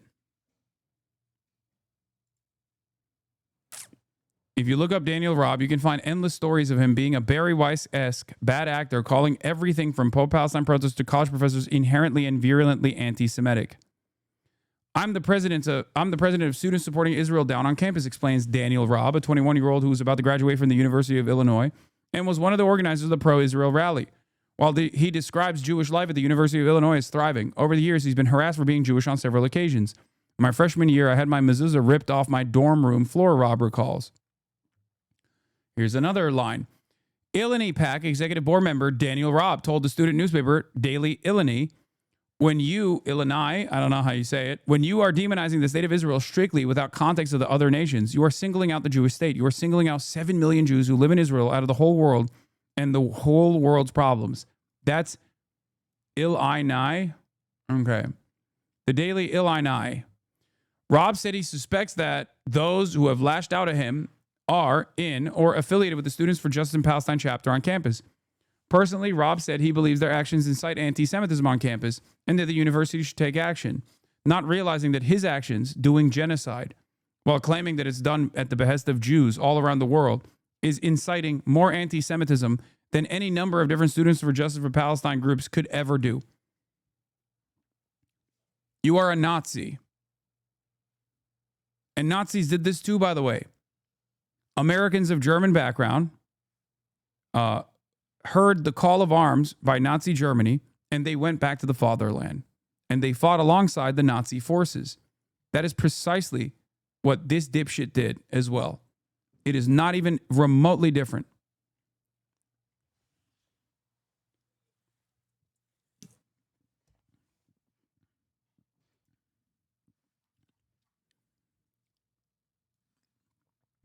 IDF soldier Daniel Robb says he shot Salem simply because he tried to retrieve the body of his beloved older brother Muhammad.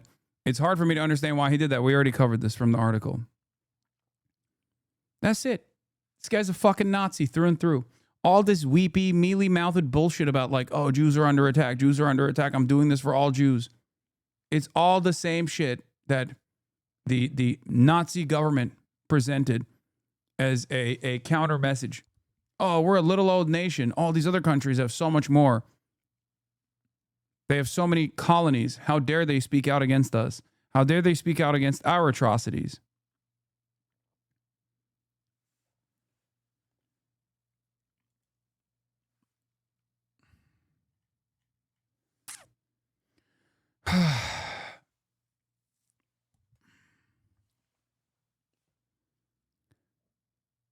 There's a bar that the university has at the standard of what goes too far, Robb said. Unfortunately, that standard is too low.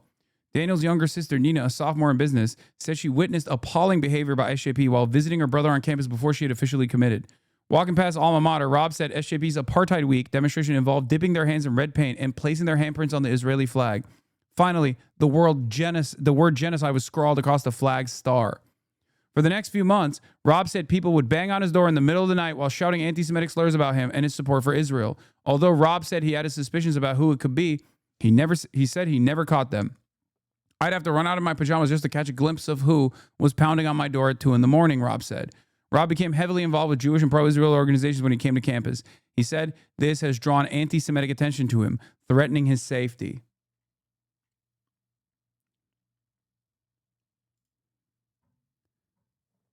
Illinois Chabad. Very intense yet very powerful day as we visited Mount Herzl. Heard from a mom who lost their son, who was a father of 3. Heard from our dear alum, Daniel Robb, who graduated a few years ago. He just got out of Gaza. He spoke about his work, the friends he lost, about our resilience. We then met a man who was visiting his fallen son's grave. This is on June 3rd, 2024, okay? Yeshuda's heroic story, seeing so many crash graves, was very challenging. We are inspired by the ultimate sacrifice given by these heroic soldiers. It was very powerful. So much to process. Am Israel Chai.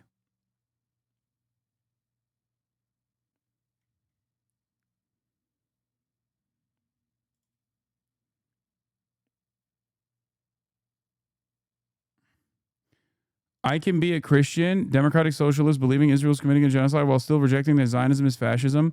Zionism is a movement that advocates for Jewish self-determination and a homeland in response to the persecution like the Holocaust. Fascism is authoritarian ultranationalism, suppression of dissent, and imperial conquest, which isn't the same as Zionism.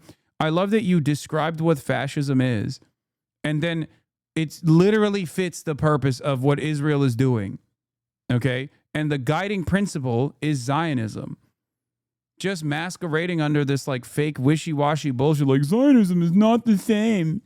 You're a fucking idiot, okay? I don't give a shit what your fucking background is. It's not different. Then explain to me why it's different. Explain to me why it's different then. Okay? What are you holding on to?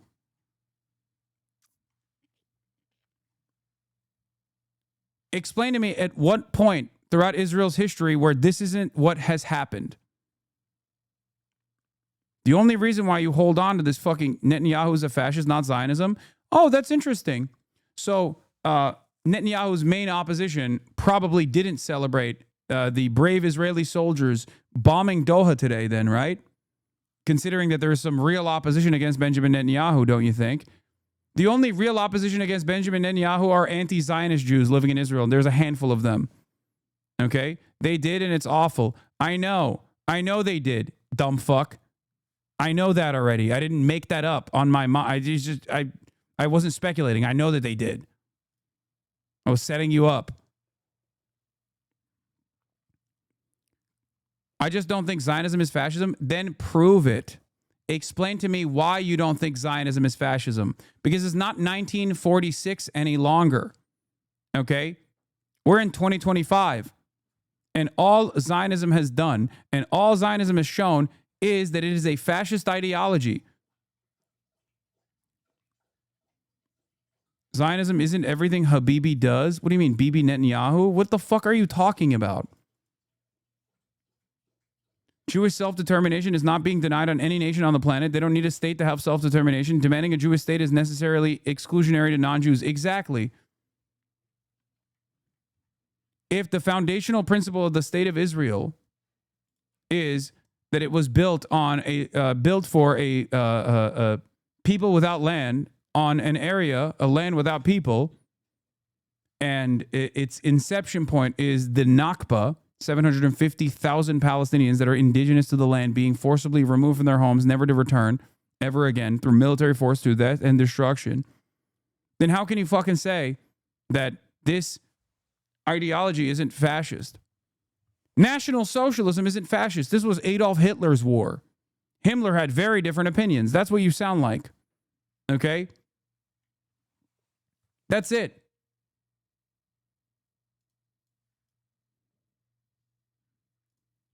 And it's additionally funny that you're not even Jewish and trying to defend this position. Okay? So you didn't even get the fucking downloaded social conditioning growing up amongst Zionist groups. You didn't even get this fucking education. Jews and Netanyahu are different. Yeah, no shit. First of all, Jews and Netanyahu are different is fucking stupid. Jews and Israel is different, okay? It's not Netanyahu that's different than the Jews. Israel, okay? Israel. Zionism and Judaism is different. Why the fuck are you trying to, as a Christian, describe this to a bunch of anti-Zionist Jews in this chat too, by the way? Not just me. Oh, God, the audacity of a fucking Angloid Christian. Oh, my Lord, dude. Oh, my fucking Lord. Holy moly. Perhaps I just know a little bit more about this issue than you do. Most Israelis don't agree with Netanyahu. No, the fuck they don't. No, the fuck they don't. See, this is where you're wrong. They do not. That is not true. The notion that most Israelis don't agree with Netanyahu is a fucking ridiculous propaganda point that has been brought up over and over again. Are there Israeli Jews that are protesting against Benjamin Netanyahu? Absolutely, there are. But there are also polls that are conducted with regular frequency. Now, first of all, Zionism is obviously a ethno-supremacist, ethno-religious supremacist ideology. And here is the first inclination that it is an ethno-religious supremacist ideology that is exterminationist in principle. Israel's own demographic categorization inside of Israel is Jew or Arab. That means if you are not Jewish, then you are classified as Arab. The reason why I'm bringing this up is because I'm about to give you the polls. Because there is a opposition in Israel to from Palestinian citizens of Israel that are the non-Jewish citizens with Israeli citizenship. There's opposition towards Benjamin Netanyahu in loud numbers and broad numbers, even though they're second-class citizens in Israeli society regardless. But as far as the opposition from Jews in Israel, there is no opposition to what is going on in Gaza. As a matter of fact, people are routinely polled on this matter. And Jews in Israel, have consistently stated that they think Israel is either not going far enough or doing just the right amount of violence. When asked about polls on starvation in Gaza, 79% of Israeli Jews said, or 76% of Israeli Jews said, that there are no innocent people in Gaza, or this was in August 26, 2025. There's another poll that came out where 79% of Israeli Jews believe that the starvation was valid.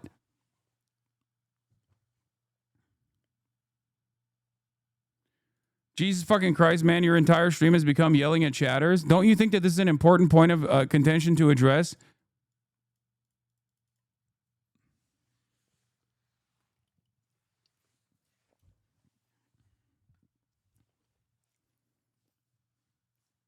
Don't you think that this is a fairly important point to address, considering that there's a lot of it's a common misunderstanding, if not being deliberately pushed? What am I supposed to do when someone is saying something that is so completely wrong? They are actively protesting against them. Okay, what do you say to this? According to a new survey, 76% of Jewish Israelis believe that there are no innocent people in Gaza. What do you say to that? 65% of Jewish Israelis think that as long as the IDF controls Gaza, it isn't Israel's responsibility to provide humanitarian aid to the residents. What do you think about that?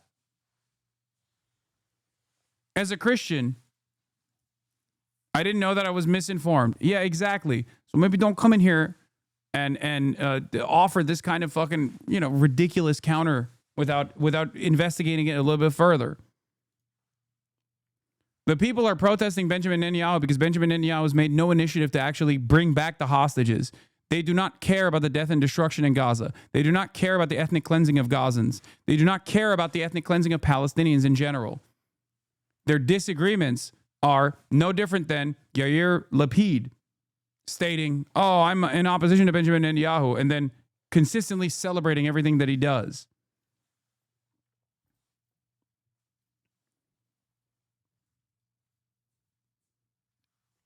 So how does an entire society get to this point? How does an entire society get to this point? Zionism.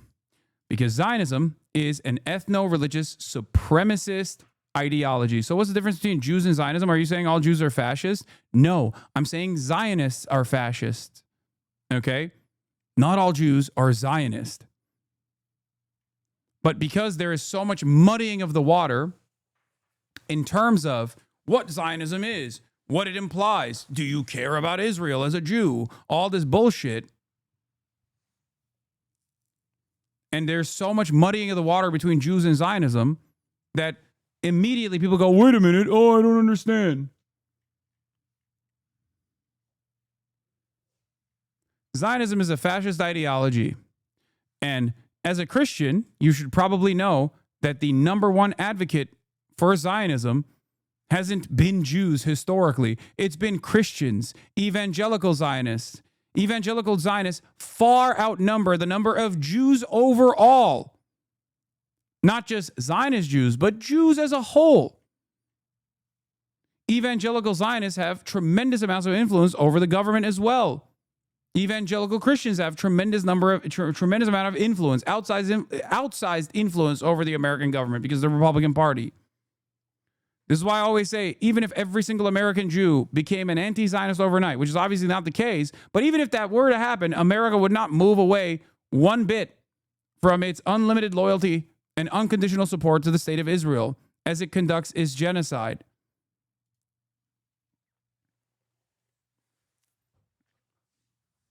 Zionism is not Judaism.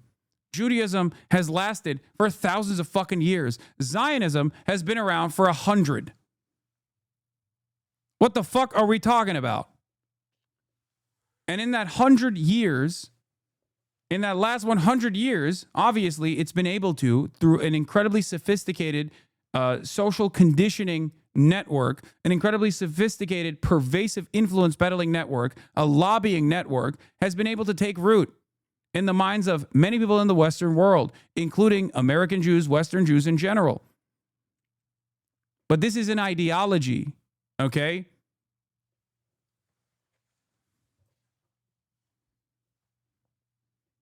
Hard pill to swallow, but I disagree with you saying Israel's like ISIL. Percentage-wise, almost 50% of the worldwide Jewry support genocide in Gaza. Most Muslims didn't support ISIL. The comparison is more accurate if you compare Christian Zionism with ISIL. In 2025, Zionism is a huge problem within Judaism. Yes, Zionism is a huge problem in general, and it is certainly amongst Judaism as well, but it doesn't change what I'm talking about here, okay? It doesn't change what I'm talking about at all. As a matter of fact, the counter argument that you just brought up is one that I use all the time. When I hear American Jews say that they love Israel and that Judaism is Zionism is a phenomenally important part of Judaism, what do I always say? It's like if Muslims in the Western world were running around saying ISIS is actually awesome. It's doing it for Islam, and you're Islamophobic for fucking criticizing ISIS. That's my argument.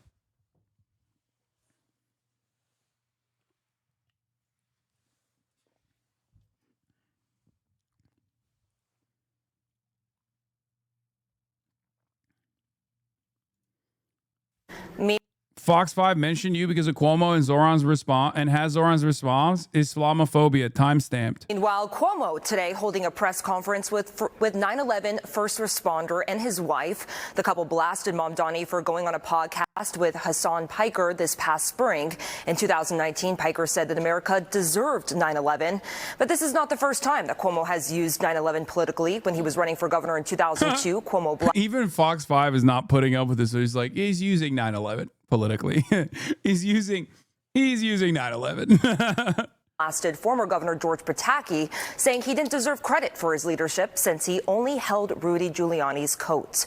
Cuomo also downplayed the recent poll and said it doesn't matter if Adams and Sliwa stay in the race. It's going to wind up practically being a two-person race.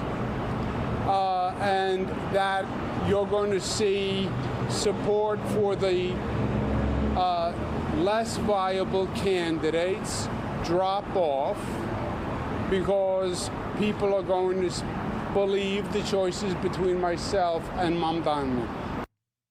Now, Mamdani's team, in response to Cuomo's attacks, point to how the super PAC supporting Cuomo received money from a 9/11 conspiracy theorist. They add in part, quote, Andrew Cuomo knows exactly what he's doing. He's holding a press conference to suggest that Zohran Mamdani, who is poised to become New York's first Muslim mayor, somehow supported 9/11. It's vile, it's dangerous, and it's deliberate. Now, also just moments ago, Mamdani's team confirming that he has now met with Senate Minority Leader Chuck Schumer here in Manhattan yesterday. Schumer had promised to meet with a Democratic nominee following his primary win, but today still holding off on a full endorsement.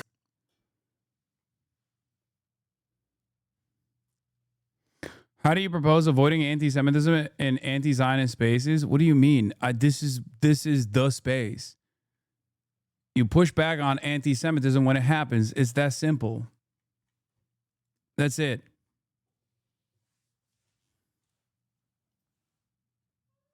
Like what? It's a good question, chatter. I do it every fucking day.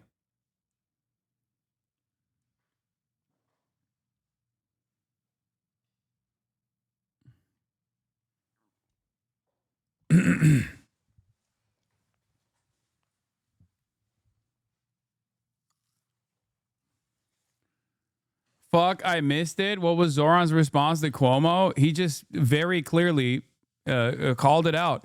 Andrew Cuomo, Zohran Mamdani's campaign spokesman says, Andrew Cuomo knows exactly what he's doing. He's holding a press conference to suggest that Zohran Mamdani, who's poised to become New York's first Muslim mayor, somehow supported 9/11. It's vile, it's dangerous, and it's deliberate. Great. Perfect response. Because that's precisely what it is. It's what I said as well.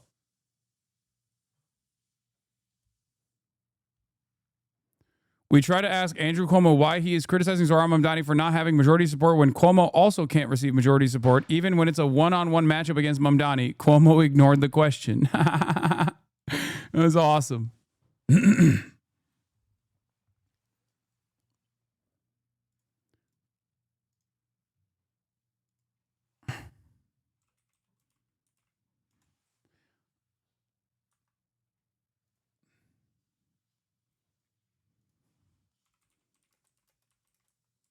I'm going to post, judge me by my enemies.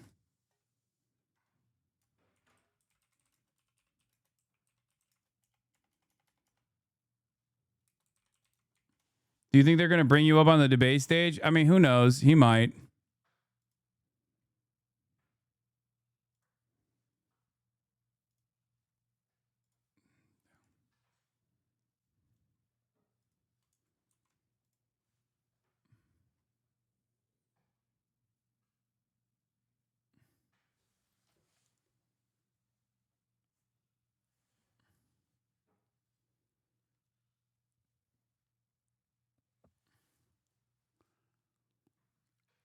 Catching a mythical stray on CNN? What do you mean?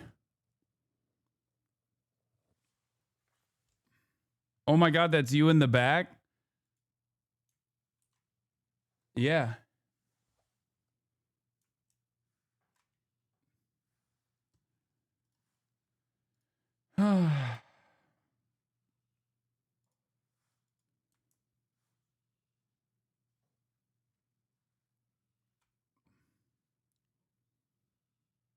He also did bring me up briefly during the debate, during the primaries. He just never said it out loud. Like, he never said my name out loud, but now he is.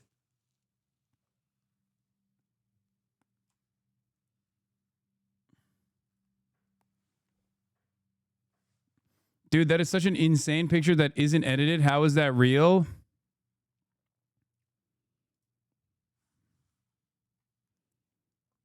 Yeah.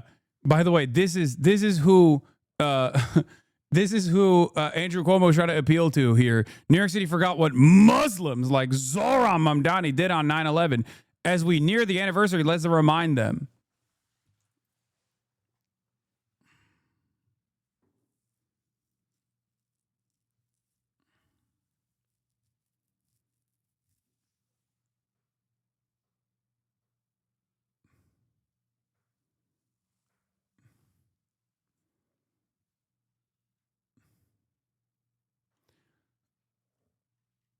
So much aura. That's a crazy flex. I will look. This is why internet drama and like petty online back and forths just washes past me. Okay. As I've said before, I have government ops. My ops are in the government. Okay? That's why, who gives a fuck what some slop tuber had to say, dude? Who gives a shit?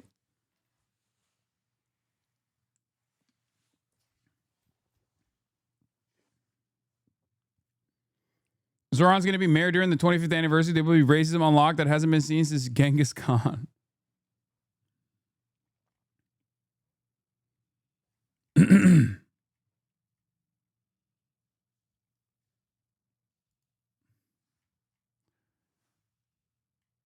But yeah, as far as we're talking about the New York Times polls, confirms my theory that any time work Adams to drop out is a waste as long as they can't move Sliwa.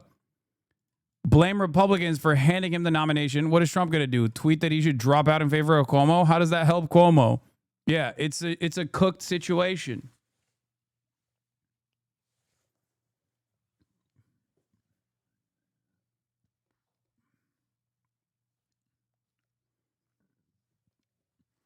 Cuomo used identity politics to lose the primary, and somehow his team told him to keep doing it. I think this means Zohran pretty much has this in the bag. I think it also means Cuomo might have some ops in his PR team law. How is he this stupid to keep using a losing strategy? Zohran won on policy and Cuomo lost on identity politics. Yeah. I guess real racism hasn't been tried yet. He's like, we got to get extra racist.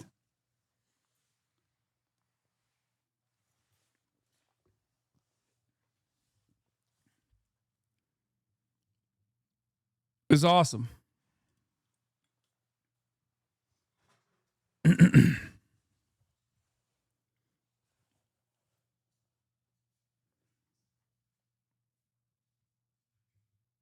Yeah. I'm glad that the Zohran team didn't make a dumb decision to like give this any fucking give this any sort of like relevance beyond just pointing to exactly what this is, which is a very clear-cut Islamophobic attack. Especially seeing their concession, especially seeing Zohran's concession on globalize the Intifada, it worried me a little bit.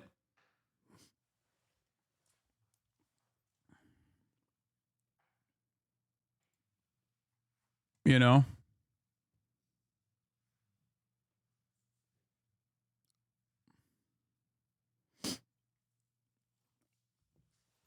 Anyway.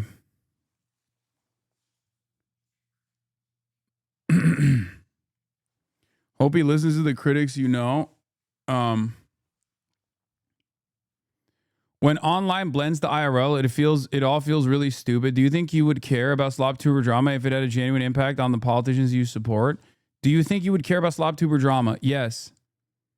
In that regard, it would go beyond it. But as far as like shit that slop tubers have cynically presented and pushed, obviously it's Cuomo over. I can't believe there's like Getty images of this. Like, that's what's so great. Like, this man literally thought that this would be popping, dude.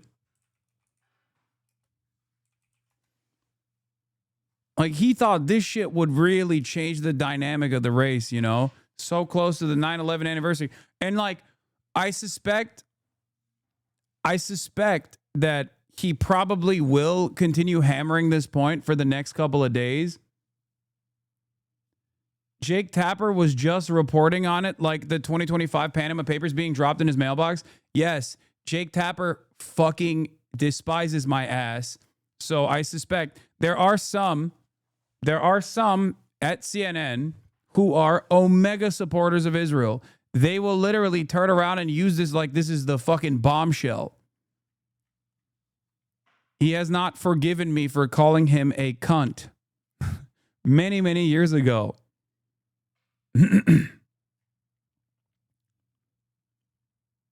They got a whole photo shoot, bro.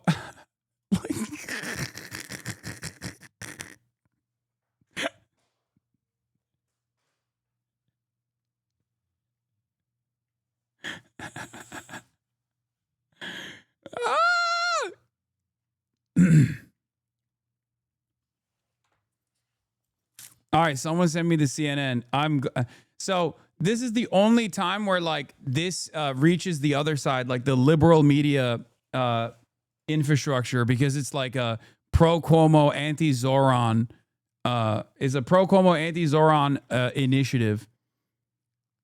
Normally, this kind of attack just like stays on the New York Post, and if it's like more visible, it will maybe make its way to like Fox News' digital team. But it's just so funny. The plan to deplatform you is going spectacularly. I mean, the photos were blocking the first poster, and standing next to a poster that just says America deserved 9/11 with no context is so funny.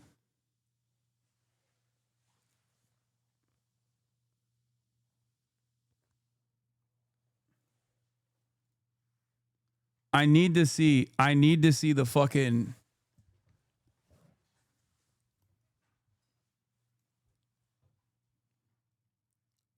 I need to see the CNN Jake Tapper.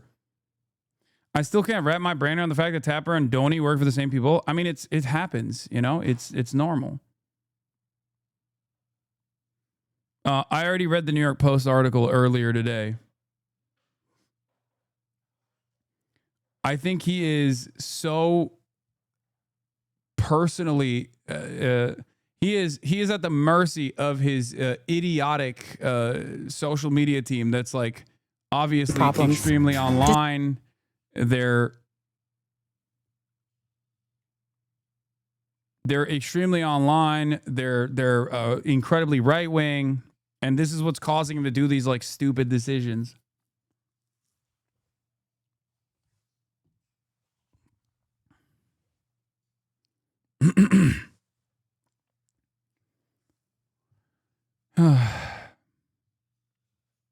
Yeah, that's what happens when your media manager is a literal groiper.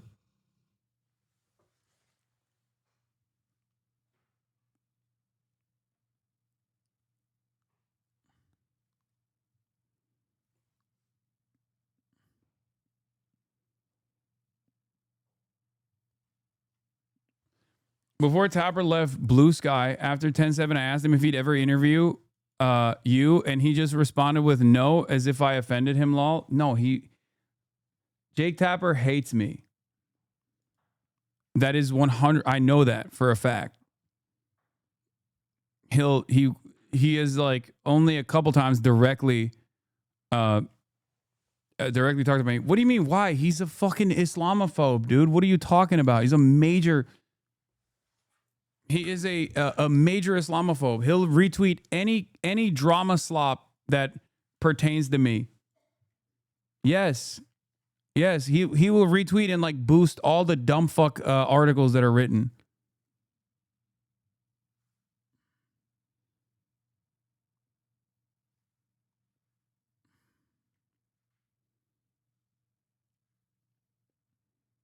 But Jake Tapper is a straight up G, homie. Oh, come on. Don't make me pull it out.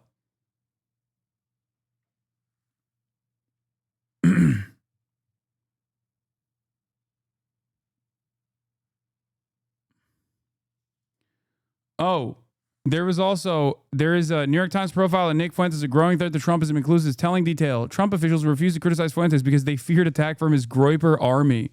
Nick Fuentes is the Andrew Tate of Hasan Pikers. Yeah, there was also an Atlantic article that talked about me as well, saying that the Democratic Party cannot rip its base of support away from my armpits or some shit. I saw that too. The far right appears more comfortable with racism than at any point in the Trump era, but few MAGA figures are willing to be as unabashedly racist as Nick Fuentes. No matter how far he pushes bigotry, his influence keeps rising. Ali Breland argues. Ali is a pretty decent reporter. I wonder if this is the article that he mentions me in, or maybe someone. Or there's a different one, but. What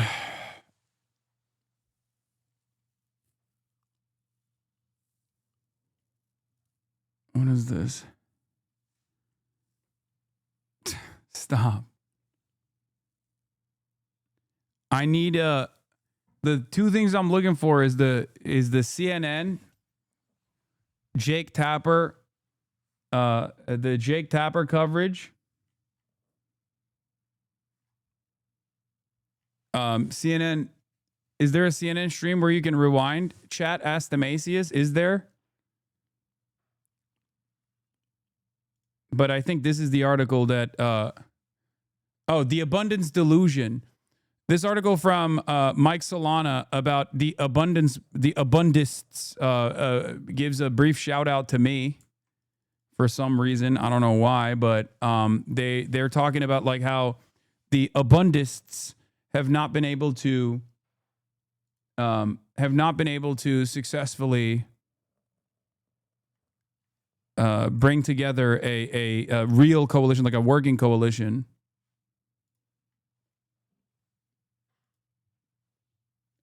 And they have a lot of support overall.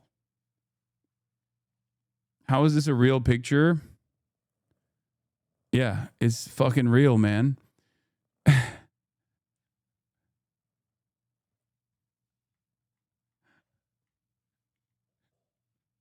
don't know. It just doesn't feel like a real thing that happened. Like, it happened already. It happened already, but it doesn't feel like it's a real thing that took place.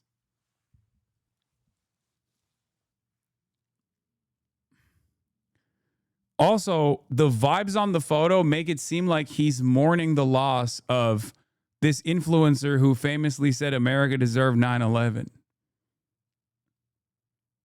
Like,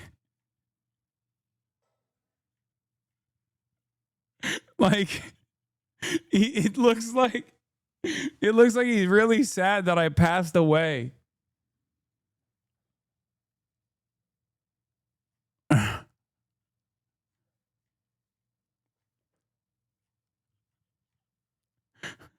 Instructions unclear. Is Andrew Cuomo supporting 9/11?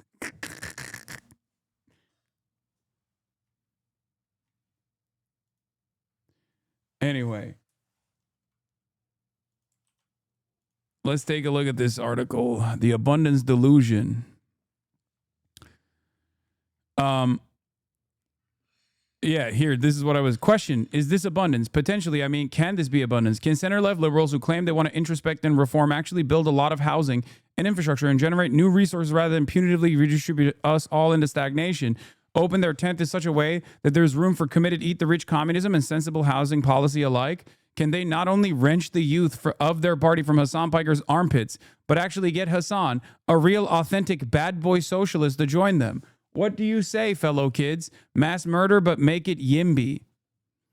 Yeah, man, sorry, I don't see it. Provided that the purpose of the abundance movement is to earnestly galvanize the left under the banner of abundance, which it will then produce, the project is obviously doomed to fail. Partly this is because of structural issues innate to our political system, and partly this is because of large swaths of the left, which abundance Dems need to win elections, are actively and often publicly fantasizing about sending abundance Dems to the guillotine.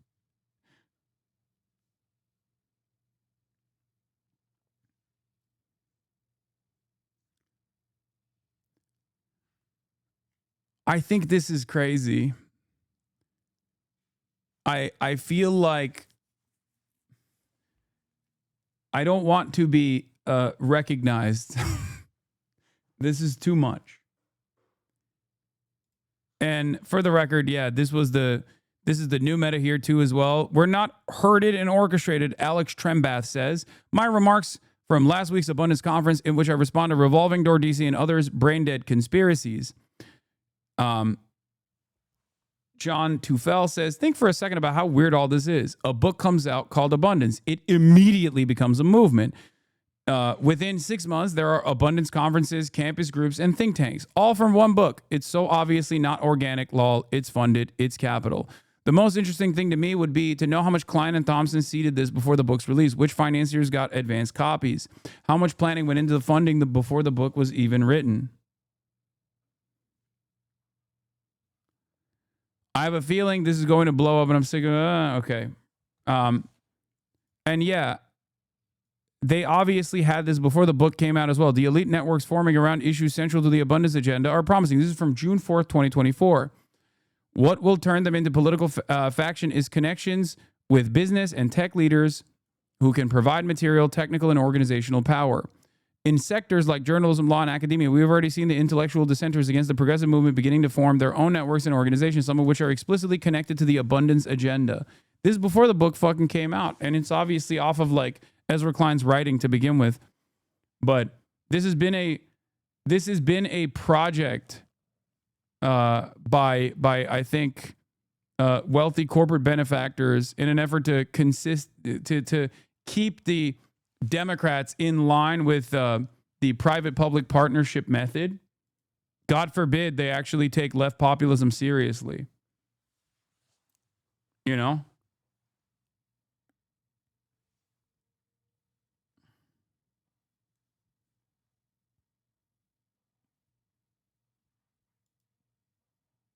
What is this? I don't know if you spoke about this.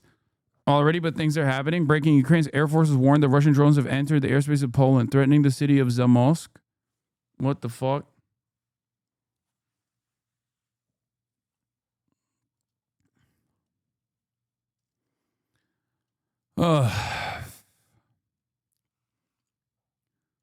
I can't believe Nick Fuentes got a fucking glaring profile like this. That's crazy.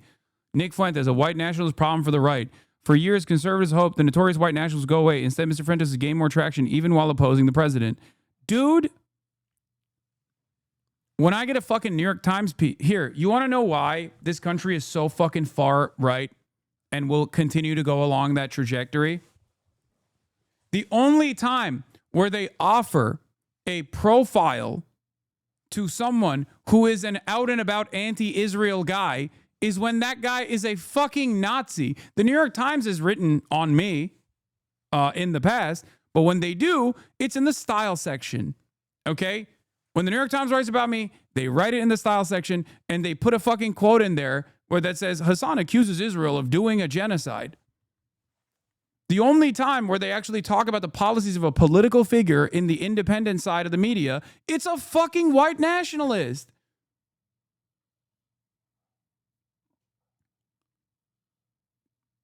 That's fucking insane. How do people not realize this? It's because you're hot? No, dude. It's because any sort of real left populist figure is seen as a genuine threat. This way, the New York Times can signal to its reader base that some of the most prominent figures in the anti-Israel movement are just straight up fucking Nazis. Okay? Because if you have a guy that you honestly write about and write about the policies on, okay, who is not a fucking neo-Nazi and not an anti-Semite, but is expressly anti-Israel, that kind of puts a dent in this broad message that the New York Times has been abiding by. The notion that like maybe a lot of the critics of Israel are anti-Semitic.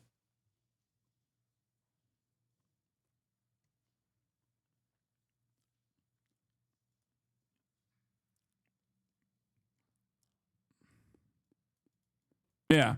Jonathan Greenblatt fucking freaked out on this. Maybe. I'm expecting him to also criticize Nick Fuentes. Who knows?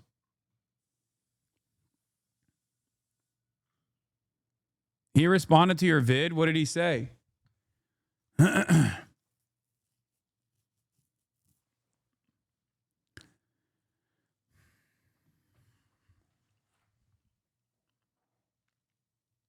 He went on a rant.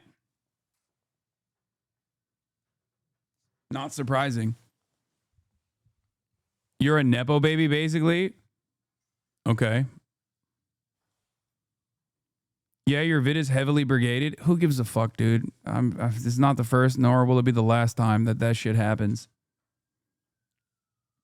Come on, dude. He ain't that bad. He's evolving. You're fucking so dumb, dude.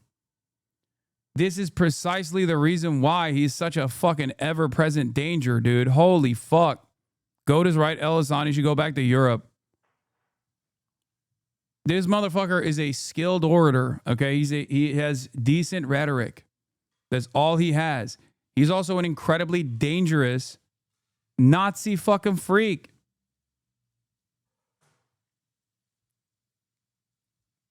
He is utilizing his already existing anti-Israel stance that is born out of the Jewish domination narratives that he fucking believes as a Holocaust denier to reach new audiences. And he's actually reaching new audiences with tremendous success, which is precisely the fucking reason why we have dumb fucks in here who are named Pure Blood, by the way, okay? Talking about how like, oh, Nick Fuentes has actually changed his mind. On what? Changed his mind on what? He still thinks that Trump is not going hard enough on mass deportations. He wants every non-white person to be deported, even though he's, Hispanic himself.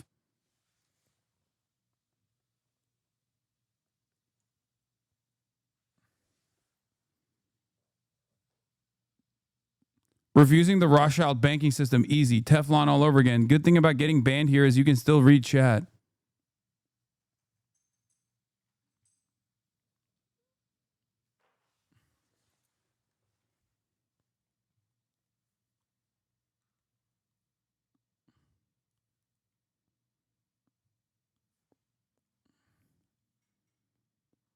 to me, and this is very important for people to understand, to me, there is very little difference between someone who defends what Israel is doing right now and someone like Nick Fuentes. My anger and resentment for Zionism stems from the fact that it is the exact same style of ideology as the Nazis. It is fascism. Okay? Nazis believe the in-group is different. Nazis believe the out-group is different. Okay? That's it. The only difference between someone like Nick Fuentes and someone who is like actively defending Israel and is like an ultra-Zionist is that, well, you know, Israel is currently doing a lot better, a lot more successful in terms of initiating its own supremacist ideology while also operating in broad daylight as though this is like a normal fucking version of events.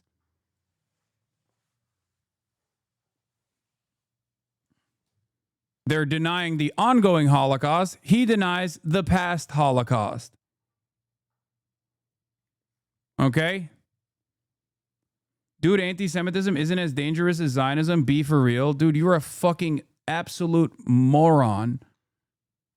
Nick Fuentes is more aligned with the current administration. The administration has openly admitted that they're afraid of his fucking groypers yelling at them.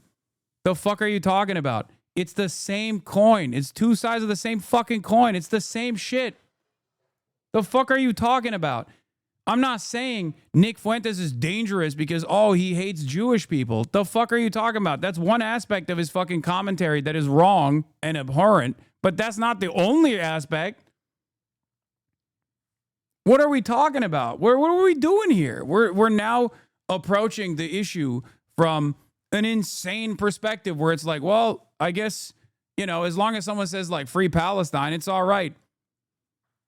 Nick Fuentes would throw you, if given the opportunity, if he actually had any sort of levers of power, if he could control the levers of power, he would throw you in the fucking concentration camp, not just Jews, dumbass. The fuck? Are we forgetting this is the dude who said your body, my choice in the immediate aftermath of Trump's victory on his election night?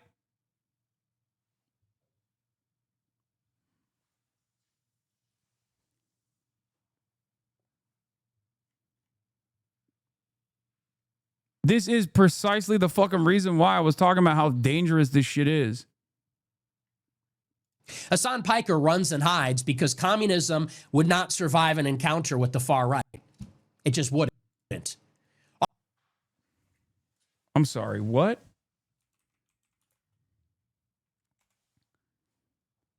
Did he just say communism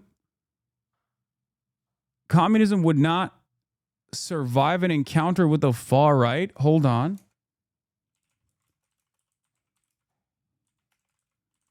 Wait a minute.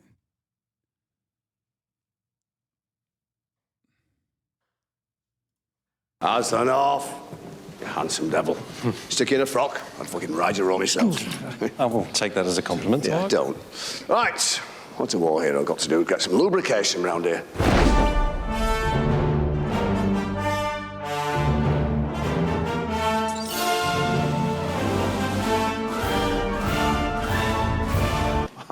What the fuck's this guy talking about, dude? Communism would not survive an interaction with the far right? Scoreboard, bitch. What the fuck do you mean communism would not survive an interaction with the far right? Is this guy such a Holocaust denier that he just like denies that World War II even happened? Is that what we're doing now? That's crazy.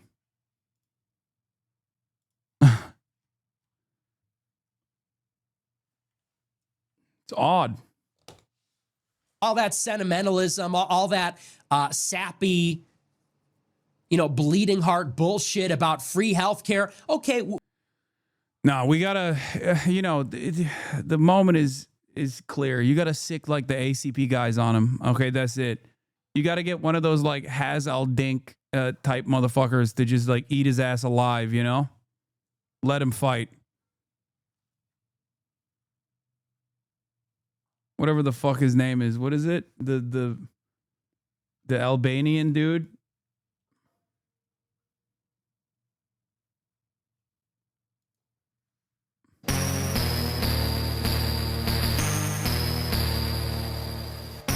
Communism would not survive an altercation with the far right. It's crazy.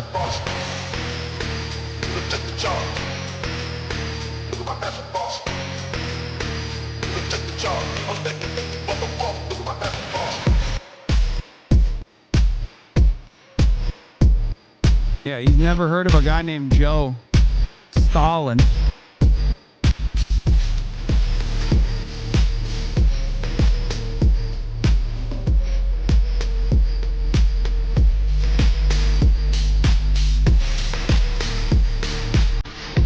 Here, let's watch more. Let's watch more.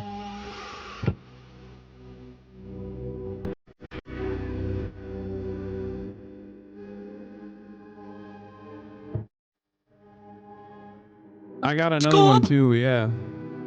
Yeah, this too. Another communism surviving an altercation with the far right. Look at that. Man, hey, I know that guy. I killed him. He cried like a pig.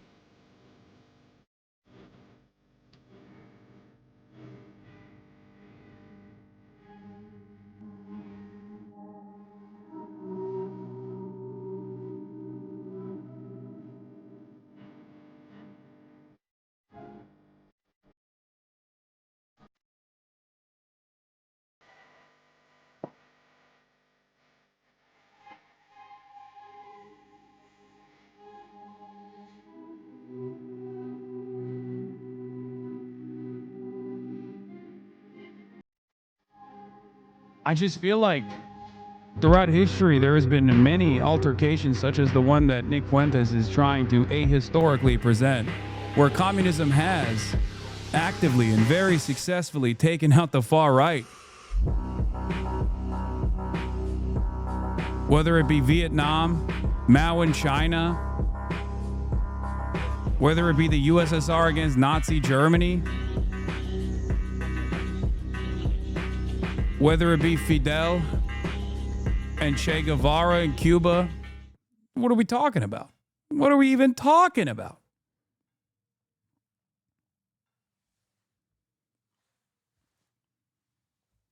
We'll give you free health care too. I don't really care that much. I want to close the borders. I want to stop being harassed on the train. I want to be able to live in most of the city and not have to be a war zone. I don't want to have our country run by an Israeli fifth column, a Jewish fifth column. You would not survive that encounter, and you know that. And Hasan knows that if there were ever a dialogue, an ongoing dialogue, or even just a sit down, that whole fantasy, this bourgeois fucking champagne socialism would not survive an encounter with an actual real American. With an actual real American. Dog, I'm Turkish. You're Hispanic. We're both American. Our existence on U.S. soil contradicts the fundamental argument that you're presenting. What are you talking about? What the fuck is this motherfucker talking about? You would not survive, he says, from his mom's basement. I know.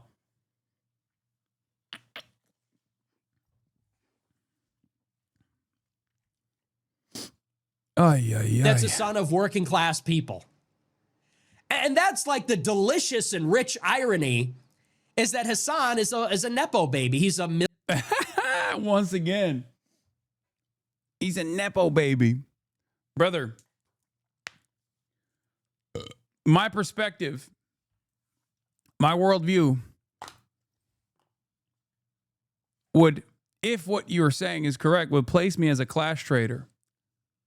You, on the other hand, are advocating for erasure of yourself.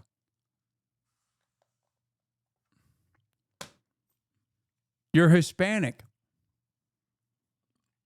And you are advocating for the destruction of yourself, the removal of yourself from U.S. soil. Millionaire Nepo baby who's on all the mainstream platforms. how did he get his start in media? His uncle. And this is a guy lecturing us about generational wealth. Why don't we redistribute the Young Turks media opportunities? How about Okay, fine. You know, we redistribute? Doesn't seem like that would put a dent in the system, but once again, normally he has better arguments. Like when he's duking it out with Charlie Kirk, he can present a better argument because he can showcase that Charlie Kirk is actually, because he is the logical extension of like the advocacy that Charlie Kirk engages in. The reason why the likes of Charlie Kirk fear someone like Nick Fuentes is because it shows that Charlie Kirk is fraudulent, right? He is seen as more real. But when he comes after someone like myself, he has to desperately fling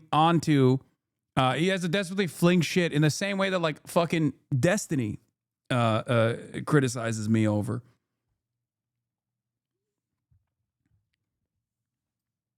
You know, I don't know if they engaged in information sharing. I know they shared other things. Maybe they talked about their mutual hatred of someone such as myself, while Nick Fuentes' dick was in Destiny's mouth. Who knows? Who knows? After a little bit of chicken and waffles, they did it over pillow talk, I think.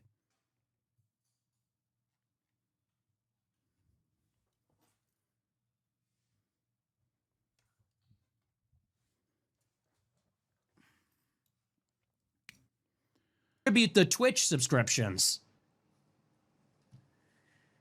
So, you know, as long as I like that the line of attack against me is always the same. Doesn't matter. He's going to sit there and take shots from over there. Yeah, inside of that woke fantasy. Also, it is kind of funny because the one thing that Nick Fuentes can always present himself in order to showcase his like infallibility, his like moral authority on the subject matter, is the fact that, you know, he's been debanked or he's been attacked and this and that. Like, you know, these institutions have come after him. The ADL talks more about me than they do about you, dumbass. The fucking Zionist groups in this country and newspapers that work alongside Hasbara initiatives write extensively demanding my deplatforming. You supported Donald Trump. Donald Trump's own Customs and Border Patrol detained me for my opinions on Israel. So he can't even hit me on the he's not sincere about his advocacy for the Palestinians line of attack. So he just has to go back to this dumb shit like, oh, he's rich, but a socialist. That's it.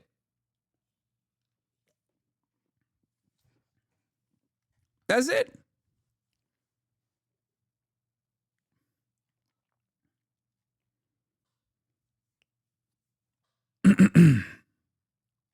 Land, they'll all be very confident in their ideology. But the reason that they don't want me to talk to Jimmy Dore, the reason they're screaming, he's a Nazi, but he said this, but he said that. Let him talk. We can talk.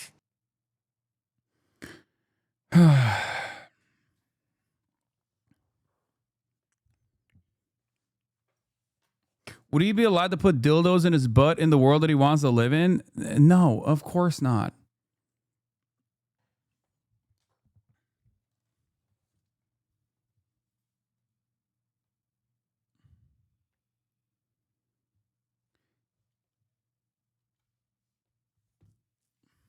It's just the only counter narrative in this situation that he can apply. The only line of attack he can apply is like, oh, you're a bad guy. You're a hypocrite. You're rich but socialist. He knows that that's not a real line of attack anyway. You know? He can't do it. He's got nothing. So he says the exact same shit that like annoying fucking liberals say.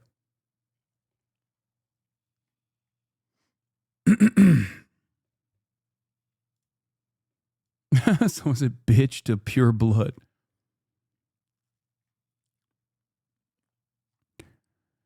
But yeah, New York Times profiled Nick Fuentes as a growing threat to Trumpism includes this telling detail. I think the way that the New York Times is presenting Nick Fuentes as a growing threat to Trumpism is perhaps one of the most damaging things that they could have done in terms of like beefing up a white nationalist movement.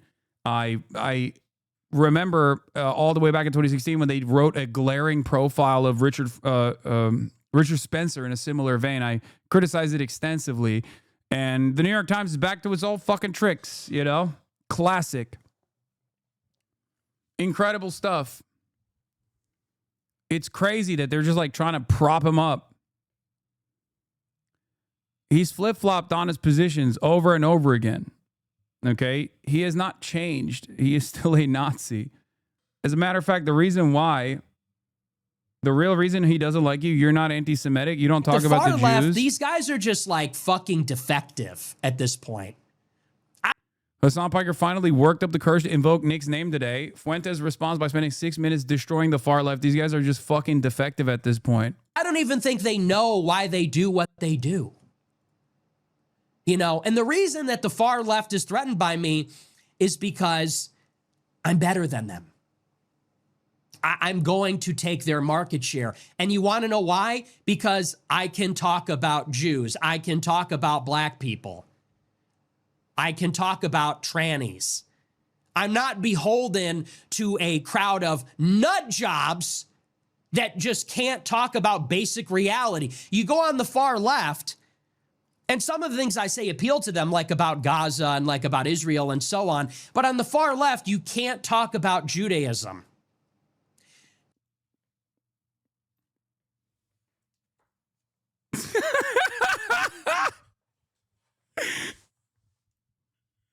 What the fuck?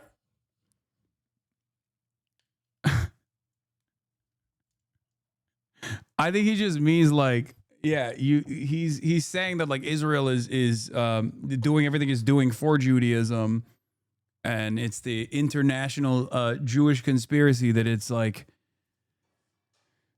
international Jewish control. Like, oh yeah, dude, you are more successful, I guess, in your own estimation. It's not real, but in your mind, because you can make up conspiracies that are not correct. That's it. Screen caps that shit with Jews in his hand. I mean, it's just like that.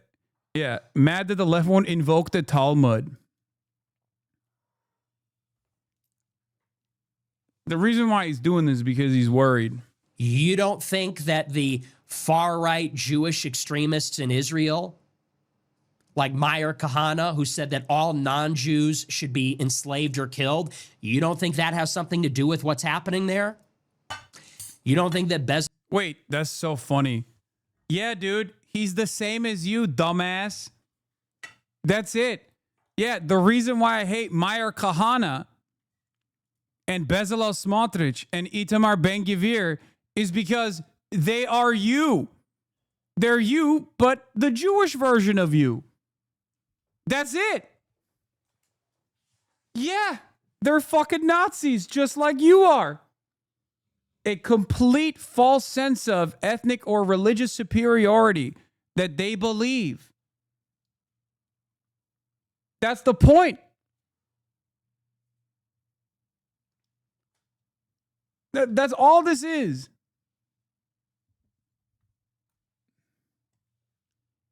Dude, what the fuck are you doing? Man, he got a fucking glaring profile on the New York Times. Shut the fuck up, okay? There's a reason why I didn't talk about Nick Fuentes for a very long time, because it was an irrelevant Nazi. He is now moving away from being an irrelevant Nazi to actually becoming a very relevant Nazi. Do you see this? A glowing profile. Sorry, not glaring.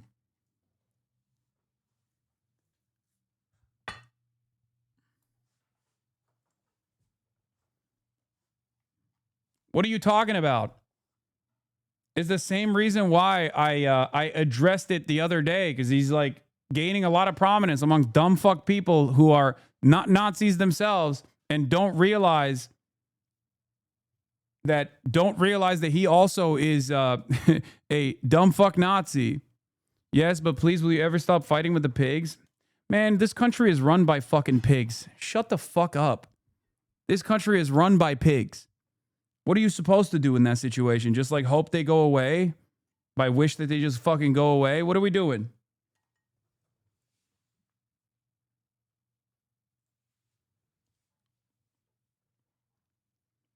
As is the case with like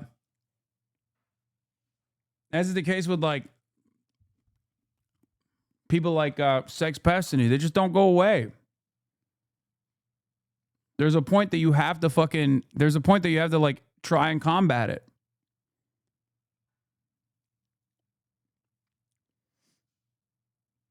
How do they not know after listening to him for more than a minute that he's a Nazi? Because people don't listen for a whole minute. Nobody listens for a whole minute. I brought this up in my video, on my YouTube video that's been brigaded by his fans like nonstop.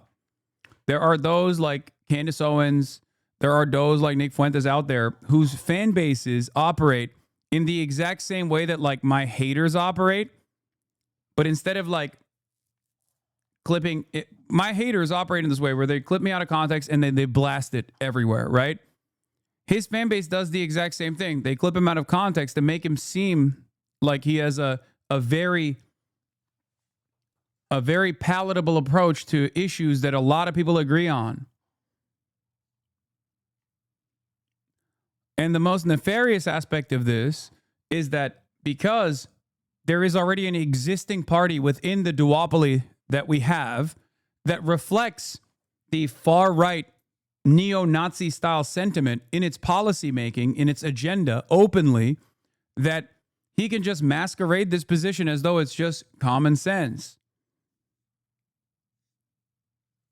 What is the difference between someone like Nick Fuentes and Fox News when Fox News yesterday was talking about how, you know, we really got to take a closer look at the real issue of interracial violence. Like they're just straight up doing the same shit. Sorry, Hasan, Zionism is a Jewish problem. It's not up to Muslims or Christians to fight. It's up to the Jewish people. Yeah, no, totally.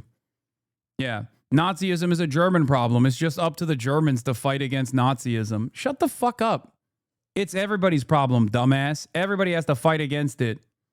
And also, once again, the most robust, coordinated support for Zionism outside of American Jews comes from the evangelical Christian Zionist movement in this country.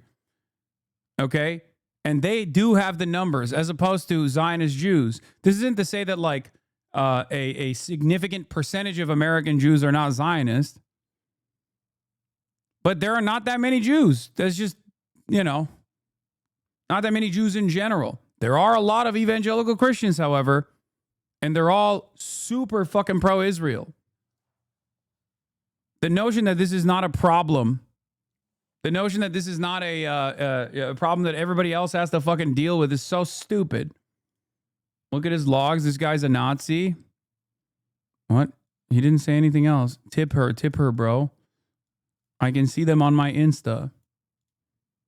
Why are you guys saying this? Look at his logs. This guy's a Nazi.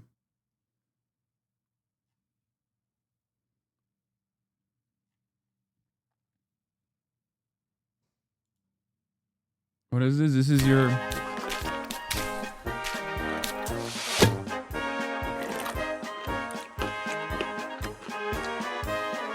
I can't tell you, like, every person in my family, when I came back for Thanksgiving, on both sides of my family were like, am I getting a buddy? Oh, no. Oh,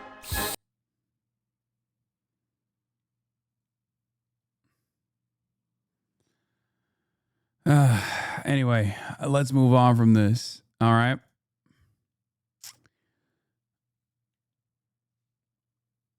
I know you hate current news, but World War III popping off. We don't know, man. I don't know. Unconfirmed reports of Russian drone incursion into Polish airspace as commercial traffic is being moved further to the west with Polish Air Force aircraft active in eastern Poland. I don't know what the fuck's going on there, okay? And yes, Israel attacked another boat is what the... again, it's both of these are breaking news, okay? Stop. Please stop sending me fucking unverified stuff for now, okay? We'll get to it. Now, where the Prime Minister has resigned following the deaths of at least 19 people during protests yesterday. Let's bring you the latest pictures from the capital, Kathmandu. You can see really chaotic scenes down there. Protesters have set fire to the homes of some of Nepal's political leaders. You can see somebody there holding a machine gun on the back of a motorbike. This is all in opposition to a social media ban. It was lifted early on Tuesday, a day after anti-government protests. The police in those protests, as we were saying, opened fire and killed 19 people, but still really chaotic scenes on those streets. Our Asia correspondent, Cordelia Lynch, is there and can tell us more. There is officially a curfew in place here in Kathmandu, but just look, there are hundreds, if not thousands, of people still on the streets. They've been marching on Parliament. We've seen them setting fire to a police station. There is real anger in the air. Now, the Prime Minister has resigned, but it's not enough. We constantly are seeing this stream of people on bikes and on foot. They are part of a movement known as Gen Z here. Now, yesterday, many protesters were really motivated by social media platforms that were banned, X, YouTube, Instagram. But this is about something far deeper. It's about concerns of corruption in this country. They want to see a wholesale change to the leadership. There is impatience. You can see a lot of people carrying sticks. We've seen them chasing police officers too. And there's deep resentment about the at least 19 people that died yesterday. Lots of people say they saw live ammunition being used by the security forces, and they want to see justice served. Exactly what that justice looks like right now is still very unclear, but this, a very febrile scene and a lot of jeopardy in the air. Chaotic, kinetic, possibly seismic. Fury on the streets of Kathmandu. A generation that yesterday may have felt under siege, today looked on the offensive, empowered, emboldened. The beginning of the revolution. The government lifted its social media restrictions. The Prime Minister resigned, but it wasn't enough. These young people defied the curfew, their fight for something far deeper and more entrenched. This is about more than social media platforms and freedom of speech. There is real rage in the air. People have deep concern about corruption in their country. They want to see meaningful change, and they say they won't stop until they get it. This was about dismantling symbols of the ruling elite. Politicians were chased through the streets, some attacked. It felt like a government in retreat. This protest is not against the social media ban. This is against the big corruption that these ministers have done for the past 2 decades. We were suppressed. Now we have our voice. Homes were burned, police stations targeted too. And here, the very heart of government in flames. This is Parliament House in Kathmandu, the centre of political power where lawmakers pass legislation. But look at it now. It has been burnt. Protesters here, and what's so striking is we haven't seen any police, any security forces. After years of fermenting frustration over social inequality and corruption,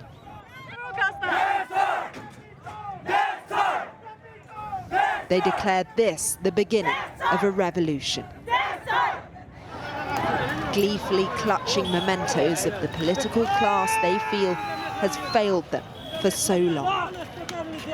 Things have shifted quite fast here. Protesters have now stormed into Parliament House. You can see them making their way up the stairs, and they're trying to take away or destroy what little is left here. There's the thud of things crashing around, broken glass all over the floor, and fires too.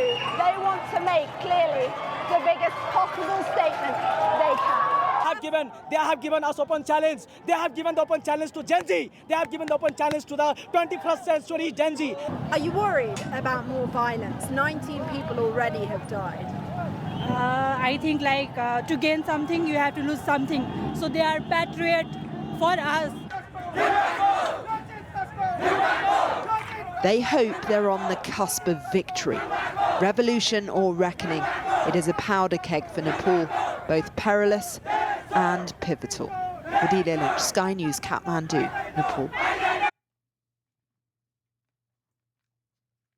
I don't do drawings. I'm not a drawing person. When the Wall Street Journal... So...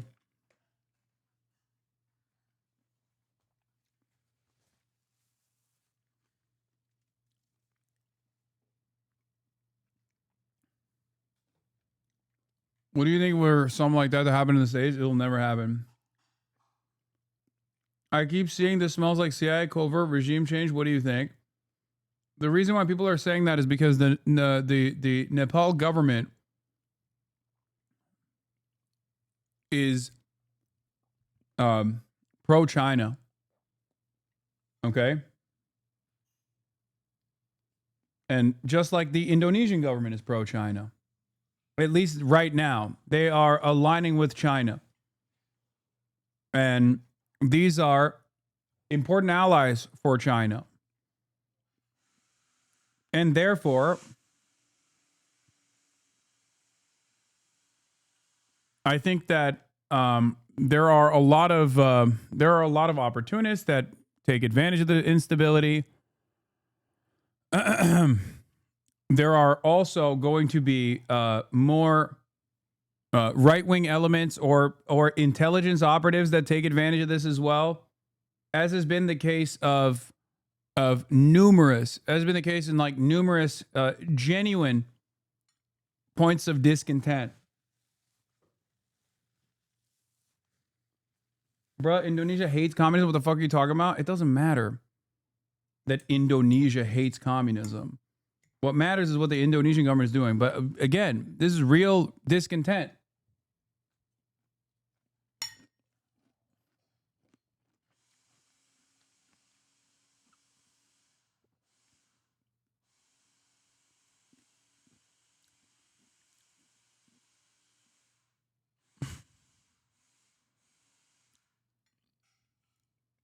The problem is that the left government is still capable of completely failing on delivering material change that the people want.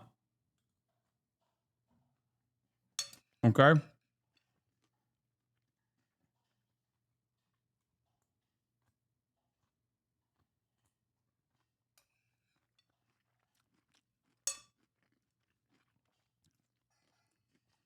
And unless they pack this up and make said changes, this discontent will continue. And it opens you up to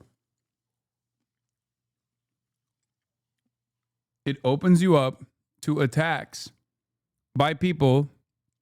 It opens you up to attacks by people, by outside actors that might use this discontent in an effort to create an unstable environment and enact regime change.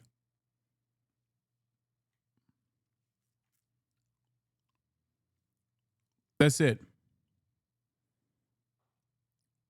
Bros of Stalin, Ashok Kumar says, Nepal's so-called communist leaders have been corrupt at worst, inept at best, no nationalization of any industries, no land reform, no anti-imperialism, barely the outlines of a welfare state, shallow, parochial, and undeserving of anything but contempt. The kids are right.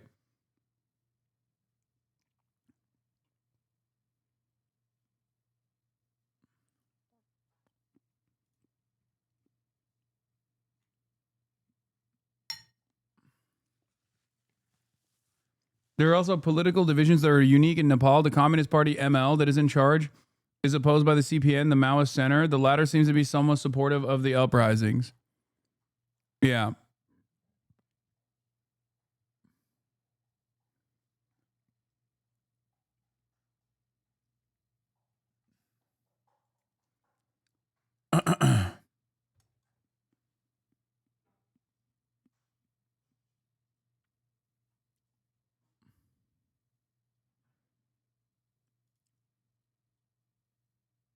Anyway.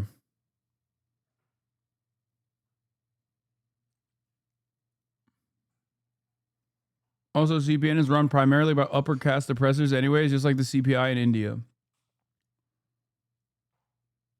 But from what I understand, I mean, this is only going to escalate. It's only going to continue, and we'll keep we'll keep a close watch on it.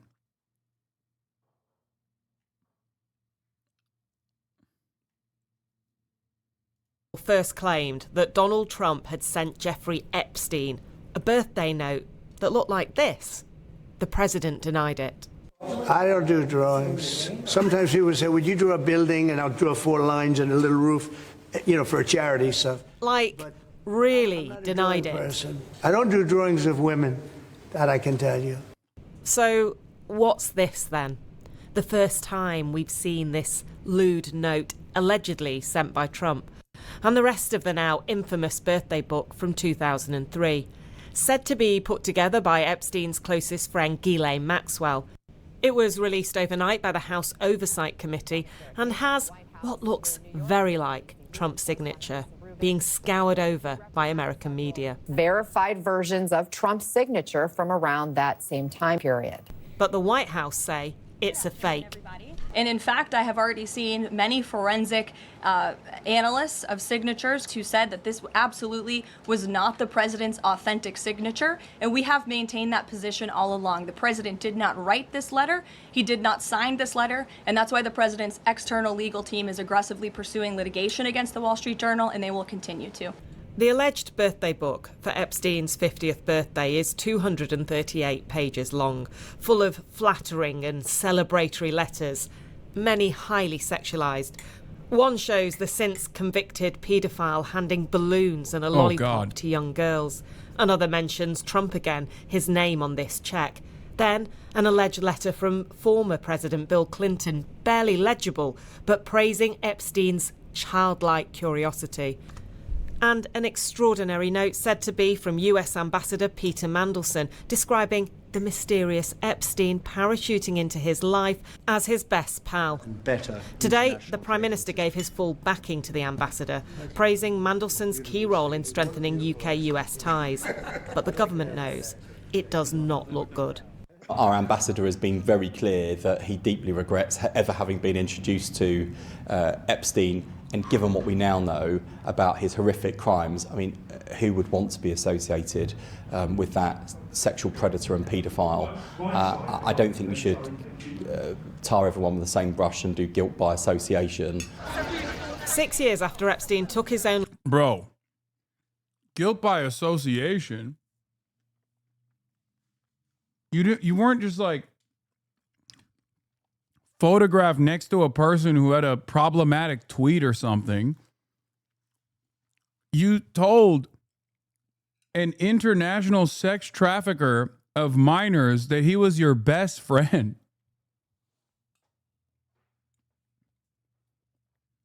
I feel like there's degrees to this shit, you know?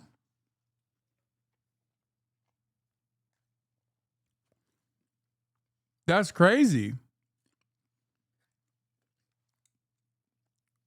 A pal is a wonderful thing. God, Trump is so fucking zesty. It's crazy, man. It is his best quality. And you can tell it comes across on that drawing / letter that he absolutely wrote, by the way. Like 100p. They can keep saying that Trump had no hand in writing that letter till the fucking cows come home. It is so obviously Trump, partially because of how zesty the letter is. A pal is a wonderful thing.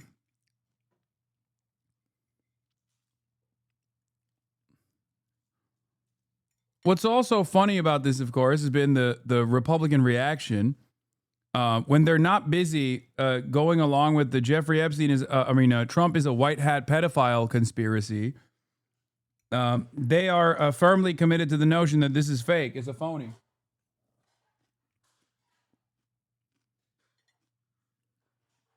This is just completely made up. Both of these beliefs require different degrees of stupidity, but by God, Republicans have an endless well of that. Let's not associate zesty with pedophilia more than it already is. Okay, calm down. This has nothing to do with pedophilia. Jesus Christ. I'm talking about Donald Trump's demeanor.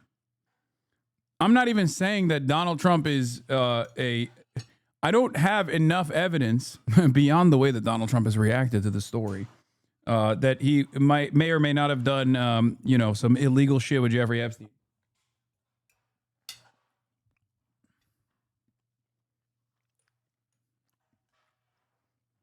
Life, his powerful associations continue to shape politics in Washington, D.C., where survivors gathered last week to demand that the administration release the files linked to his case, making clear to Channel 4 News they would continue this fight.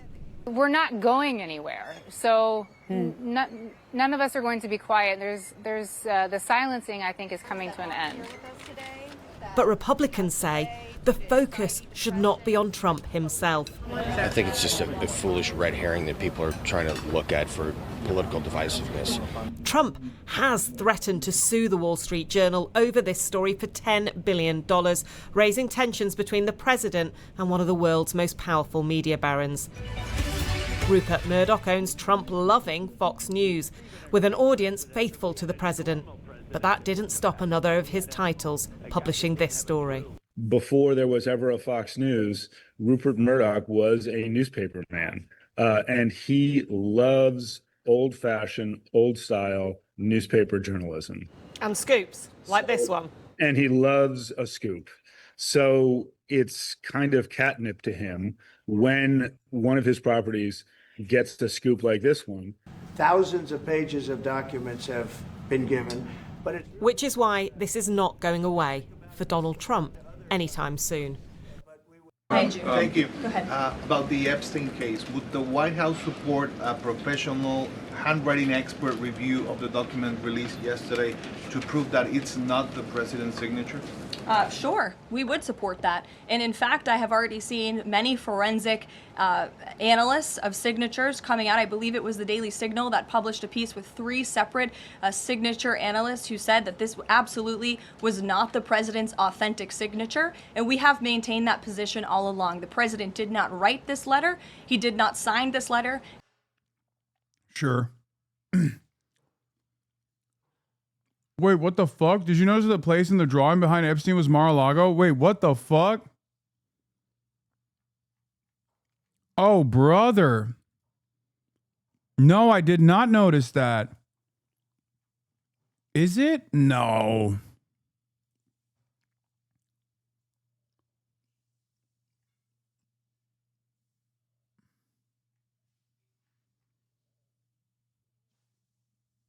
I could see it being Little St. James Island, though. It kind of looks like it could be Little St. James Island. And that's why the president's external legal team is aggressively pursuing litigation against the Wall Street Journal, and they will continue to. Christian. Thanks, Caroline. Following up on... A new Supreme Court decision gives ICE agents the go-ahead for roving sweeps as part of the president's immigration crackdown. Now, this ruling is based on a case in Los Angeles, but yesterday, the White House announced expanded operations in the city of Chicago as well. Nancy Cordes is at the White House with the latest on this. Nancy, good morning to you. What can you tell us? Good morning, Gail. Well, what the White House announced yesterday was not the National Guard deployment that President Trump has been hinting at for weeks. Instead, it's a new immigration enforcement operation. And a new decision by the Supreme Court could give the White House more leeway to ramp up its immigration crackdown. We'd love to go into Chicago and straighten it out. President Trump's new plan for Chicago is called Operation Midway Blitz. The Department of Homeland Security called it an ICE operation that will, quote, target the criminal illegal aliens who flocked to Chicago and Illinois due to lax local immigration enforcement. White House border czar Tom Homan. We don't have that problem in Florida, right, where every sheriff and chief works with us. So where are we going to send additional assets? Sanctuary cities where we know it's a problem. Illinois Governor J.B. Pritzker fired back. This isn't about fighting crime. That requires support and coordination. Yet we've experienced nothing like that. It's unclear how this blitz is different from the ICE raids that began back in February. No fear! Chicago immigration activists say they haven't seen a new surge in federal personnel or arrests. This was never about arresting the worst of the worst. It's been about terrorizing our communities. In a win for the White House Monday, the Supreme Court allowed immigration and customs enforcement agents to resume, for now, roving raids in Southern California, overturning a lower court order that had banned stops based on a person's apparent ethnicity or if they spoke Spanish or English with an accent. In a fiery dissent, Justice Sonia Sotomayor wrote, "We should not have to live in a country where the government can seize anyone who looks Latino, speaks Spanish, and appears to work a low-wage job." Carter Evans is in California. We're in downtown Los Angeles, generally an area with a lot of immigrants. You've got street vendors, day laborers. Homeland Security reports 5,000 arrests in the LA area since June. Now, about half the population of Los Angeles is of Latino descent. The majority are U.S. citizens, but now... Yeah, bro, it's like saying, and this probably will be the next move, but it's like saying you're looking to deport Haitians and therefore going to like Southside Chicago and arresting every black person that you encounter. It's legalized racial profiling.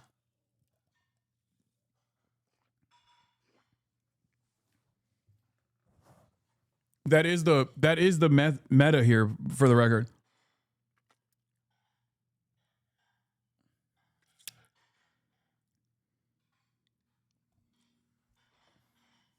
Insane. Now, with the court ruling, it appears that many... Trump is live after Poland drones. What is happening with this fucking Poland drone shit, dude? What the fuck? Send me a link, man. I don't know what's going on, dude. I don't know. Everyone is freaking the fuck out. U.S. F-35 jet airborne in Polish airspace.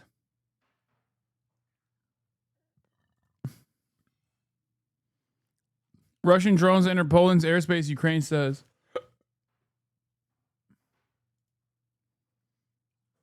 Breaking reports of Dutch and Italian Air Force activity over Poland. Ukraine's Air Force warned early on Wednesday that Russian drones have entered airspace of Poland, threatening the city of Zamosk. We already covered that. Polish jets are engaging Garon drones. Could be fake, I don't know yet. MSM was on it, but not seeing many details. This is not...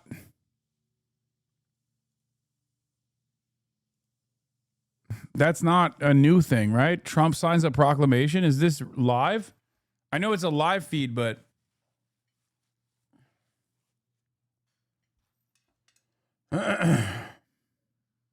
Yeah, this video has been on for hours and hours at this point.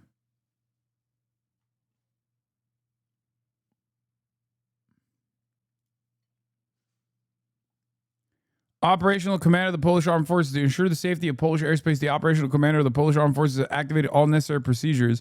Polish and allied aircraft are operating in our airspace, and ground-based air defense and radar reconnaissance systems have reached the highest state of readiness.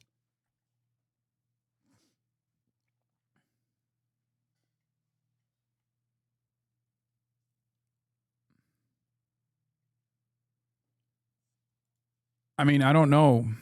Ukraine's Air Force just now reporting Russian drones have entered Poland's airspace. Reuters is reporting the Ukrainian Air Force said on a messaging app drones were heading toward a Polish city near the border with Ukraine. Again, waiting for confirmation from Poland. Earlier tonight, Ukraine...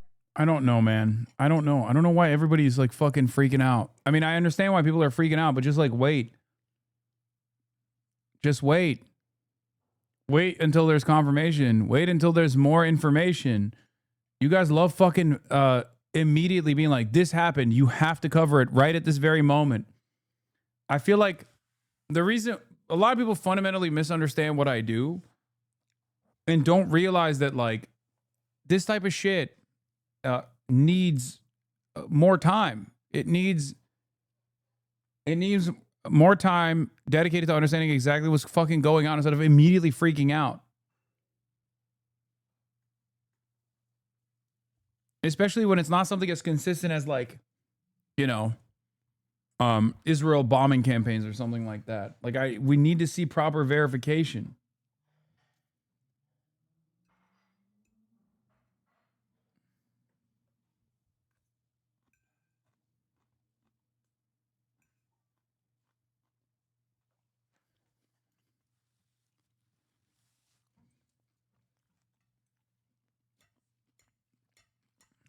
And every single time something like this happens, people just lose their minds over it. And they're like, you have to cover it right now.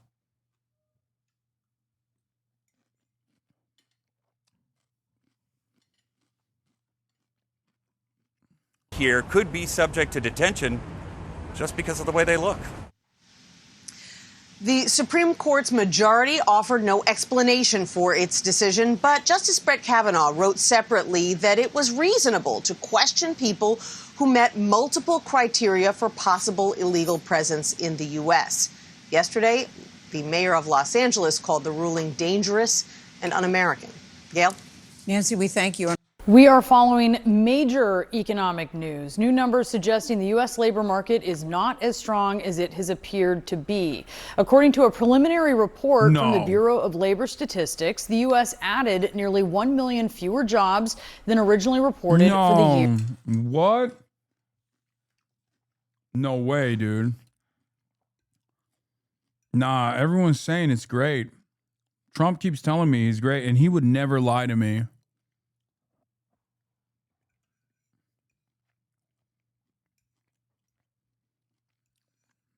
When Biden was in office, liberals would be like, nah. I mean, to be fair, we're going to find out how bad it can actually be now that it's Trump in charge, but, you know, it's just, I thought it was hot. I thought America was the hottest from the standpoint of heat. Through March. This is a gigantic adjustment that we're talking about here. And if it holds through February, when the final tally is reported, this would mark the largest annual revision ever. CNN's Vanessa Yurkevich is here. Look at those two numbers side by side to understand that perhaps the stock market is not the greatest indication or the greatest way to appraise the health of the economy.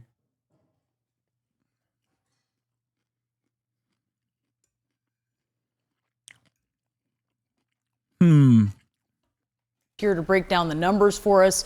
Vanessa, what does this tell us about the state of the economy?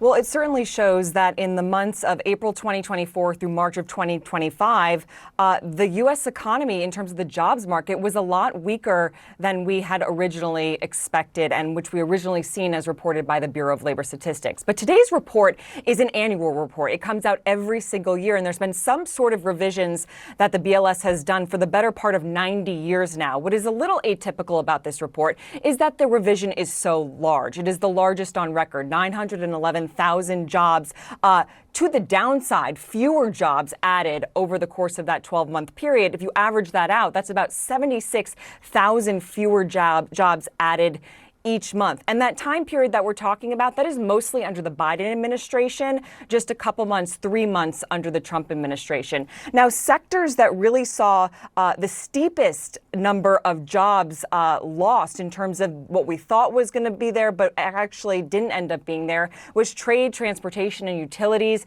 226,000 fewer jobs there. Leisure and hospitality, 176,000 fewer jobs than initially reported. And for professional and business services, 158,000 fewer jobs than initially reported. But as I said, this is typical. These revisions certainly do happen. But to the downside, one of the reasons, or a couple reasons rather, that this does happen is because the Bureau of Labor Statistics is really trying to work with survey data that they get from businesses. So some newer companies may have suggested that they were hiring more people than they actually did. And that No. What? No. What? You mean to tell me to keep lying about how many job openings actually exist to make it seem as though these businesses are growing? But it's all a lie? What is going on? That would never happen. I'm so shocked. This is shocking, I tell you. This is my fault. I'm a small business and I pledged to hire 11,000 workers. Listen, we got a little ambitious, okay? Here at HasanAbi Enterprise,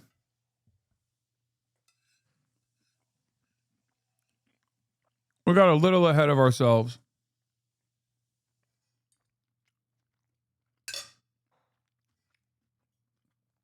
Genuine question, didn't this happen under Biden? Yes, it happened under Biden as well.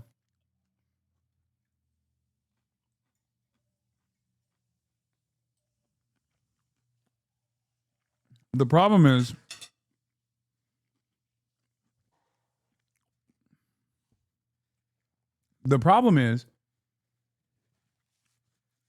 the trend lines are really bad.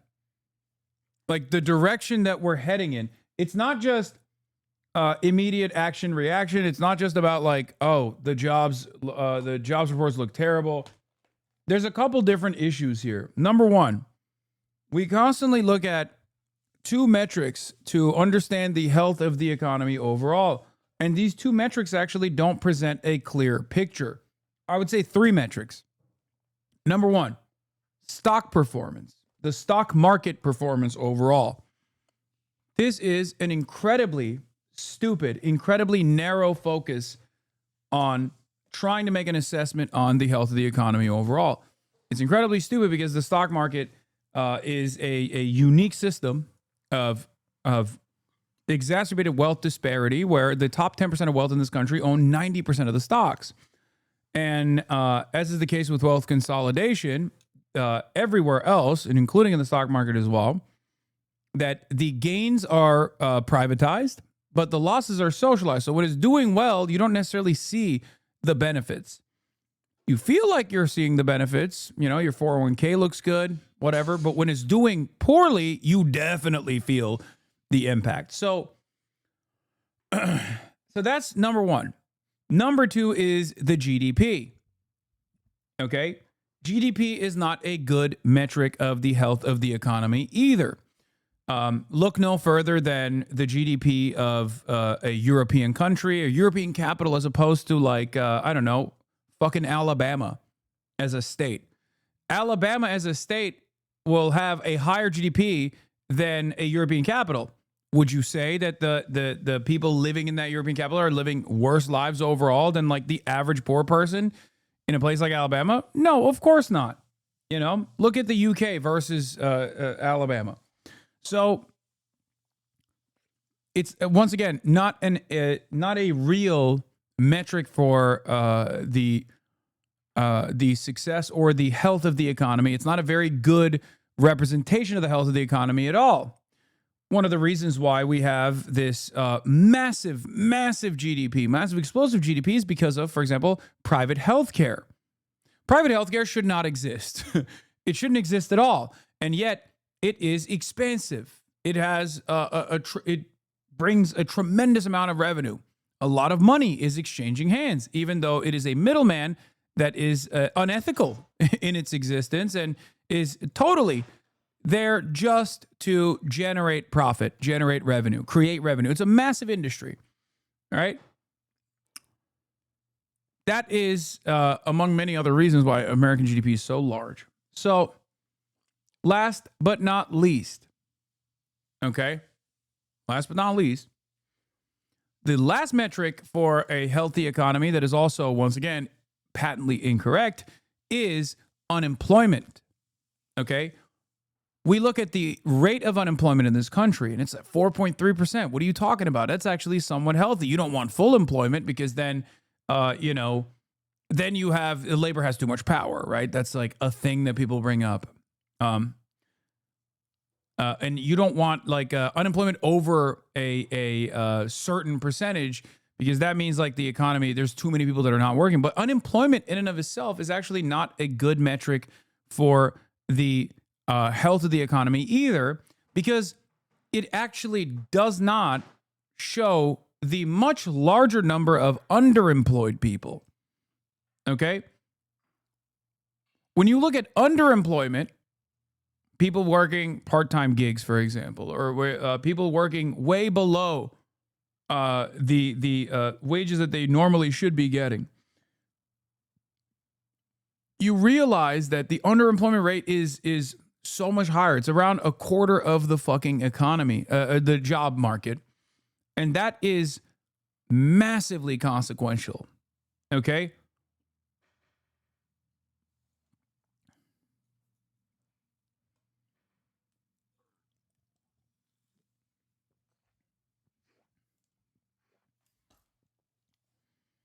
So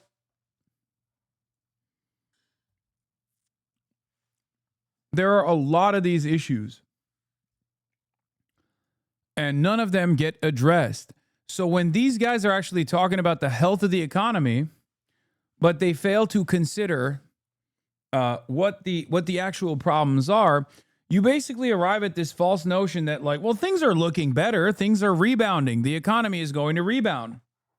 This, I think, was best represented, something that I talk about all the fucking time, okay? The true rate of unemployment tracks the percentage of U.S. labor force that does not have a full-time job, 35 plus hours a week, but wants one, has no job, or does not earn a living wage, conservatively pegged at $25,000 annually before taxes.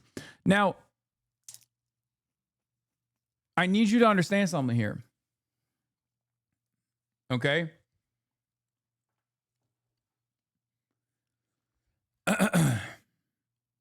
When these guys say the economy is doing well, they're still fucking lying because they use those three metrics, okay? Or when they say the economy is doing poorly, they're technically not lying because it's been doing poorly for a long time, but they're not correct in their assessment. My point is that the economic anger and resentment, the uncertainty that people have felt, was the reason why Bernie Sanders was so successful in the 2016 primaries and why Donald Trump won in the 2016 elections. And people refuse to recognize that. And that's precisely the reason why after Joe Biden's victory in 2020, when the economy obviously was slated to rebound or whatever by the last quarter, even though in the first 3.5 years of Joe Biden's rulership post-2020, Americans experienced negative real wage growth for a year and a half.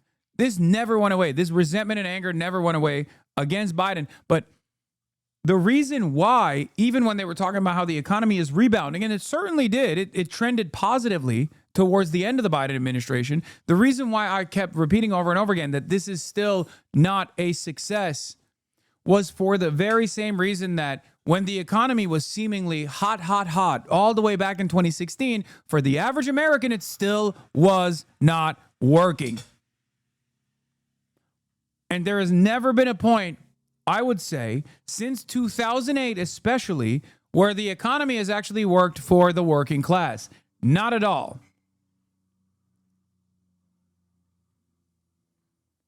So whenever these guys run the same back and forth on, jobs numbers, unemployment numbers, GDP numbers, all this shit, they're actually refusing to factor in how terrible the economy is for the average working class American. Okay? At survey data, the response rate has really dropped in recent years. So they're trying to merge survey data with now in this report, Brianna, much clearer and much more pointed tax filing data that businesses provide. And they're trying to merge those two and trying to paint a clearer picture. But also in those tax filings from companies, they will not be reporting undocumented workers. And so we know that they are a large portion of the labor force, but they will not be counted in this report. That is also why you can potentially see that this number is revised a lot lower than was anticipated. Yeah, parallels to your analogy about giving a homeless dude $1 and expecting them to be grateful. Not even $1. You walk by a homeless person and you chuck a fucking dime at them, and then they turn around and they spit at you, and you say, "What do you mean? Your financial circumstances have improved by 10 cents. I just gave you 10 cents. How dare you not be grateful?"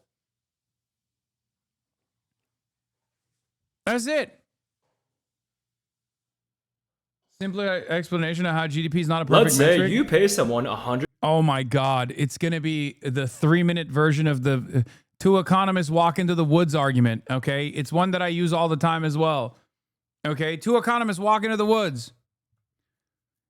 One economist says to the next, "There's shit right there. I'll give you $50 if you eat that shit." The economist eats the shit and takes the $50. Okay? Then they keep walking. There's another shit on the ground. The second economist who just ate the shit turns to the first and says, "Hey, I'll give you $50 if you eat that piece of shit on the ground." First economist says, "Yes, I'll take it." They stop and they go, "What was this for? We both ate shit and the $50 is back in my pocket." First economist says, "Aha, well, we just increased the GDP by $100. That's it. Is it shit from a butt? That is $100 worth of economic growth. You just butchered that fucking joke, man. No. What do you mean? That's it. That's the joke.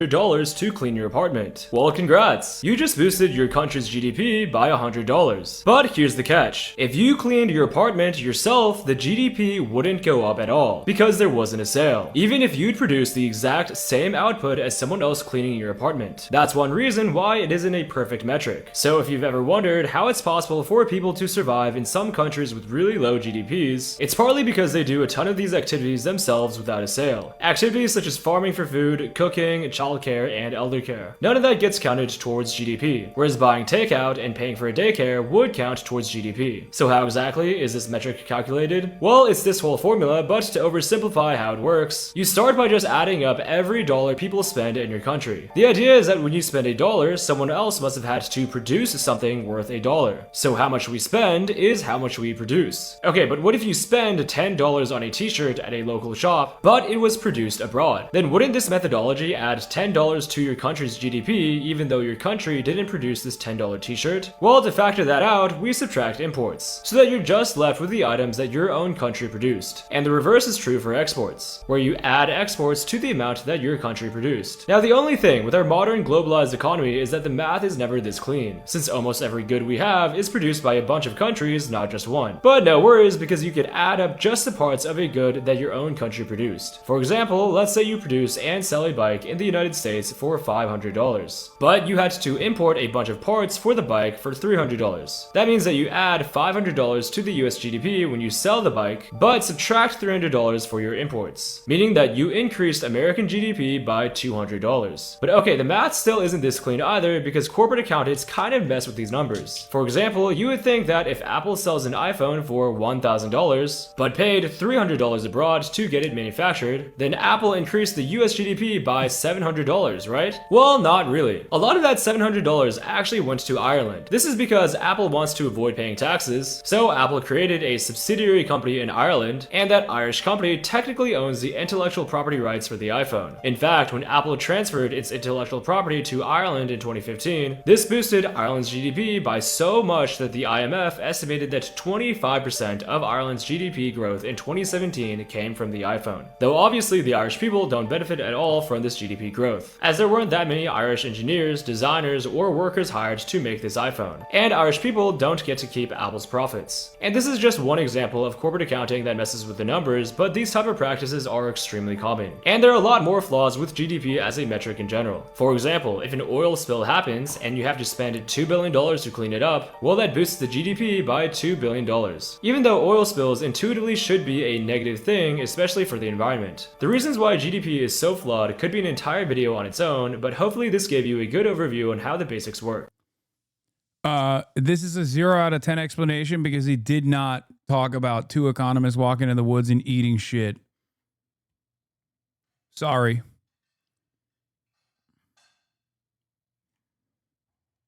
I'm just saying.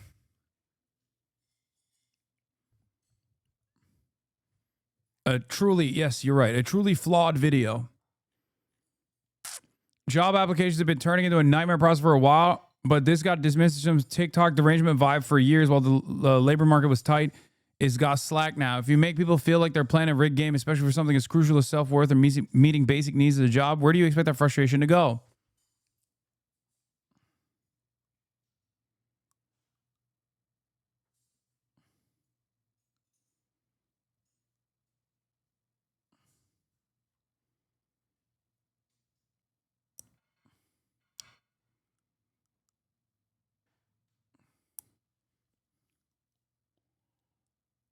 Doesn't it only count if they report the exchange of money to eat shit?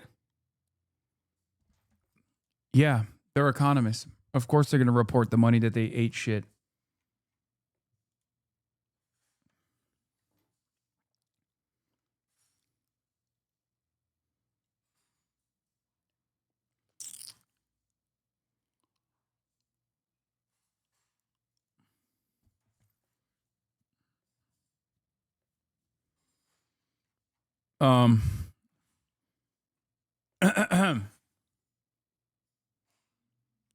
What about black market shit eaters? I don't know.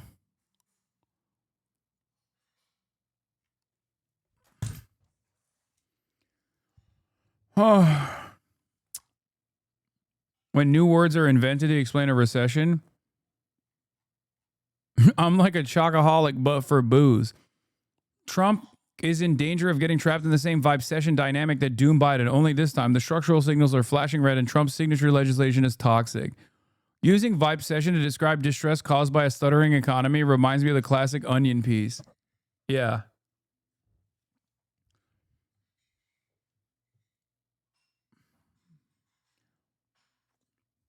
This time it's going to be worse, though. Like, that's the other thing. It's going to be worse. Donald Trump is ill-equipped to deal with anything, really. But, well, especially this. And Bernie kind of alluded to it. He's like, he wears a nice suit. He's got a nice smile. And that can fool a lot of people. Trust me. I know, Kaylee. But they're on to something with the prices and all that. I mean, prices are still high. Can't Trump just bring in some corporate executives and just say, hey, guys, there's going to be a socialist revolution in this country if you guys don't do something. Please do something. I mean, you could do this with the heads of these universities. I mean, these tuition rates are out of control. Why doesn't he just say, guys, we're going to investigate you guys for monopoly, price collusion. Get this tuition down. Get this stuff down. Yeah, he's working on it. Look, Scott Besson is the best of the best along. This is like when the mere threat of unionization causes a company to immediately boost wages. Okay. You got a dude who's like, I'm a socialist and I want to tackle affordability. And immediately these Republicans who are like, we hate socialism, it's really scary, go, dude, you got to do something about this. You got to bully these people immediately. Yes, also known as the USSR effect. This is why it's important that there is a different world power out there who presents a alternative vision.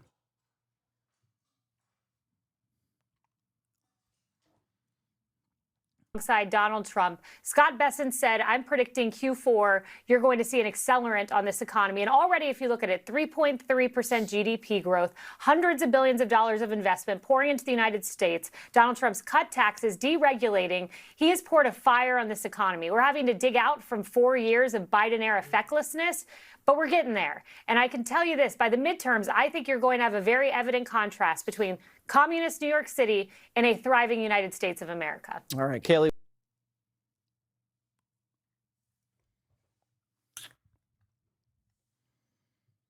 What is the USSR effect? A specter haunting Europe is the USSR effect. When so close in proximity, you have an alternative vision for how society should be run, people start getting ideas. And the Western liberal capitalists, in order to appease the masses and to prevent a full-blown rebellion from taking place, a revolution from taking place, choose to offer amenities such as an expansive welfare state so that you can stop people from recognizing how much has been stolen from them.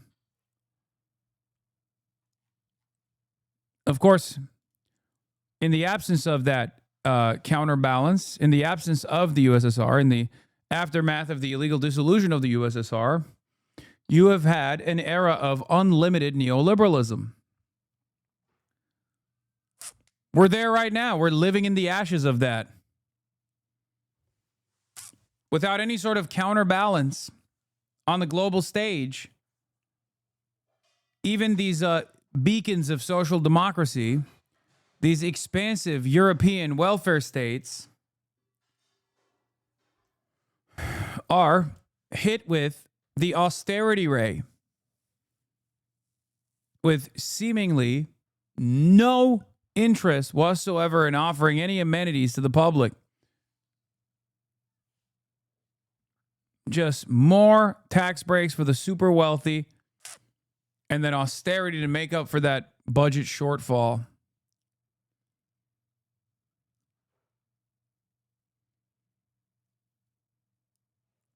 Until recently, people didn't know what the fuck was going on in China. And even now, there are people that are far more antagonistic towards the existence of China.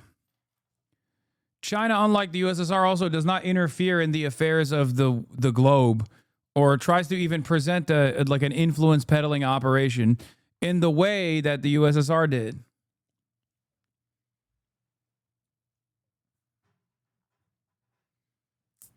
For China, the expression of socialism with Chinese characteristics begins and ends on the boundaries of mainland China. For people that say, what about the Belt and Road Initiative?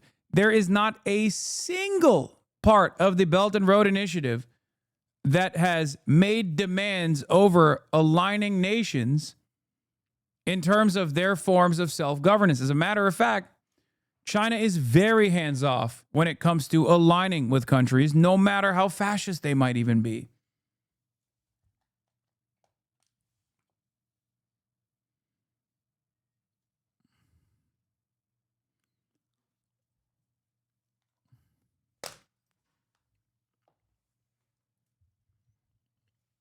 That's where we're at.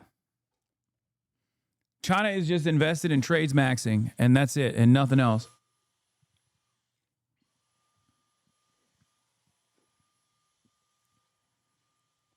China is still a major trade partner to Israel. Israel is doing a genocide. You talk about Sri Lanka, similar situation. China does not hold back at all. China is never invested in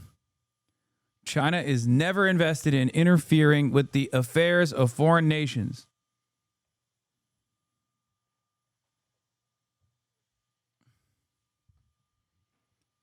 But of course, this back and forth is also correct, because the Chinese assessment of non-interventionism, above all else, is perhaps best dictated by their assessment of USSR's interest in soft power initiatives and its endless interest in aligning with a network of socialist nations and communist nations.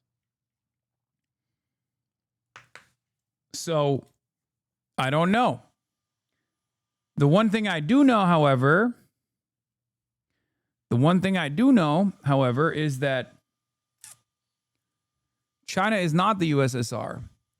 In terms of its network of influence, or in terms of its global power and global relevance, China is far more powerful than the USSR ever could have been, as far as how important the Chinese economy is to the ways in which global trade is designed now. China is the manufacturing hub of the entire planet. The USSR never was. Like, not even close. That is the reason why America can intervene in countries surrounding China. America can have a placeholder, an imperial vestige in aligning in nations that are all the way around China. But America cannot intervene in the affairs of China as easily and collapse China in the way that they could with any other foreign adversary.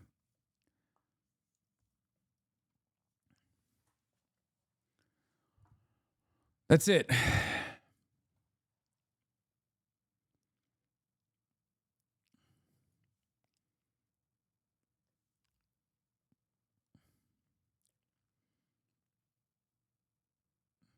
China winning and presenting a country that uses socialism and succeeds will inevitably lead to the spread of socialism in ways that the USSR couldn't.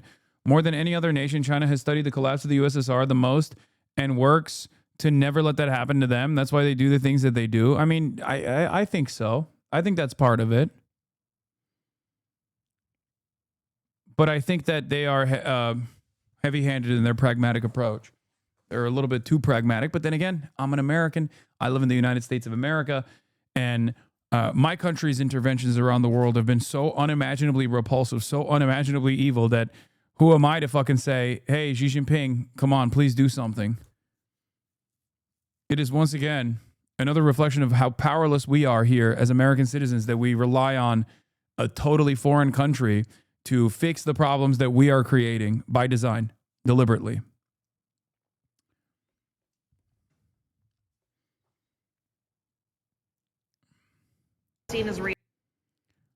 I know we are used to Republicans lying, but this stuff is really next level. Oh yeah, this is Speaker Johnson doesn't think Trump's birthday note to Epstein is real. It's such a funny thing to lie about, man. I don't know. Mr. Speaker, do you think the Trump birthday note to Epstein is real? I don't. They say it's not. Mr. Speaker, do you think the Trump... I agree with you on this. Besides Israel, they need to move on Israel. You mean like they need to take action against Israel? Yeah, once again, it's our fault. It's our failure. It's our issue. But once again, I said this already. China does not intervene in the affairs of foreign nations that it is trying to develop security cooperative agreements with in their own fucking backyard, even when it's beneficial. Like, arming the Philippine government against the Maoist rebel movement is a clear-cut example of this. America would never let go of a sympathetic group of, in this circumstance for America, it'd be fascists. You know, don't shoot the messenger. That's just who they align with. That's who America aligned with. Anti-communists almost always were fascists. So America would never let a group of fascist militants that are willing to fucking take up arms and fight against the government to not take advantage of that instability. China, on the other hand, doesn't give a shit. They will literally arm the government against the Maoist groups.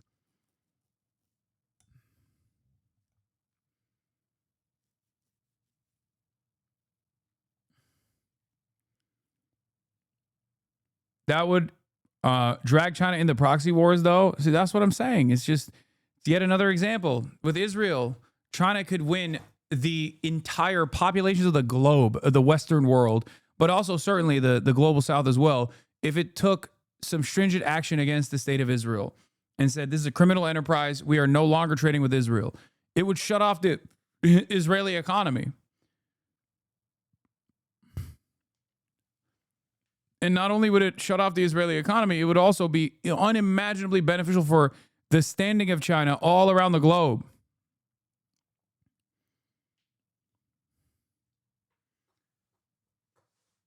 It's just not going to happen. Too much risk for very little gain? No, I don't think it's little gain. I don't think it's little gain at all.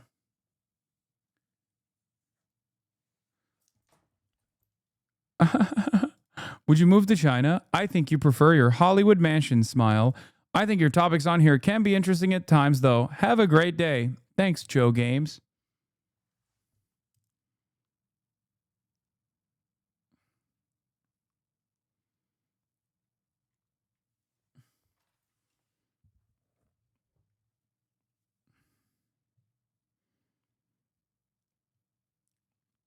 That's got to be the most normal hater of all time. Yeah, it's because I love my Hollywood mansion. That's why I won't move to China.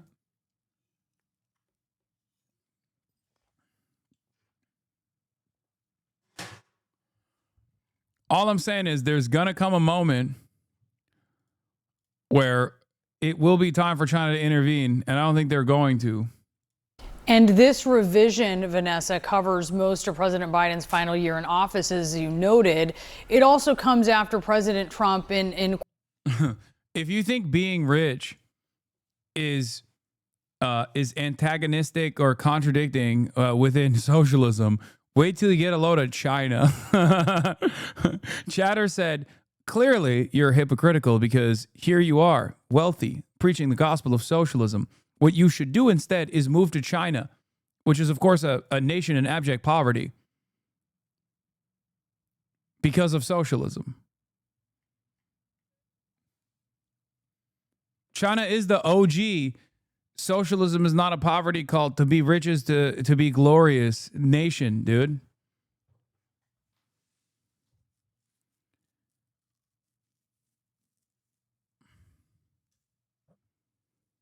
Is there a chance you're both kind of right, though? It's true, though. You got to admit.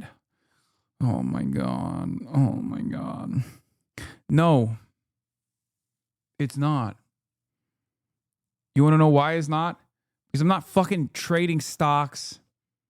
I'm not like operating a business where I'm exploiting the labor of others. Okay? That's the difference. I could. I'm not a fucking landlord, you know? I'm not engaging in the act of capital accumulation, even within the confines of like acceptability. So no. The Piker Broadcasting Service is sponsored only by you, the viewers, for you, the viewers. Okay?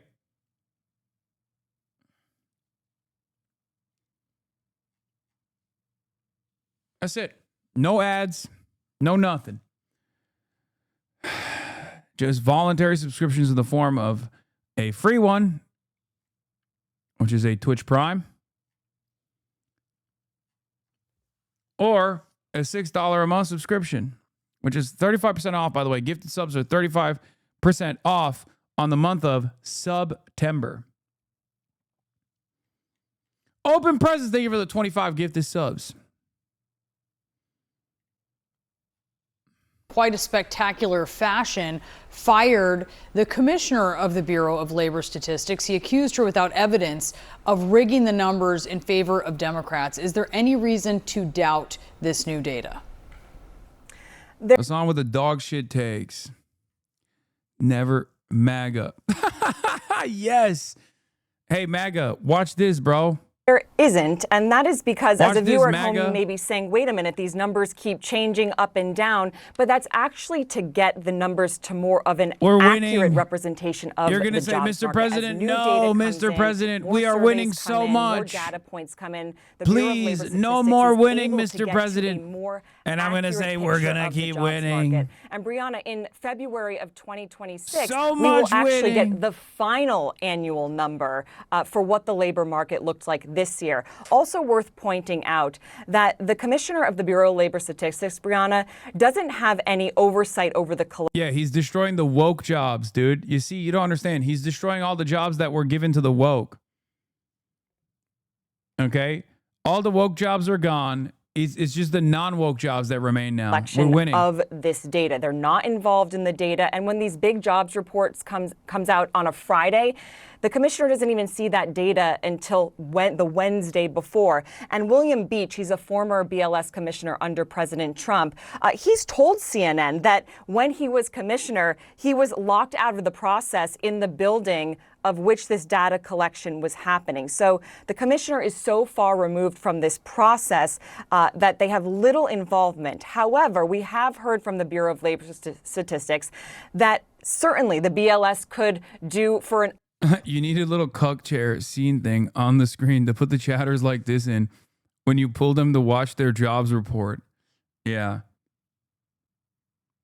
Per the Financial Times, manufacturing is the worst economic position of any sector of the economy at the moment. The U.S. has lost 78,000 manufacturing jobs so far in 2025. Those tariffs sure are working great. Yeah. You know what else is really good, by the way? Normally, this is a person who is antagonistic to everything that I believe and everything that I talk about, but in this situation, they are right. Okay? But you know what's really good?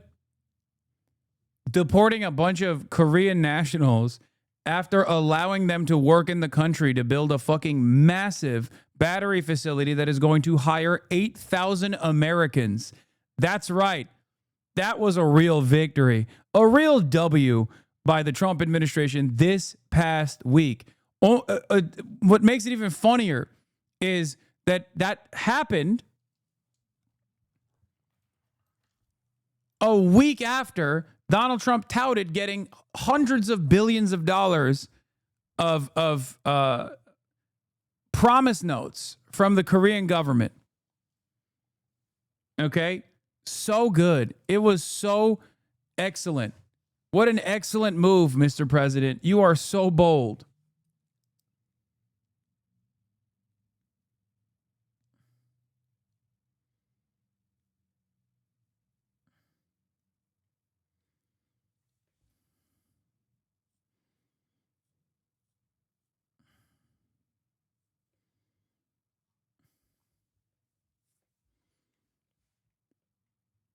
This guy said Hasan is anti-China takes. Well, Hasan doesn't know shit about the Philippine Maoists. They're called the CPP MPA.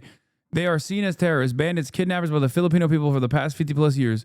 Literally negative motion and universally hated in the Philippines. Stop misinforming people with your misleading anti-China takes.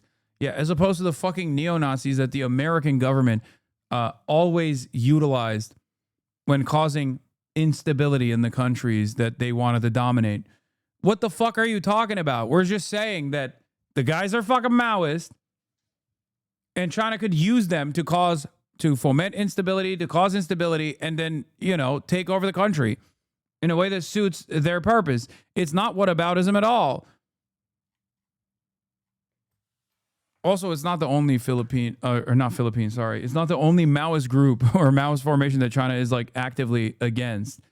Do you think that the Chinese government is given arms to the Filipino government specifically because of the good nature of their heart? No, it's just because they think that this is the better version of soft power initiatives, which has been a failure so far.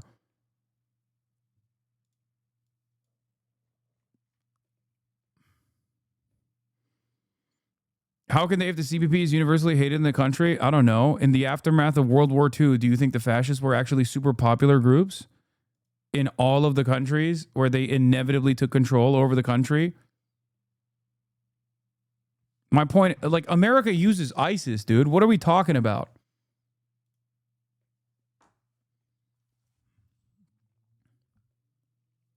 It doesn't matter. My statement is not about how awesome the Filipino Maoist movement is. My statement is more so about China's reluctance to engage with any country and intervene in any country on their domestic affairs, even if it's potentially to their benefit. That was it. That was all I was stating. America, on the other hand, does not even shy away from utilizing ISIS to foment instability.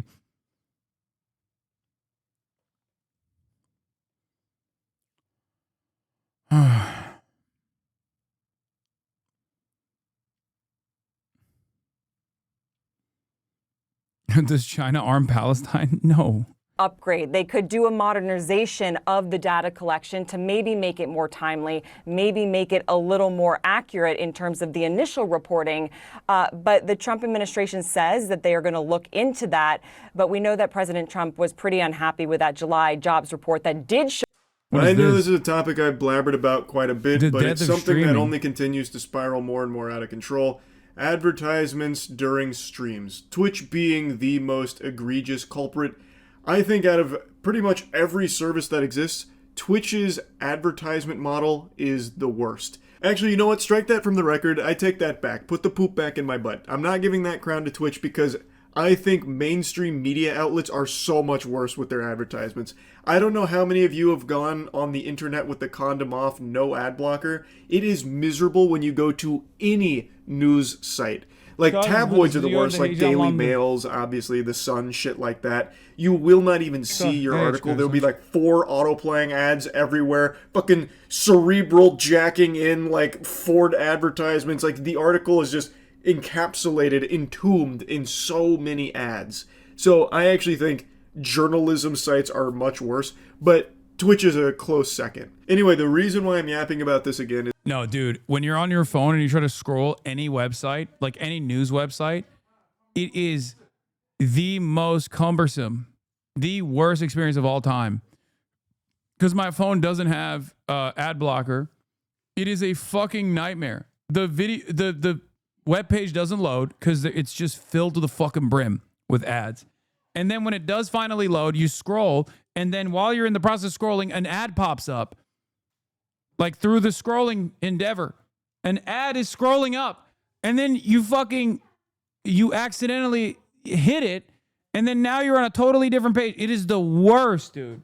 Oh my fucking God, it's so bad. Because a report was recently published about how Twitch viewership is down significantly, the lowest level it's been in 5 years since their bot crackdown, which I've already touched on, but a lot of people have been speculating that it's more than just the bots contributing to the decline in viewership. XQC's take recently just kind of popped off and has reopened this discussion to a broader audience, and it's a really interesting one.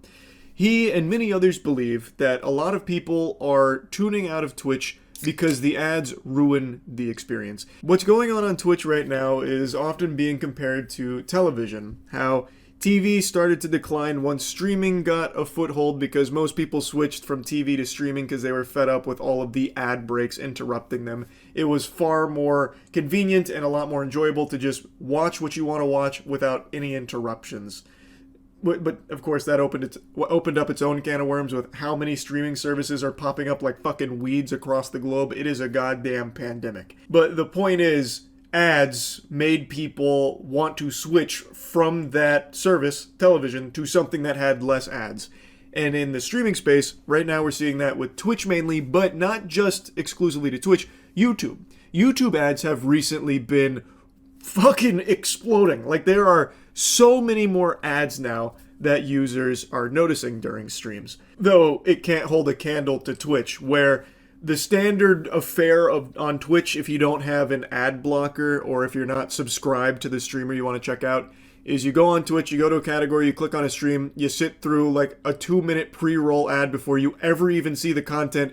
You see, like in the top right, the countdown for how many more minutes of ads you have to sit through before getting to the content you wanted to watch in the first place. And you say it's not worth it, and you exit out of that person's stream and then just go to someone that you're subscribed to, or you just go somewhere else. Like, I am at the point, and I've been at this point for a while, where if there's a pre-roll that plays, I just leave. And on my streams, there are pre-rolls. Not because I put them there, it's because Twitch has it as an automated process. If you don't run at least like 3 minutes of ad breaks... Yo, I have a solution if he wants to truly be ad-free. Put the fucking politics CCL on and you'll be fine. A new invention brought to you by the Anti-Defamation League, also known as the Apartheid Defense League, brought to you on twitch.tv/HasanAbi. No, literally, if you put on Politics CCL, they don't serve any ads. Your channel runs Twitch ads? Wait, it does? No, people say that, but no, I think it's your ad blocker that thinks I'm like automatically running an ad or something. I don't even have pre-rolls anymore. Yeah. Because I have a content label. I have a content classification label for politics. And Twitch does not serve any politics on the, or serve any ads on the politics content classification label.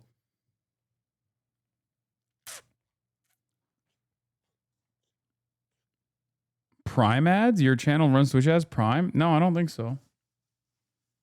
3 minutes worth of ads for every hour that you stream, Twitch puts pre-rolls there. You earn your good boy points through ad breaks on Twitch, and if you reach a... You said it's because your contract ended? Yeah, I stopped running ads because my contract ended. But there were still pre-rolls that could be run. But the reason why pre-rolls don't run is because I'm on the politics content classification. Certain threshold, they get rid of the pre-rolls. What benevolent saints. For me, though, I don't do the 3-minute ad break. I do the literal lowest level possible. I'll show you exactly what it looks like to clear up a lot of confusion I'm seeing, because now a lot of people are saying, Twitch is blameless. Actually, we need to all point our fingers at the streamers. They're the ones that are running 30 minutes of ads per every hour they stream. They're the ones that are greedy and putting the pre-roll ads there. And you're half right. There are streamers that do put the maximum amount of ads per hour possible and just force their viewers to just fucking take the punishment, take the belt to the cheeks. That's brutal. It does get rid of the pre-rolls, but that shit sucks. The pre-rolls are something that Twitch does, not the streamer. So as you can see here, streamers like you have to run up to 3 minutes of ads per hour. In the past month, streamers like you who are based in US, have 6K concurrent viewers, stream gaming, whatever, have to run 3 minutes of ads per hour. So they're trying to push that, and if you don't, then you get the pre-rolls. So I have it set to 30 seconds of ads per hour that I stream, the actual lowest it can possibly go. And because of that, I have pre-rolls that Twitch shoehorns in there. But this can go all the way up to 22 minutes and 30 seconds worth of ads per hour that you stream. And I think there are streamers that do that. They just fucking have it go Insano style, turbo mode, off the charts ads out the wazoo here for it. And that is entirely on the streamers. That is not Twitch's fault.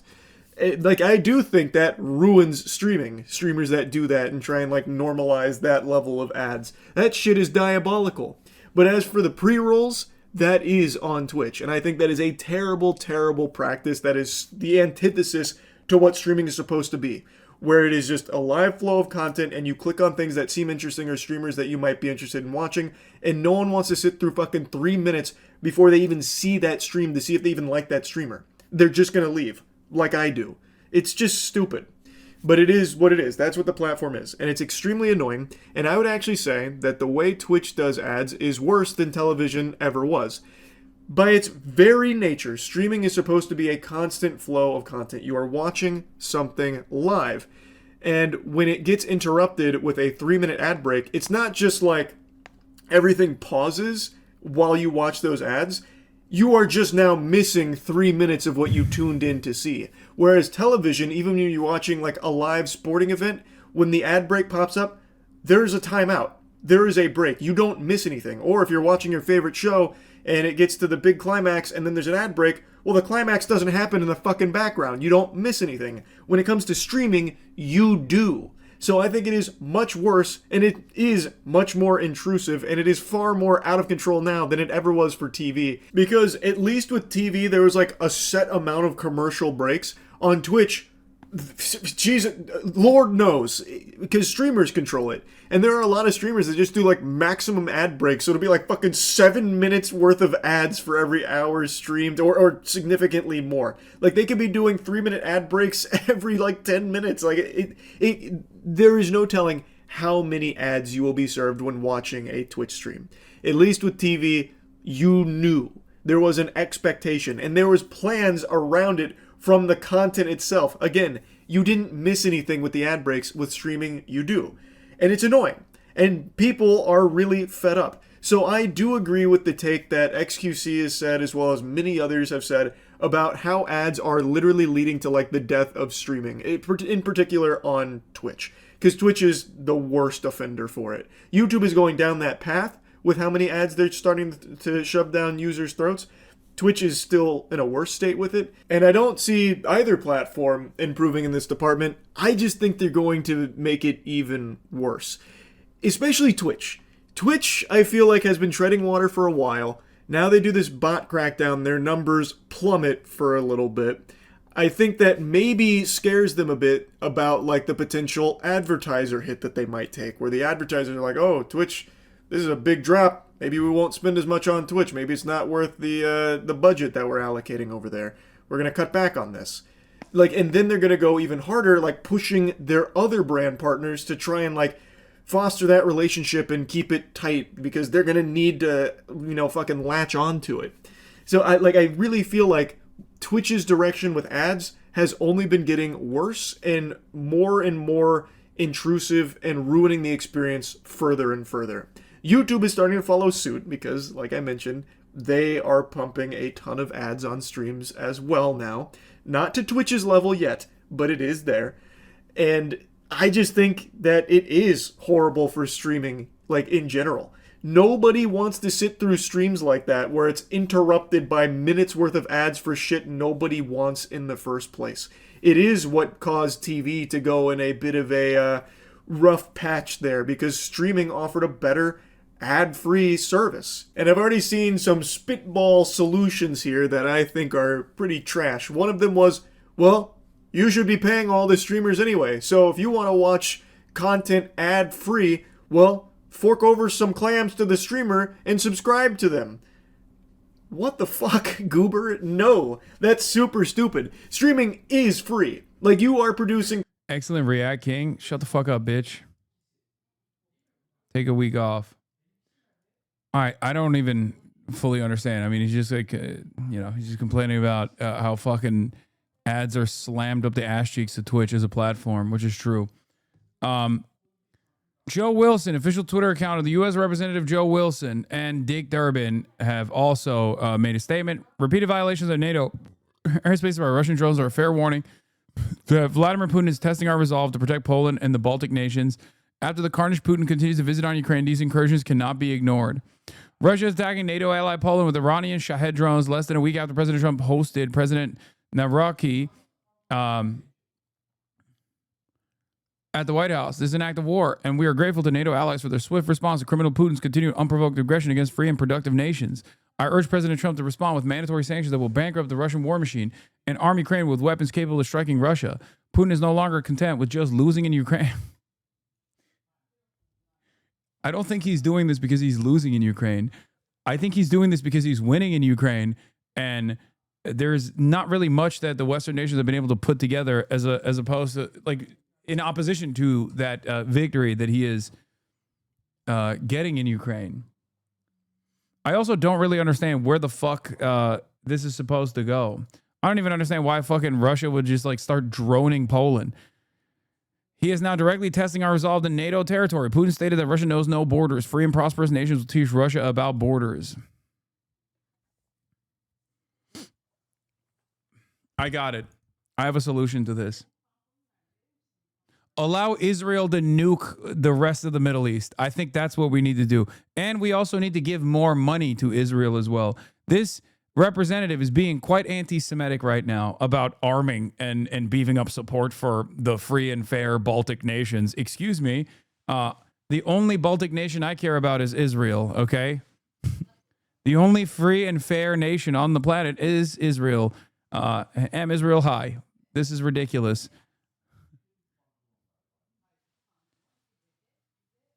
Yeah. Notice how he didn't mention October 7 or the hostages. Quite anti-Semitic, sweetie.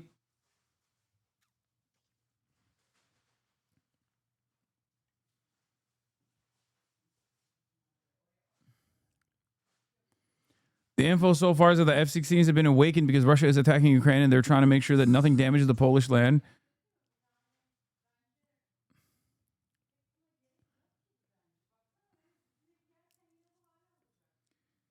Both Latvia and Belarus currently are having military exercises with extensive GPS spoofing from both sides. Some drones missed their path. Nothing big or coordinated happened. I can sense irony on you, and for that I'm reporting you to the Gestapo. Well, I guess I'm going to prison. No, dumbass, we need to enforce the Caribbean 9-dash line and invade Vuvuzela. That's true. So many opportunities. There's also a European continent incursion that we can engage in with Greenland, right? I mean, that's another thing that the Trump administration was showing appetite for. It's fantastic. Anywhere around the planet, dude. Anywhere around the motherfucking planet. Also, apparently, there is new footage of the reported drone attacks on the Alma ship on the Samud Gaza aid flotilla. The boat was sailing under the British flag. Fire damage seen in this video. This attack on another Gaza aid flotilla ship, this one sailing under the British flag, comes just hours before the Israeli president is set to visit the UK.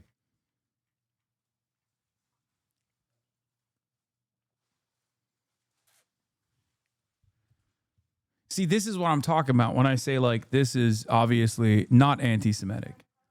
Okay? This is allowing this to happen is the maximum combating of anti-Semitism that you can do. Obviously, Streamer Coin, thank you for the 26 gifted subs. Yeah, what kind of SIG is that? Seemingly the same exact kind of SIG that initially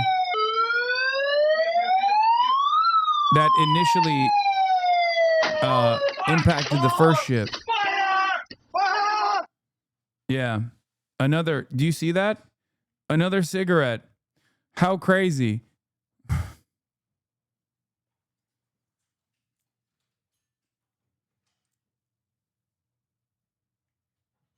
Another cigarette lighting up another life jacket. Yeah.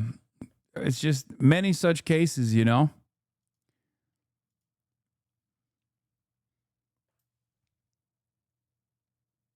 Yeah, what are the fucking odds, dude? What are the goddamn odds of so many cigarettes just keep getting flicked on these flotillas? Anyway.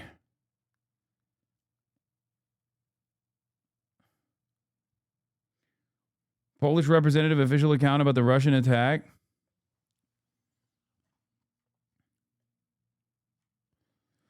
We are waiting for official information about the Russian drone attack. We are waiting, and be careful about what is on the internet right now. Okay, what does this mean? This is nothing.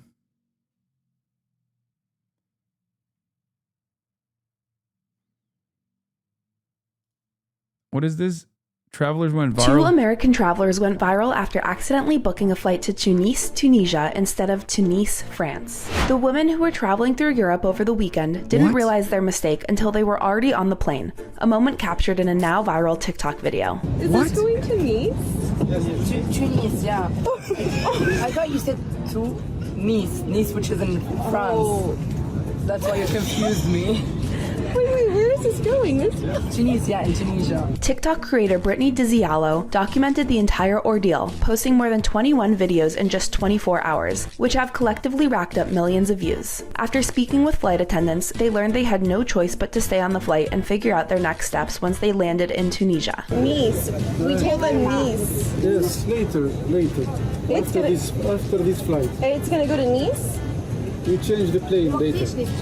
We're gonna have to go change it in Tunis. From there, Brittany chronicled their unexpected detour, arriving in... This is the most insane story I've ever heard in my life. What the fuck? How do you do that? You didn't look at the boarding pass at all? The story began here and they have like 20 more parts. Where? Wait. This has 3 million likes. Is this going to Nice? No, this is fake, right? This has got to be fake. Nah, this is fake. This is fake. They're just like faking it. They did it on purpose, and they're acting as though this is a... To Nice, trying to explain their situation to airport employees and scrambling to find a way to Nice. We told them we needed a new flight to Nice, France, but they accidentally booked us to Nice, Africa, period. At first, they were told there were no available flights until morning, but after speaking with a supervisor, they managed to secure seats on a later flight that same night, though they had to pay out of pocket for the new tickets. Exhausted but relieved, the duo finally made it to Nice by the next morning. While the girls were able to laugh through their pain, the saga has been met with a mix of opinionated TikTokers, many criticizing them for their blindness to the mistake of booking the wrong ticket until they had already boarded the plane. Their whole spiel is just so painfully stereotypical American when it comes to their perception of Africa being one huge scary place, wrote Ben Schlappig on the travel news site 1 Mile at a Time. He continues, and I mean, this is the fakest story of all time, low-key. I suspect this is exactly... I mean, this is normie slop that normies eat up, and they're like, haha, it's funny. And to them, I say, great. It's fantastic. No harm, no foul. Dude, Tim Pool is live about Poland right now. I'm done. I can't deal with this. Okay? I can't fucking deal with this because it's like,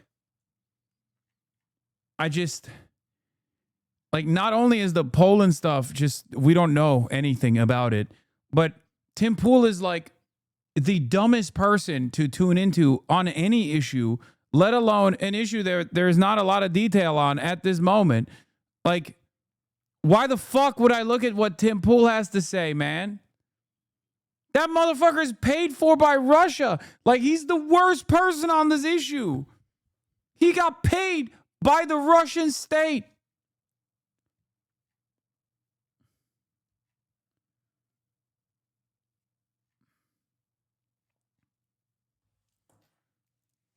It's so crazy because, like, on the one hand, it's already a breaking news story. There's not a lot of evidence. There's not a lot of information that's readily available. Everyone's fucking panicking. They're like, it's World War III or it's World War III. And then on the other hand, it's also Tim Pool. Like, any issue, if you were to come in here to my chat right now and be like, yo, did you see what Tim Pool had to say about this?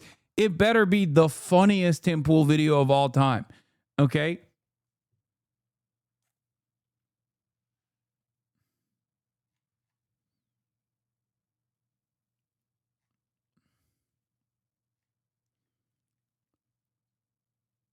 You could get a lot less people chatting like that if you did some gaming.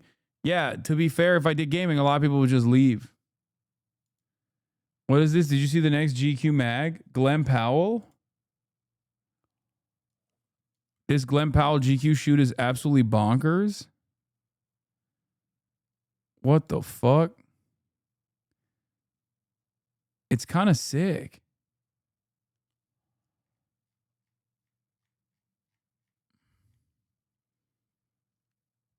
I like it. This is cool, man.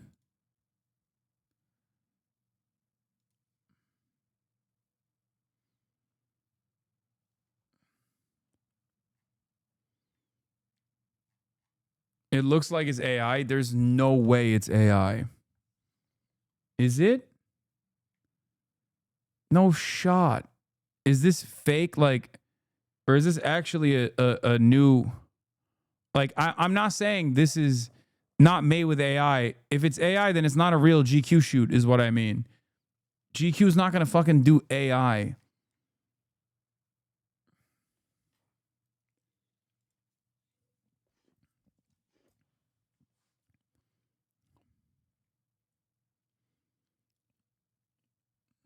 The state of the American male in 2025.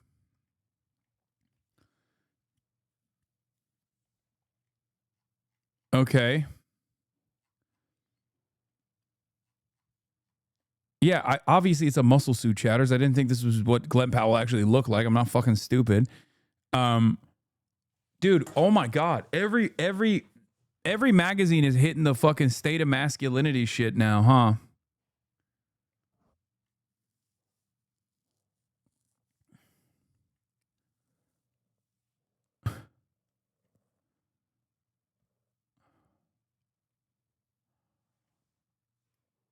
Are they mocking your article? No.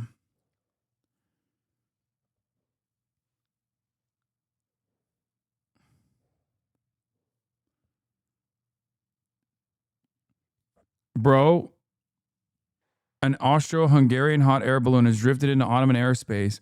War is in the offing, and you're looking at fucking GQ shaking my head. Do you see Adept and Maya got arrested by a prankster named Eric? Oh yeah, I saw clips of it. It's pretty crazy that he did like he really accelerated the whole It brings me great. What is this? Oh, this is for members only, chat. I can't see this yet. I'm not a member. We'll watch it when it comes out for everybody. But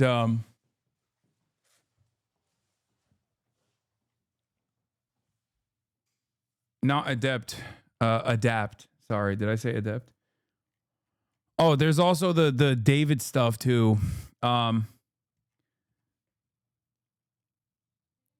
What was I? Oh yeah, there was a news article that came out.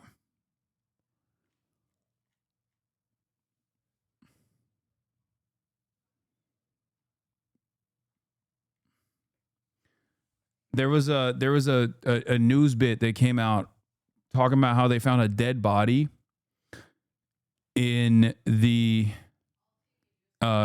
car of David. What happened during the Qatar situation? I'm gonna fucking lose my mind. Everybody shut the fuck up. Okay? Shut the fuck up. I swear to God, I'm gonna end the stream right now. Every single person is like, this is our opportunity to fucking hit whatever our own personal shit is that we need to talk about. Okay? No. Not David Dayan, man. David, the musician that's done music with Jason. Okay? And no, I'm not going to pull up your chat about fucking the situation in Nepal. Take a week off. Oh my God, dude. Oh my fucking God. Here. Well, we don't know how long this body was in the vehicle, as that car was found several days ago, but TMZ is reporting that the car is linked to the popular singer David. We can go ahead and show you his photo. TMZ reports that the car is registered in Hempstead, Texas to David Anthony Burke, David's real name. He now last posted on social media yesterday and is scheduled to perform today in Minneapolis. Sky 5 was overhead as detectives were seen surrounding a black Tesla in a Hollywood tow yard. That's where investigators found a body wrapped in a bag in the car's front trunk. LAPD detectives responded to Hollywood Tow, located on the 1000 block of Man. Yeah, I suspect it was like stolen or some shit, but that's crazy, right? There's no way that he's just like I don't believe that he is a murderer. That would be the most insane thing of all time. I met him once. Like, he was a really nice dude. That would be genuinely shocking. I feel like my sus meter is so busted if that's the case. You know what I mean? Field Avenue near Romaine Street shortly before 12:30 yesterday afternoon. This after employees from the tow yard reported a foul odor coming from the vehicle, which was parked on the roof of the tow yard's parking structure. KTLA spoke with a man who was getting his car from the lot as the investigation was underway. That's kind of messed up. I mean, I don't want to swear on camera, but yeah, I'd say that. You didn't. You just said it's kind of messed up. It's pretty horrifying. Nobody wants to. I mean, we live here, so that's kind of gross. Yeah, I mean, I hope they find who did. I mean, the person, though, their family, that's got to be terrible. Bro, that dude, my sus meter says that dude did it. Whoever that guy is. No, I'm kidding. The LAPD towed the car from the yard. He got the Kash Patel look to him. You know what I mean? You know what I'm talking about when Kash Patel tries to describe something that's going on? And you look at his face and you're like, dude, what are you hiding?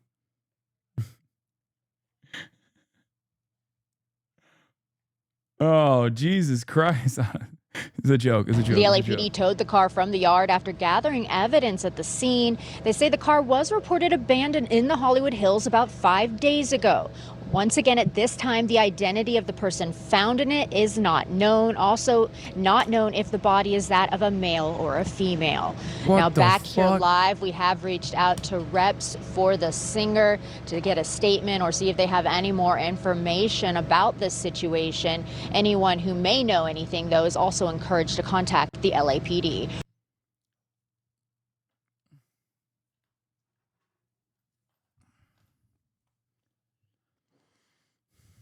Only way to get the LAPD to recover a stolen vehicle? I mean, I don't know. But yeah, this is the guy. This is David. You should bring your best friends right now. Meet me on the west end uptown. I promise I will never let you down. Which is a crazy way to introduce this guy to this community. But that's not, I don't think he's related to this incident.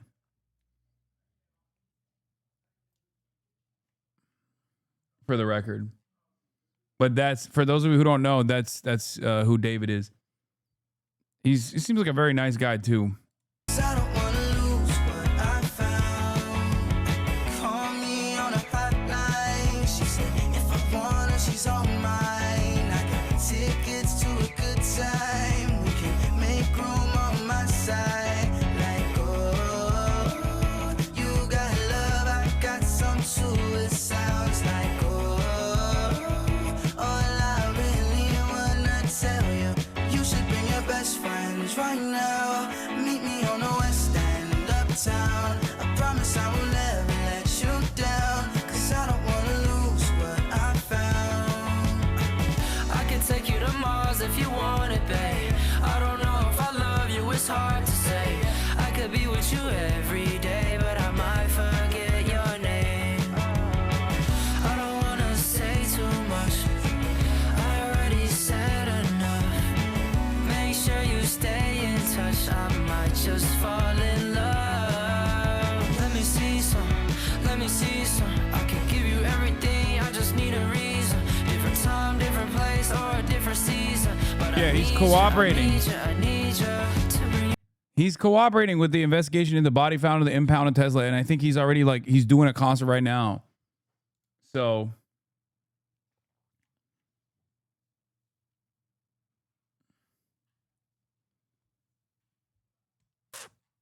Respect the nephew, but it's singing his cheeks. I think you guys are cheeks. This is a great song, man. What the fuck?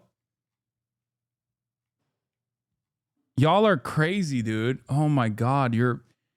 This community that I have, this community that I've cultivated is one that is just a bunch of fucking annoying people that hate everything. Jesus Christ, all the time. Man, this sucks. Go back to war. That's what you sound like all the time, bro.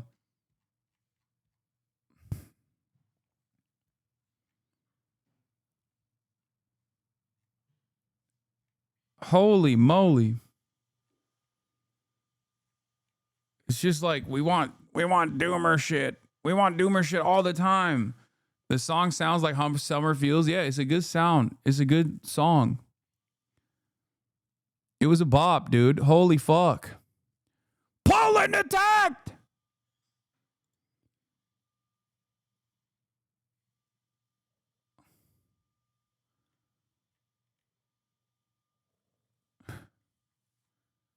Anyway. 4 minutes till your internet goes out, at least fill it with gaming. Also, so many things happened today that I didn't even get to do this, which is Katie Drummond. My Wired magazine article came out. Hasan Piker will never run for office. A Twitch streamer could pivot from influencer to candidate, but he tells Wired's big interview podcast he'd rather use his platform to tell Dems you can't podcast your way out of this problem.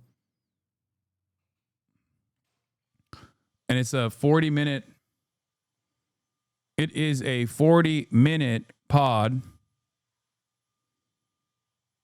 Okay. And you guys can check it out.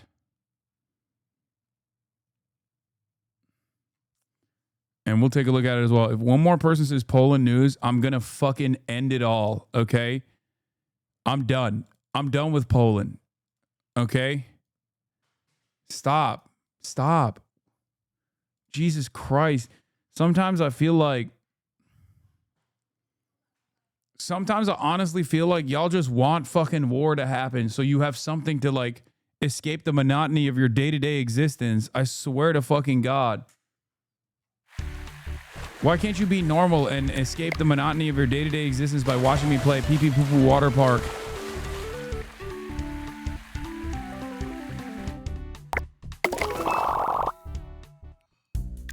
All right, ladies and gentlemen, we're back. It's Pee Pee Poo Poo Water Park time. Okay, we're back.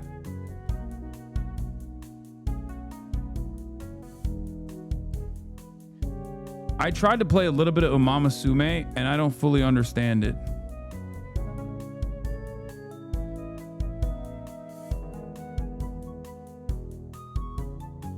Gaming is here. You are seated. Gaming Frogs are Oilers. I'm seeing that right now. Soft shell crabby. Thank you for the 10 gifted. Unter Chatter. Thank you for the 5 gifted. They are the real Oilers in this community. They're the real backbone of this community.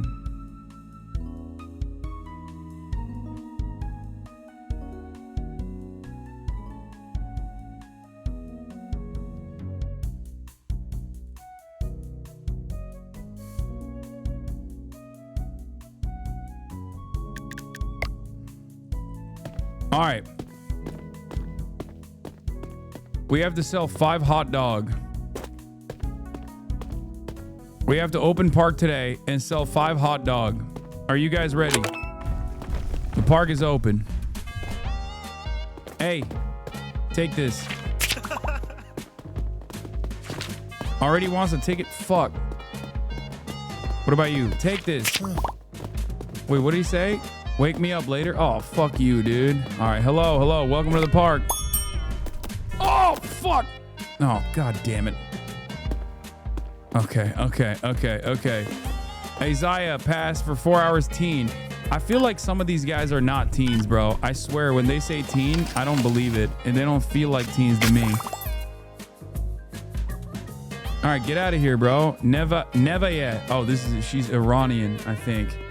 Francisco, I see your ass. Pass for 4 hours. Teen. Slide pass. Here you go. I'm gonna come over there and beat your ass, dude. Sky. Pass for 4 hours. Adult with a slide pass. Also, here you go. Yeah. Pass for 8 hours. Teen. Slide pass. Oh, I've been giving him the wrong ones this whole time. I've been scamming them, I think. Yeah. This motherfucker. Wait.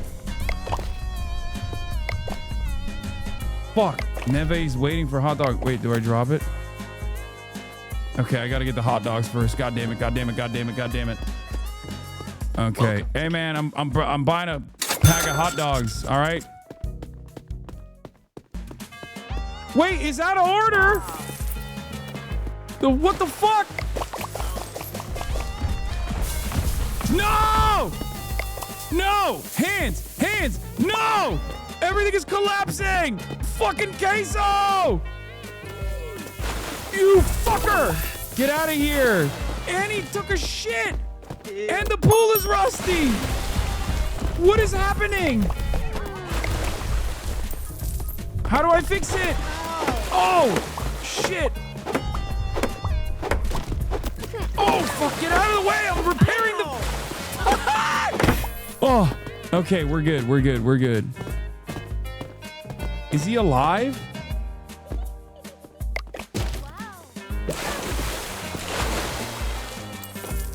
Oh, I gotta fucking take care of the Duke. Fuck.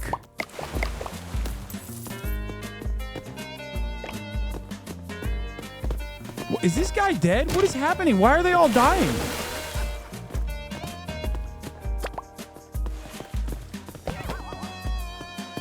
Dude, this day has fucking gotten completely out of control. Hot dog. Oh, fuck. All the hot dogs were stolen. How do I put water in here? Oh, close the plug. Oh. Shit. Don't come here. Don't come in here. Don't come in here. Don't come in here. Don't come in here. Don't come in here. Don't come into the park. Don't come into the park. Park is closed. Park is closed. Park is closed. Park is closed. Fuck!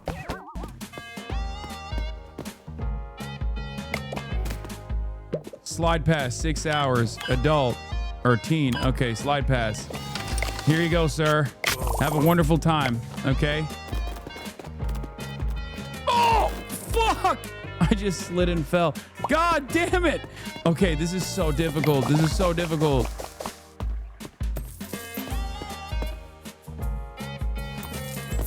Are these guys like dying in the pool? What's happening? Wait. Where's the fucking freeloader? Are they dead?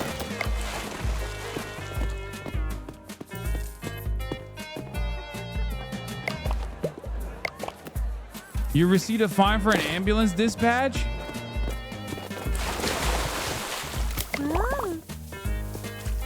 Oh, he's dead. Oh, he's dead. Clean the filter.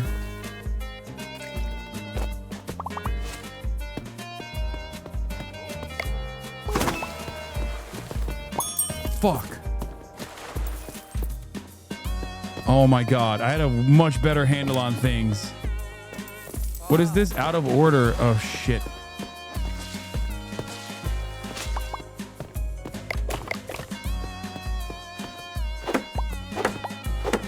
What is happening, dude? What is happening? Why is everything falling apart so hard? These are also in a state of disrepair.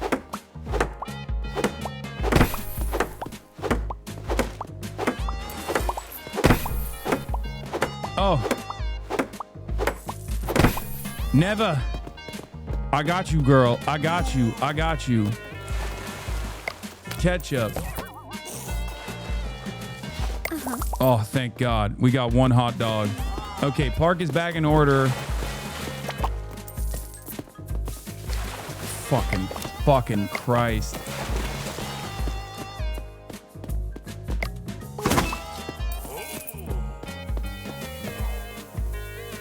Okay. Okay.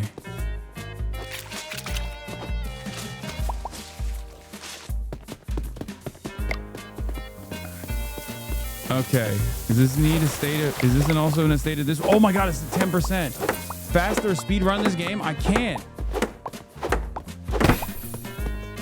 Even when it's clean, it still looks like dog shit, by the way. Oh, that bitch.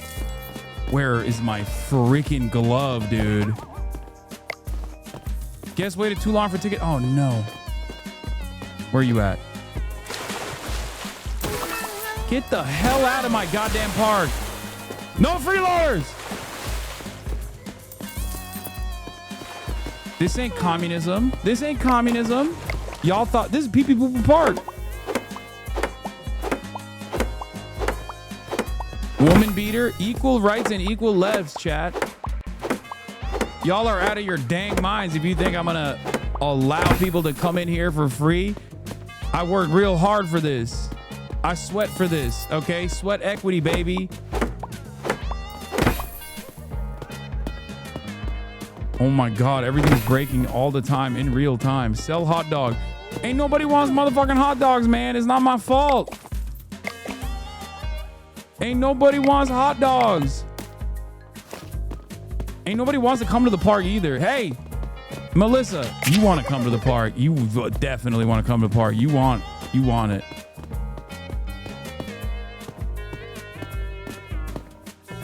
Yeah, let's go. What are you, a teen? No slide pass. 4 hours, easy money. Yeah. There you go. Oh, God damn it.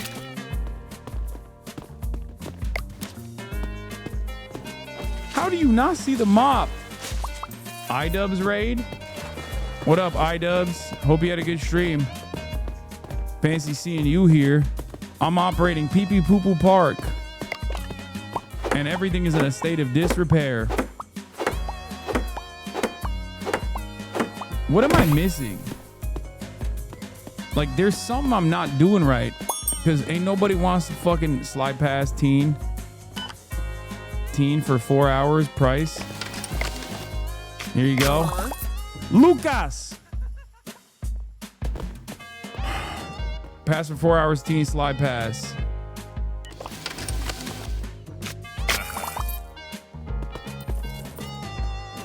Joseph, pass for 4 hours, teen slide pass. Again, a lot of teenagers coming in with a slide pass and everything.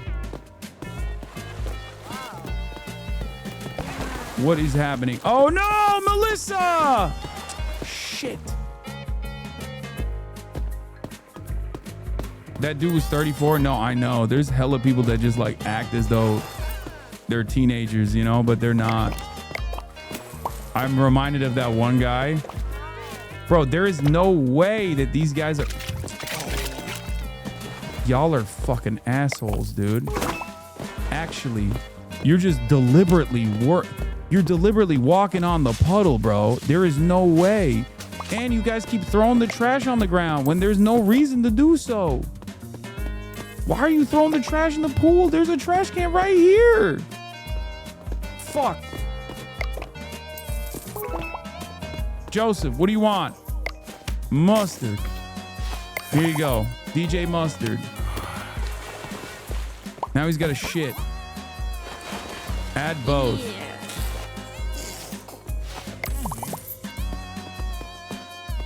Melissa has poop on her mind. That's weird. Oh, what the fuck? There's poop right there? What the fucking hell is... What the hell are y'all These guys are animals, dude.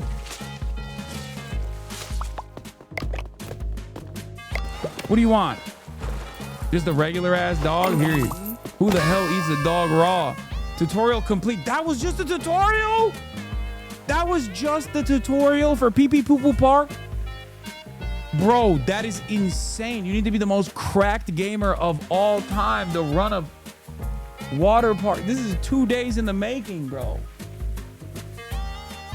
It's so over. I got half a star. Look at the state of this goddamn park right now, bro. Get the fuck in there, Melissa.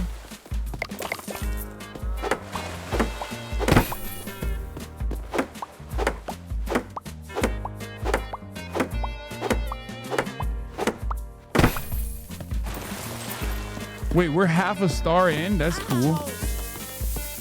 Fuck. No!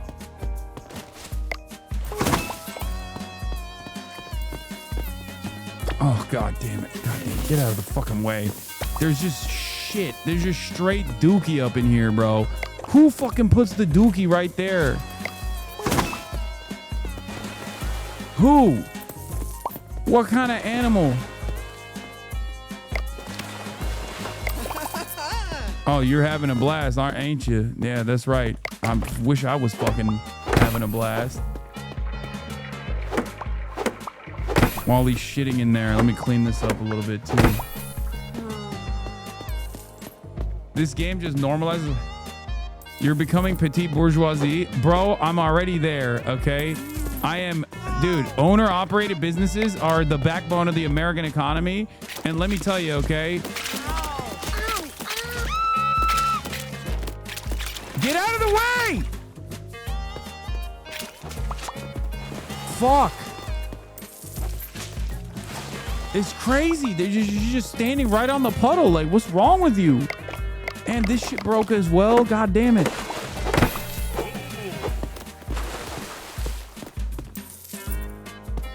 Bro, Tatum, did I just see you throw trash while you were fucking... Oh my god. Oh my god. 16 visitors had a good rest thought. 3 visitors had I used a clean attraction thought. 6 visitors had I had a good snack thought. 12 visitors had a I'm injured thought. Oh my god, I'm injuring. the frick out of everybody, bro. Look at this. 8 visitors had I saw something disgusting thought. Bro, I beat people with hammers.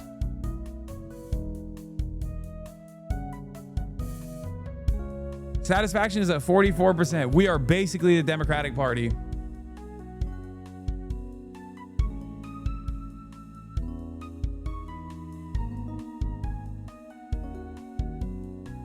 North Korea has better pools.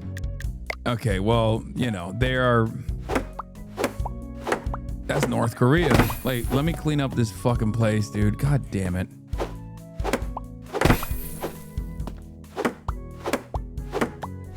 Also, it's in the name.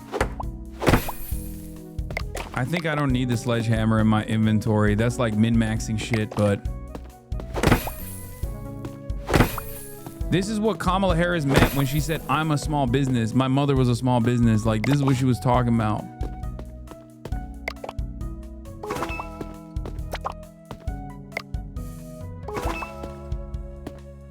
Oh my God, half a star. Let's go. Yeah, I finally respect Kamala Harris. Mop everything, bro? What do you mean? Is there a different mop? Is there something I'm missing? There's a mop. Is there something here? Like, this is when you upgrade. Use mop to clean items. Dude, my mother was a small business. I'm a small business. Poop everywhere. Okay, that's a bad. I need to do research. You use mop for everything? Bro, it's not working though. Like, this mop doesn't fucking clean it. This mop doesn't clean shit. Like, I tried mopping this. It doesn't work. Oh, what the fuck? It does. Ain't no, wait, what is this nasty ass gunk in here still? I could have cleaned this whole time? Oh my Lord, it's been so gross this whole time, bro. Look how dirty my shit was. Well, I mean, cleaning it didn't make it better. It still looks dirty as hell.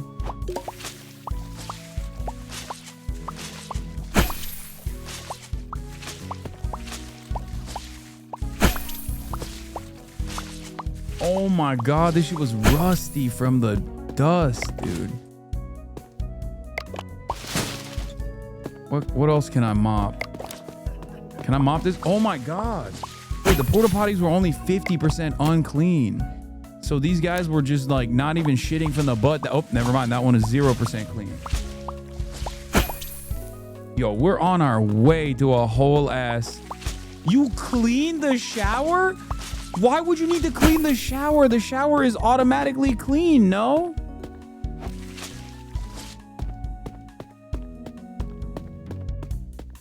Wait, can you clean the duct? Nah, that shit looks nasty. Whitest thing you've ever said? I got the rusty trash bin. I can't. Oh, these won't even unlock until I get 1 star. So I can't even unlock shit right now. I can't even unlock anything right now. Because I'm not even at the 1 star level.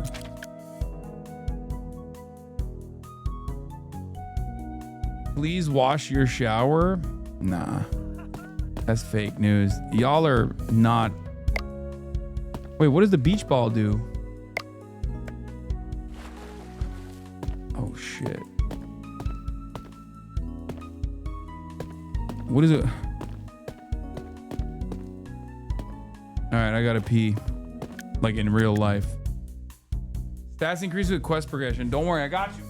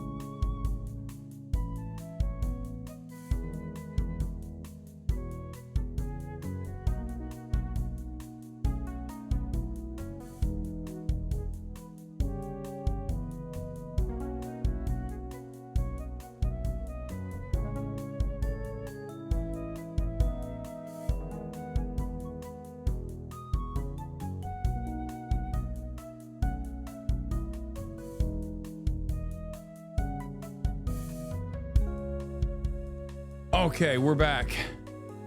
All right, where was I? It's pee pee poo poo park time. Freaking pee pee poo poo park, dude.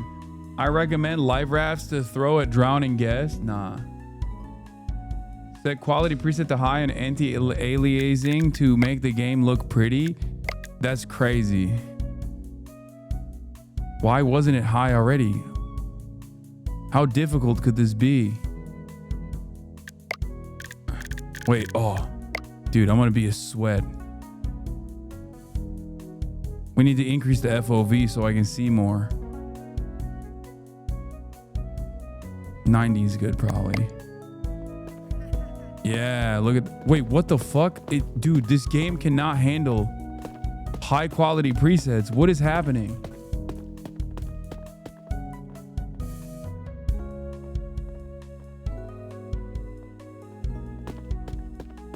Okay, it's fine now. Wow. Look at my beautiful park, man. Wait, we build with B, right? We got slides. Do I have everything? I do. I guess I have everything that I can build right now, you know? I have a pool, I have a slide, I have all the utilities necessary. Do I need more? Should I build another shower?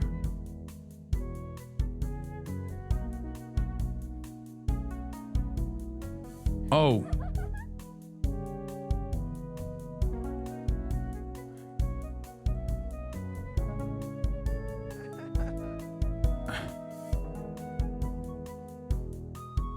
Is this a better place to put it? Frick.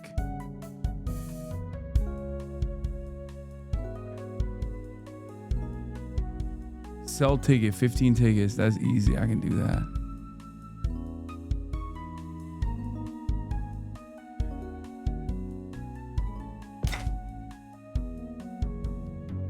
Build a shower.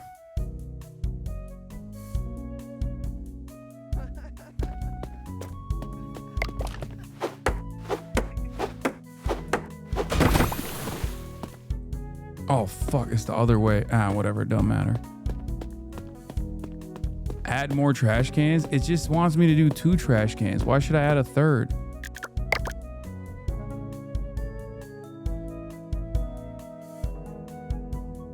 All right, full spectrum coverage here, you know?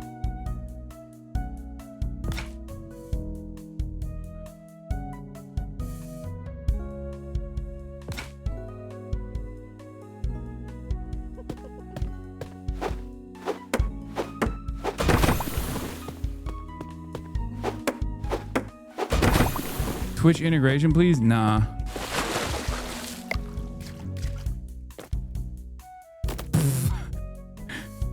That's crazy. Okay. It's bedtime. Oh wait, let me get some. Welcome to Game. Let me get some food too. Honestly, I'm gonna need that for tomorrow. You know what I mean? Get the fresh dogs in there. Fresh dogs. Won't it spoil overnight? Nah, it's fine. Day old dogs is even better. You let the taste accumulate. Yeah. All right, 15 tickets. Easy peasy, baby. Nothing to me. I got this shit. Park is open. Hello, welcome. Welcome to the park. Let me give out some fucking flyers too. Hey, yo, come to the park. Already wants a ticket. Already wants a ticket. Damn.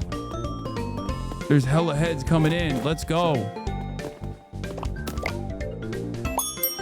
Pass for 6 hours, teen slide pass. Bro, you do not look like a teenager, Tatum. You look like a whole ass adult. Every teenager.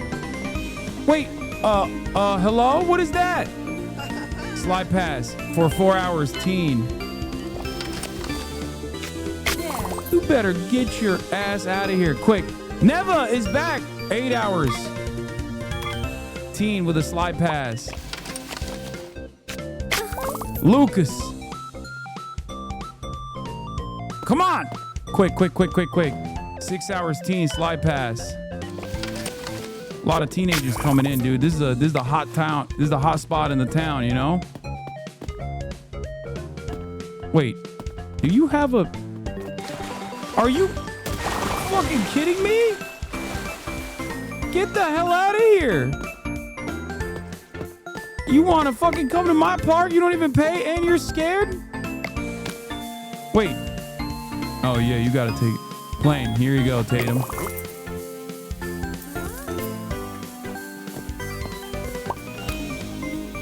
Mustard! Here you go, Melissa.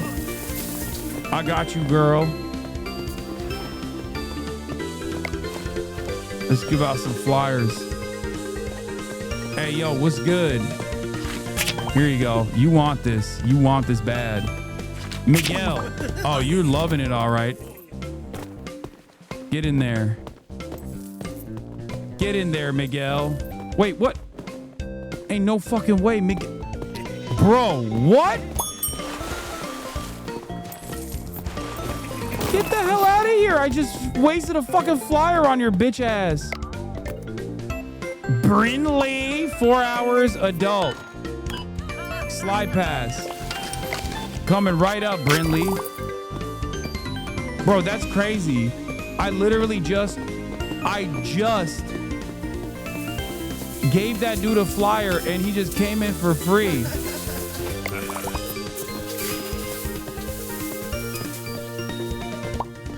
I'm so mad.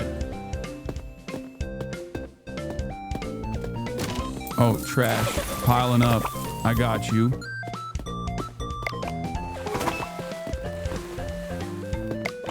Let me get this out of your way, ma'am.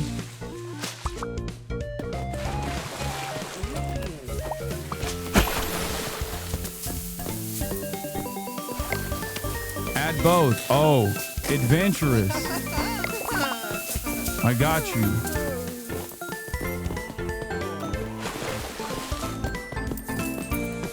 Push Willow out? Bro, are you fucking for real? Are you for fucking real, dude? Ain't no way. Oh, you don't like it? Oh, you don't enjoy it? Make it stop? Get the fuck out of my park.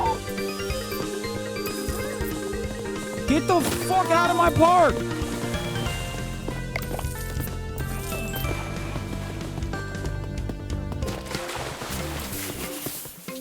Anybody want a dog? Dog over here.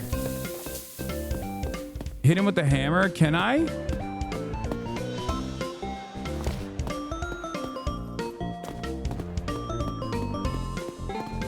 Rayon, you look like you would enjoy the park. Pass for 6 hours. Teen. Slide pass. Incoming. Do we got another intruder in here? No, you guys are all here. Oh, dude. Uh-oh. We got dog alert. Dog alert. Oh, shit. Add ketchup. Damn, some of y'all just fucking... Where's your tip jar as passive income? I haven't been able to research the concept of tipping. Oh my God, I'm gonna bust that ass. I can't hit him with a... Oh, fuck. It won't let me smack him with a hammer. Get the frick out of here, dude. Oh my God, I kicked her so hard. Rayon!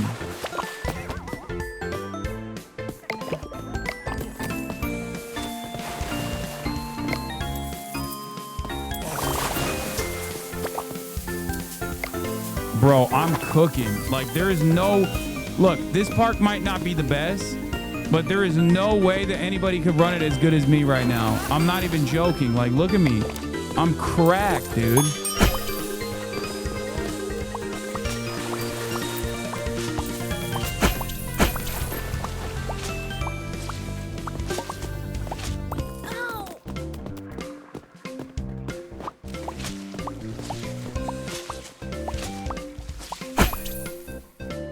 Wait, what is this?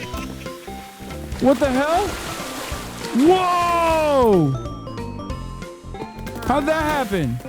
Oh shit, I keep sliding. What the hell?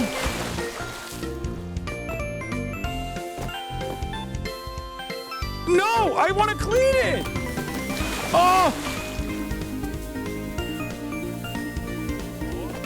Uh-oh, I'm stuck. Okay, now I can clean it, but I'm stuck. Uh-oh. Oh no, I'm stuck. I'm stuck. I'm stuck. I'm stuck. Guess waited too long for the dog. No. Oh, respawn.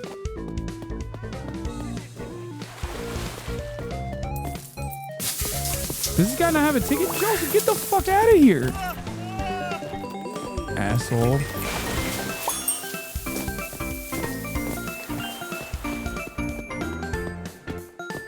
Slide pass, 4 hours, teen. Here you go.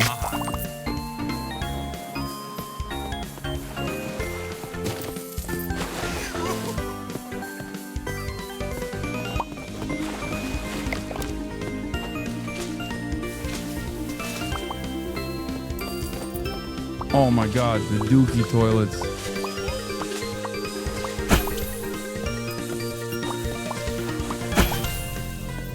Purple icon means evil? Wait, can I clean these? No, I can't. You guys are such fucking little liars, bro. I swear to God. Clean the windows, he says. There ain't no windows to clean. Hey, what's going on? Welcome to the park, Joseph. Yeah, you'll like it. Boring? Your ass, bro. Juliana, what about... I'm done here. What the fuck do you mean? Fuck you, Willow. Yeah, that's what I'm talking about. Fuck you, Joseph. Bitch. Talking shit about my park. You too, actually. Talking shit about my park. You need hot dogs, man. Shit, I do. I need some dogs. I need some dogs. Hold on. While I'm here, I might as well grab some dogs.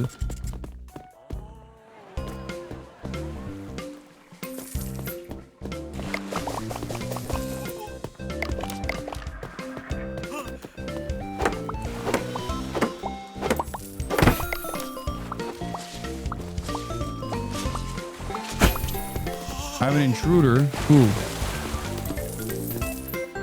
I don't see him.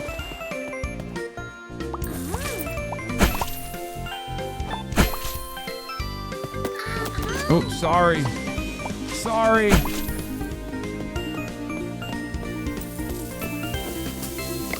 Mustard. Mustard on the beat, Leah. There you go.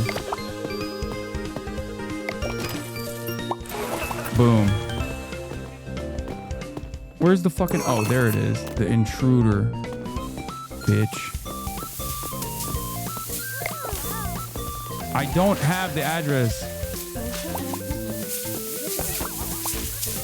See, I'm cleaning while he's cleaning. Oh no, there's people at the ticket line. Fuck, fuck, fuck, fuck, fuck, fuck, fuck, fuck, fuck. 4 hours senior. Yo, you're a senior. Should you be on the slide, honestly? Whatever. I don't care. Melissa, park, 4 hours teen. No slide pass. You should probably be on the slide. You're a teenager, Melissa. Have fun with it, you know?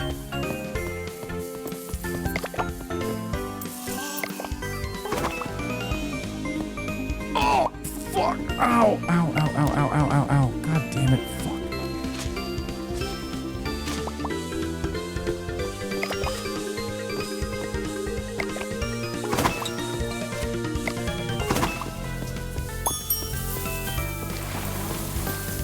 Ketchup. There you go.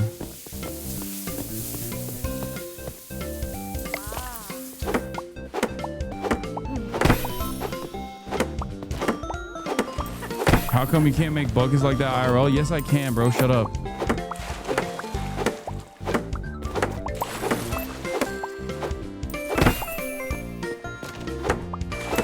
Yo, shit is broken all the time, bro. God damn. Add mustard on it. Here you go. Ticket, guess waiting. Fuck. 6 hours, teen, slide pass. Wait, what? I just take the ticket, dumbass. Get the fuck out of here, asshole.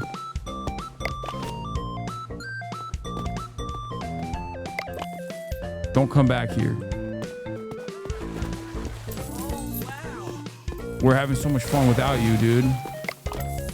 Fuck you.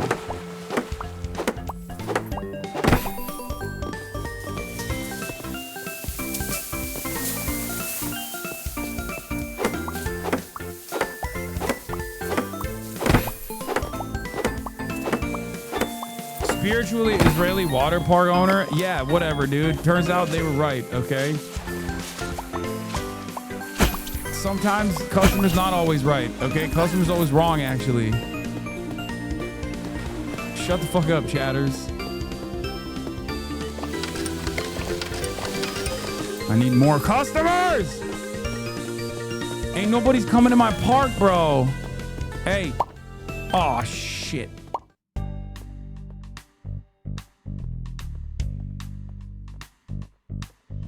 No politique here. No politique. No politique here. Also, that was a good day. That was a good day. Oh, look at that. I'm proud of my 1/2 star. 13 injured today. You went up. Fuck, how is that even possible, bro?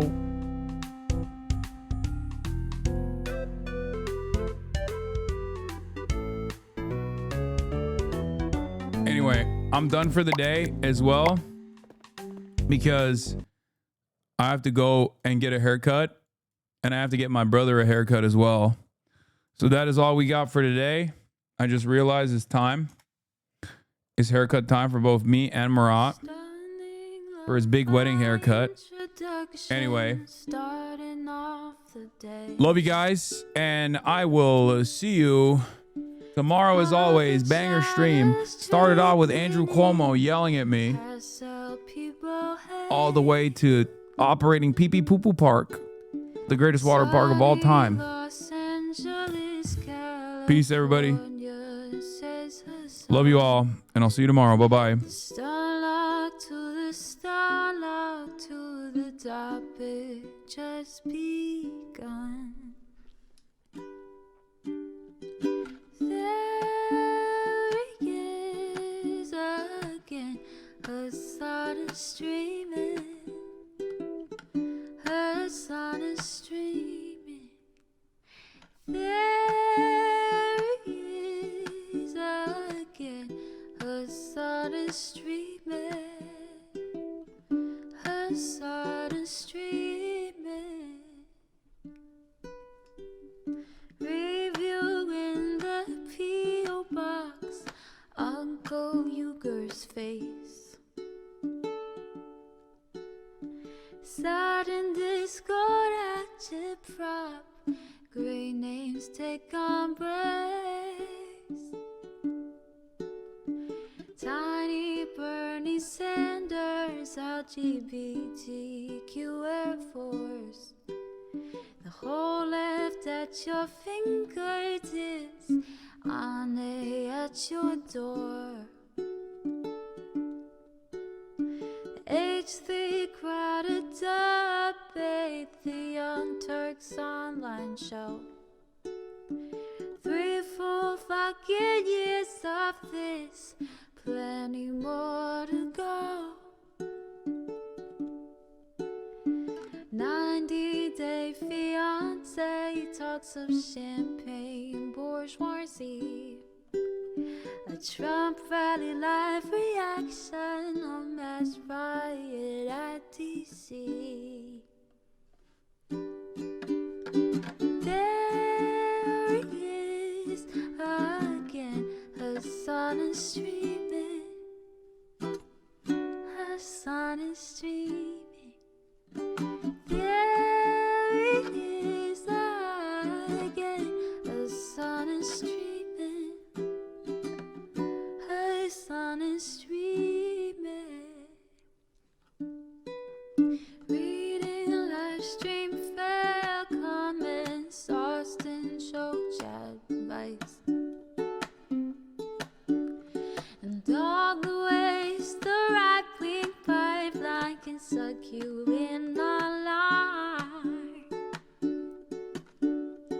JCS react, Lord, frame gets broken, cover blown. A full-blown mass pandemic, monster streaming at your home. Total radicalization coming out to find. The system you were taught to trust in was broken the whole time.